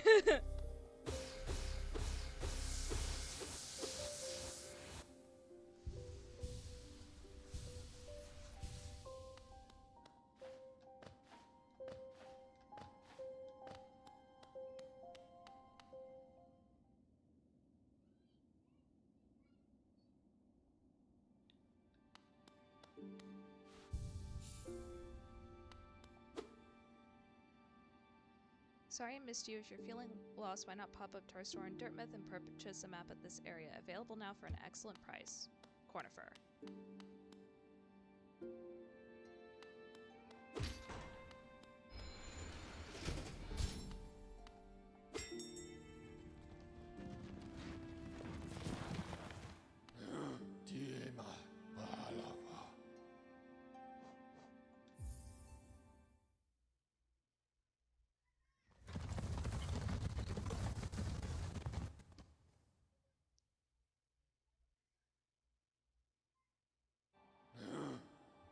Okay. Crystal Peak, Resting Grounds, Fungal Wastes, Greenpath.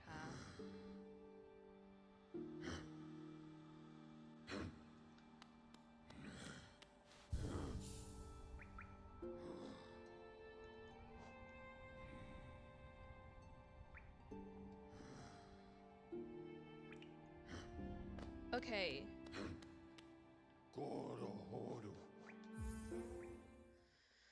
They said I need to find 20 essence.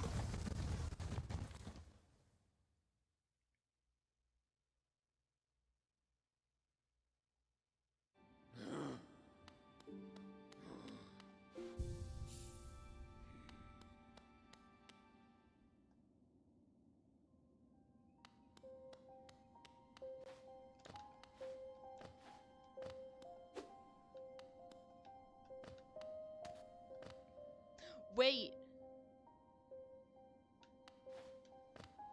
Momo. Yes. When we were in the Howling Cliffs. Yes. Am I completely making shit up? Or was there a similar tree to the one we hit with the dream nail? Shit, man, I don't even know.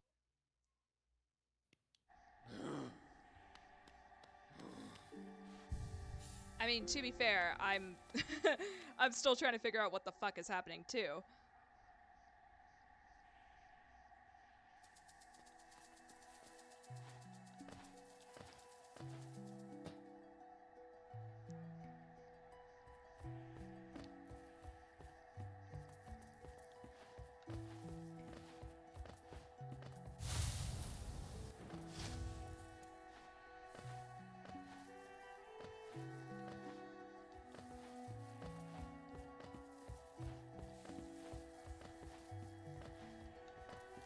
Oh, no, no, I don't want to disturb you, I just want to get to the Howling Cliffs. Can you please leave me alone? Thank you. Nope!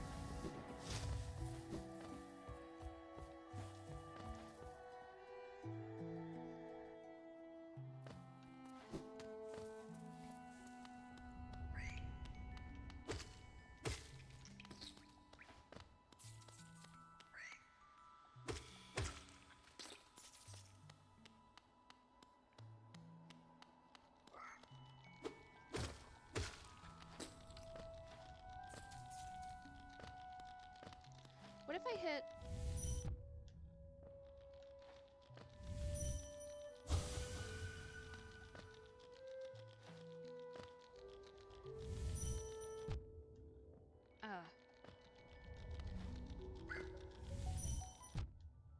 I'm trying to figure out what happens if I hit, like, if I hit monsters with the dream nail.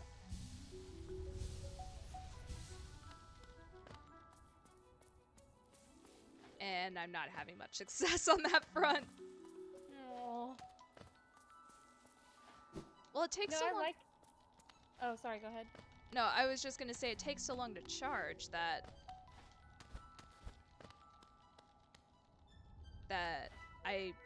I'm just not getting the timing right.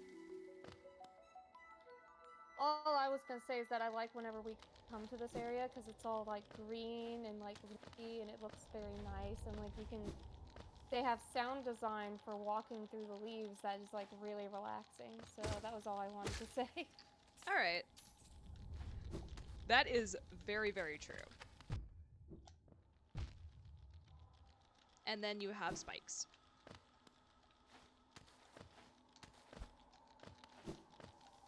Which I also seem to be magnetically attracted to the spikes.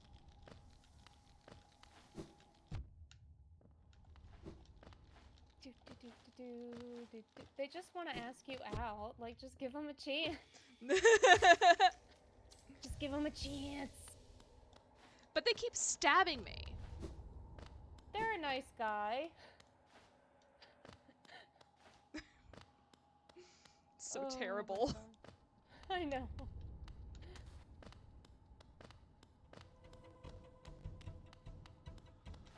Okay, every time we go into that room, the music picks up, and I get confused because I feel like a boss is gonna drop down, and then it doesn't.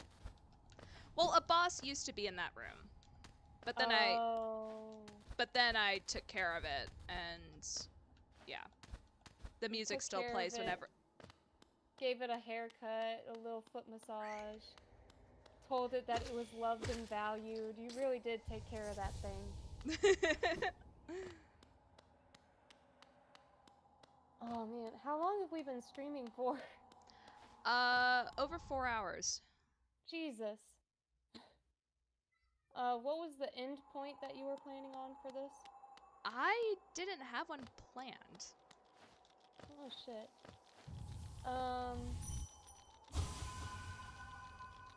I was just gonna say I might go soon because it's getting late, but ooh, that's cool. Yeah, I was like, wait.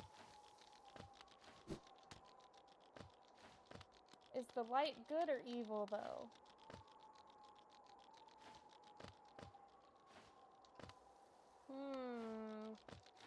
Oh. Oh, it was red, so I was like, don't touch it!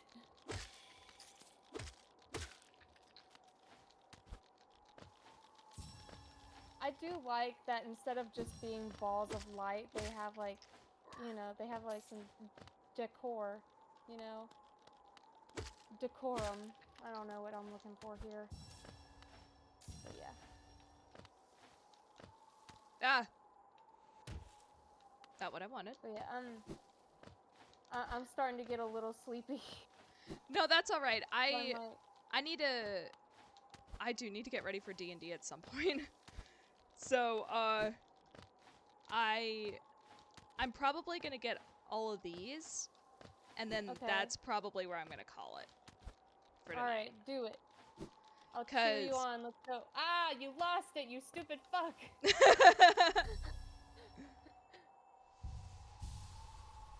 Encouragement. I'm a very supportive friend.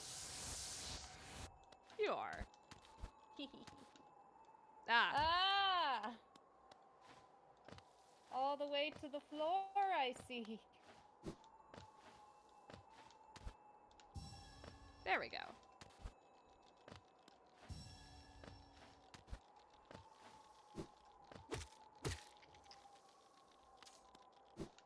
Ah!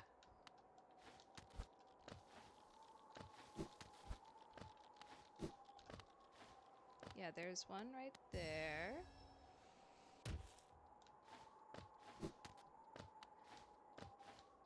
And if it matches up with the other area we were in,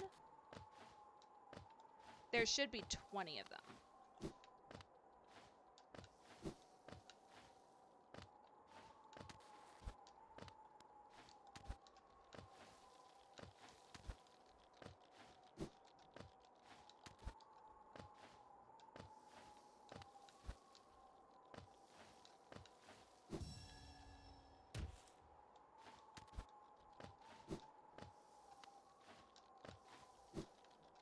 Ah, I keep overshooting that platform.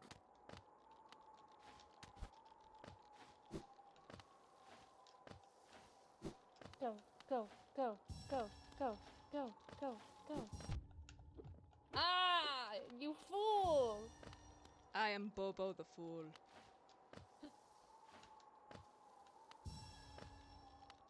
Think 5 more? I think.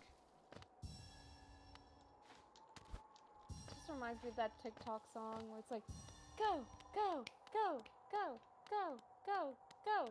Who's next? Wait, what was that thing? Did we look at that already? It looks like it was a tape recorder from QueenofRavensMorgana. Like, if you get a map from QueenofRavensMorgana and then you leave the area and then come back, he has like a... He leaves like a recorded message for you. Basically to say, hey, I'm not in the area. Oh, okay.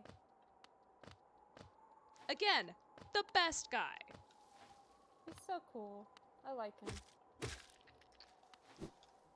He's just so chill.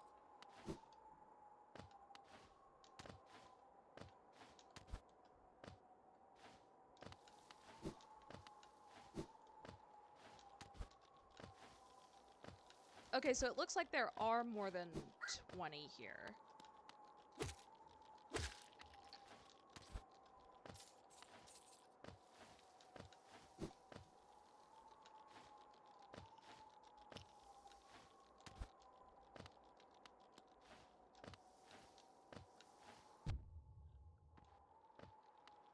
Bitch.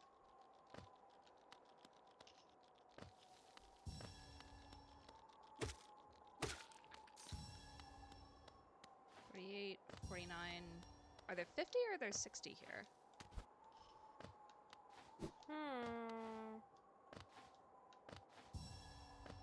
There might be 60.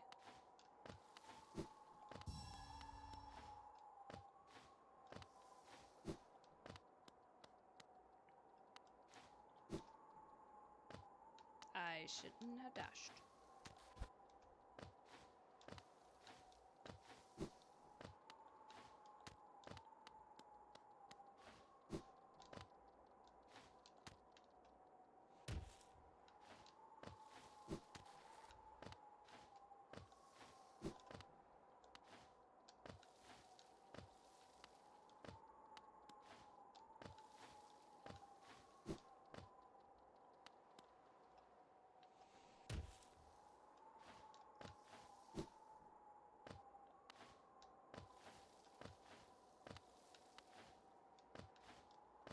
The lack of music.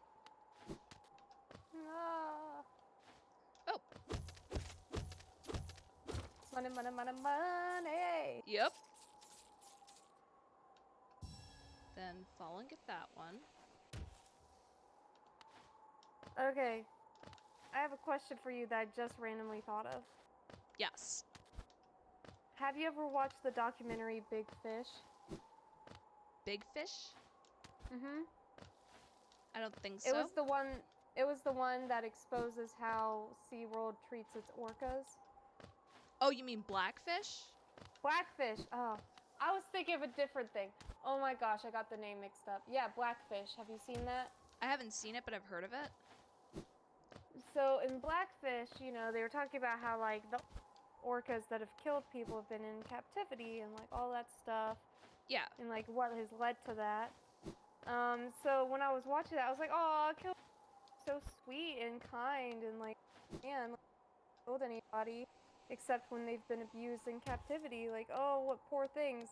I recently started watching this TikToker who has a YouTube channel, so all of his stuff is on there too, called Casual Geographic, and he makes a lot of TikToks where he talks about little, like, lesser known facts about certain animals, and he had one about killer whales. They are not innocent in the wild. Like, Jesus Christ, it's true that they've never killed a person in the wild, but like, they literally use their tails to like slap seals out of the water. And they like fling pretty high into the air too. And they like, and the force of it is so hard that like they'll die. Like it'll break parts of their body. Oof. And like, I was like, oh, well maybe that's a hunting thing. And then the guy says, by the way, they don't eat the seals when they do this. They do it because they think it's fun. And I'm like, oh, Jesus Christ. Now the killer part of their name is making sense. And like, they do all, like, they do all sorts of fucked up shit like that. Like, there's a video where there was a seal stuck on a block of ice, and a bunch, like, 2 killer whales were like bumping the ice to make the seal fall into the water. And like, once the seal fell in, they waited and watched as it got back onto the ice, and then they did it again. And I was just like, oh my god, killer whales are sociopaths. Jesus Christ. Ah. Ah.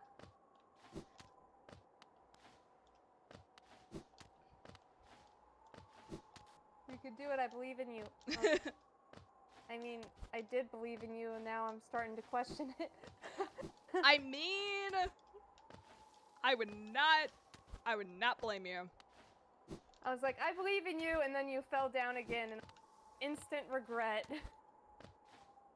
Never should have said that. Ah! Okay.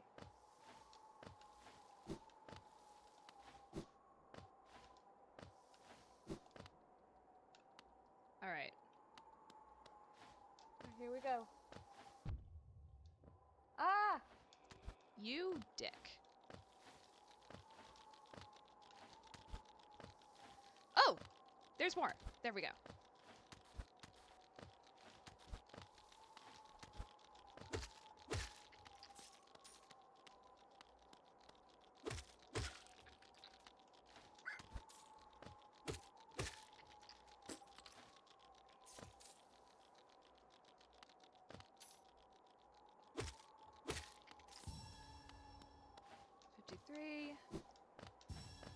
54, 55. How many are there again? I don't know. I'm guessing it's like a nine. Ah!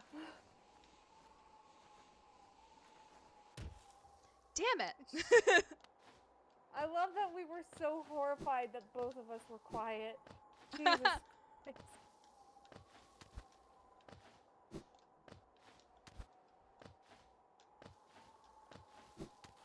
Is this like the Hollow? Is this a Hollow Knight version of hell? It's purgatory.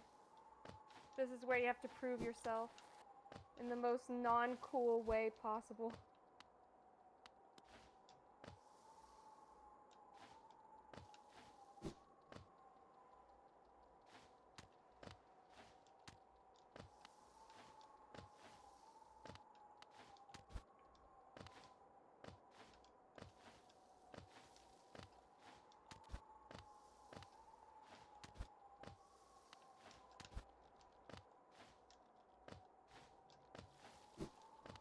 Alright, got that one.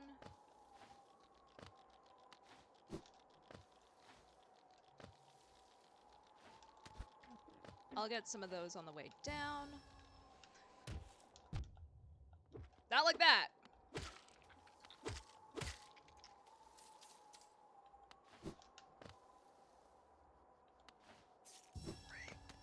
Ah!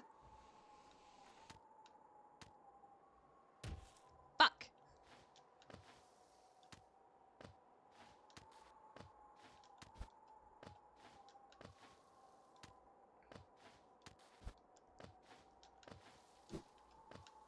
I'm gonna get really good at this.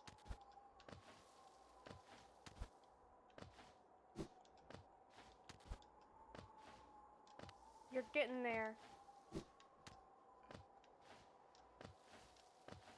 You were saying?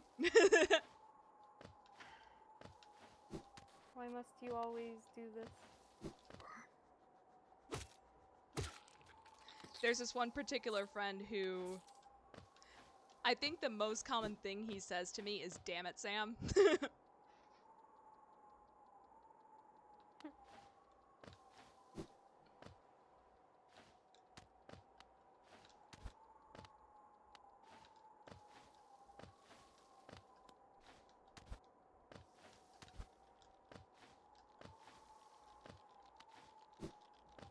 Okay. Let's go up here.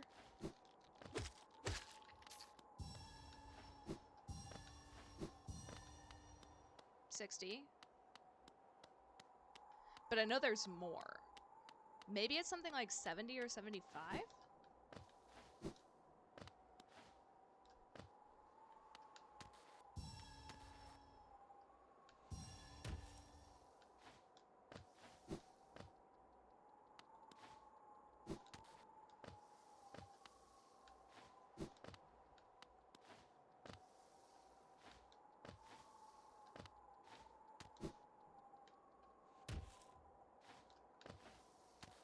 Okay, I'm not falling nearly as far anymore when I do fall.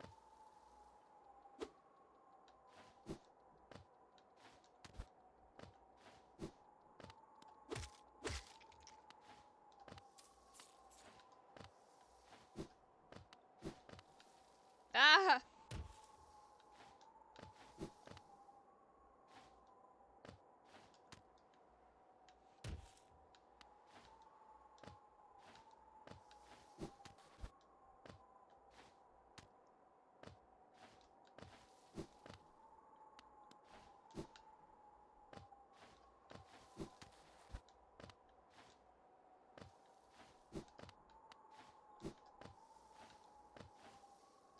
All right.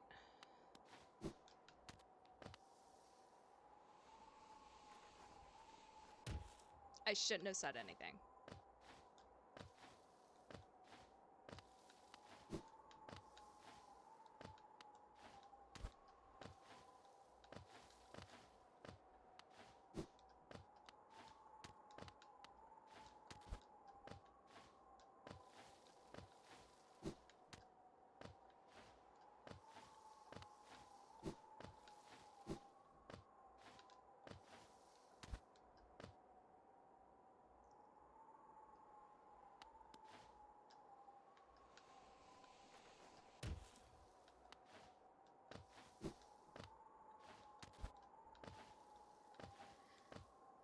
The ones I'm missing are the ones at the very top.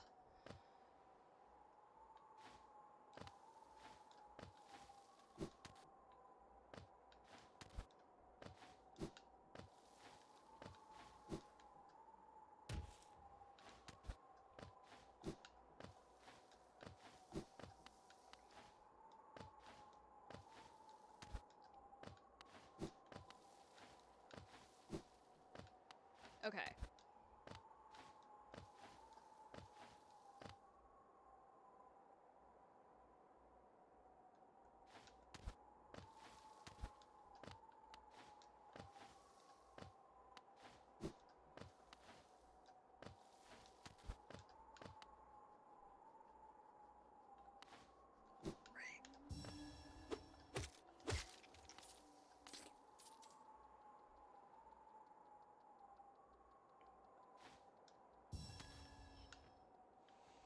Ah, damn it.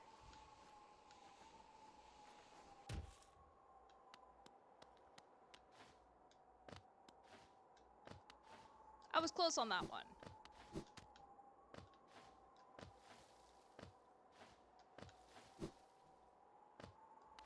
Although I think that's the last one. Maybe there's only 65 here. Or there's only 45, making it a total of 65.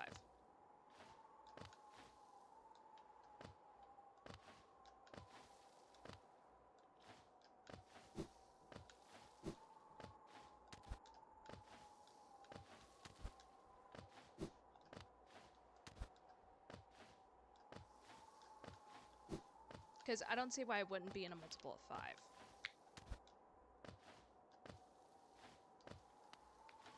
Was that you cracking your knuckles or something over there? Yeah. Okay. I just heard a pop and I was like, okay. I didn't think you'd be able to hear it. Oh no. Oh no, it's okay. I pop my knuckles all the time, so it's not like I'm disparaging you for popping your knuckles. It's more like I wanted to see if that was a noise I should be concerned about. You popped your knuckles? Ew! Thank you, Sterling. Disgusting! Hope you have fun in D&D. Aw.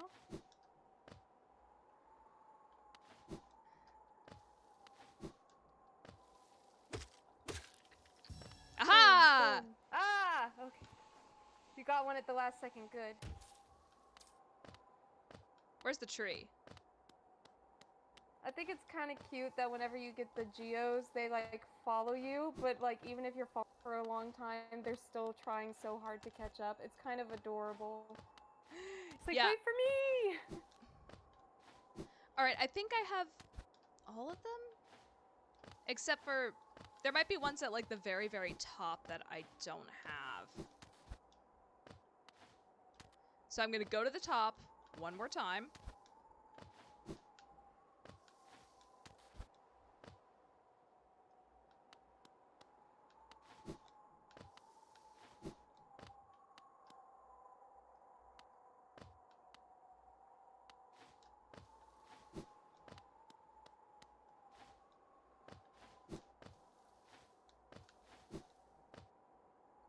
My sister's friends had a saying, "Bones, crack 'em if you got 'em," because it freaked out a friend in college, so they could both freak her out and also not do it without warning her. So they'd all crack their knuckles at the same time. That's amazing.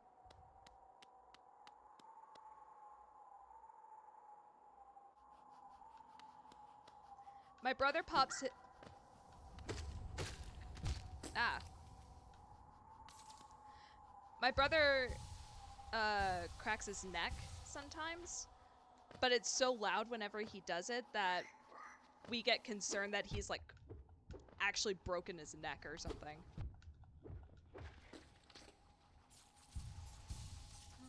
My mom hates it whenever I crack my knuckles, so if my sister or I crack our knuckles around her, she'll be like, guys, no! Like, she'll act like we did something horrible. It's really funny. Okay, it doesn't look like there are any back here. It's just death and spikes.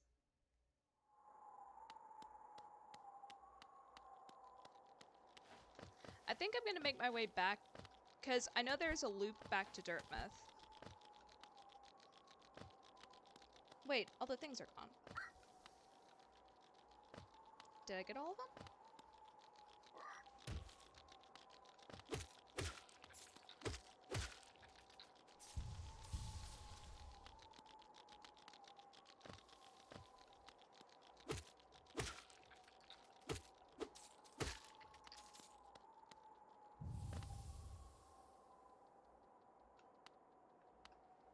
It looks like there's still some left.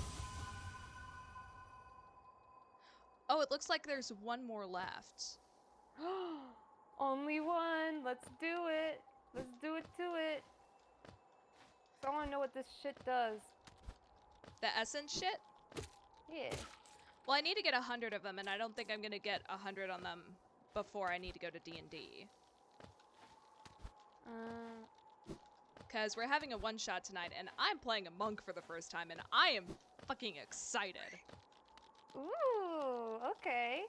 Okay, I see you. Alright. I get to punch shit. Punching is always fun. Not in real life, though. I feel way too guilty about hurting anybody in any capacity, so I hope to God I never have to defend myself in any situation, because I feel like I would die immediately.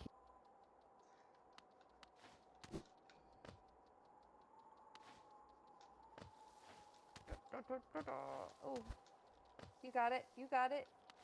Yes. Yes. Oh. No. Yes. Yes. No. No. I love it. You're funny. Thank you. I try. I know I haven't been talking much, but that's just because I was tired. My mom tried giving me shit about it. I had to explain it was harmless. Oof. Yeah, popping your knuckles, there's nothing... Like, it's not gonna... It's not gonna hurt you. Yeah, like, my mom grew up hearing from her mom that old wives' tale about if you crack your knuckles too much, it's gonna, like... Give you arthritis or some shit? Yeah, like, give you arthritis or something, or it's gonna, like, make your knuckle bones look big or something. I don't remember what it was exactly. It was something like that.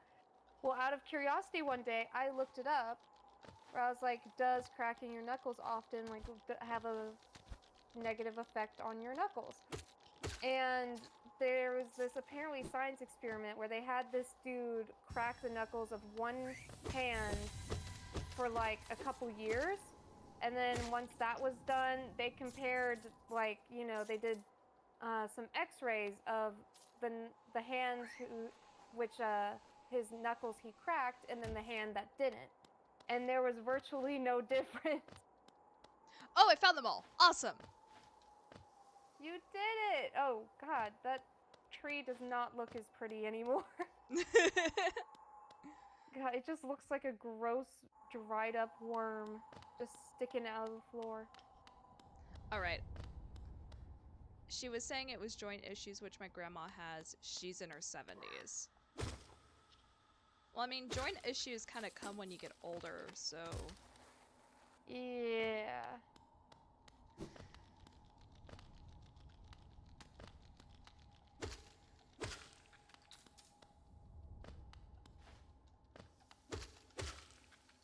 Alright, I'm gonna find myself a bench. Okay. So... If I don't die before I get there first. So I was looking at Dungeon Boyfriend a lot during this stream, just reading things, because it does look really interesting. Yeah. And I honestly think I'm going to download it and play, because it looks like fun. I am interested in it. I'm gonna try it. Go for it. I might play it, like, tomorrow or maybe next week, who knows. I might just play Chicory again tomorrow, who knows. I'm good with either, honestly. I love them all. Yeah. By the way, go give QueenofRavensMorgana a follow. She also streams on Twitch, and she has been playing a game recently called Chicory: A Colorful Tale, and it's really, really cute. It's very like, it's an oddly relaxing game, but also it's like, please don't hurt me kind of game. Oh. And that it deals with kind of serious issues and it's very interesting. The basic concept being one day all of the colors are erased from the world, and you go to the wielder of the brush, who's the person in charge of coloring everything, and she's like not coming out of her room. So, and you wind up finding the magic paintbrush just on the floor in the castle you work at, so you're like, alright, I guess I'll do this for a little bit. So the object of the game is like recoloring the world, like meeting people, solving quests, doing puzzles. I really like the puzzles in the game. But it's very fun, and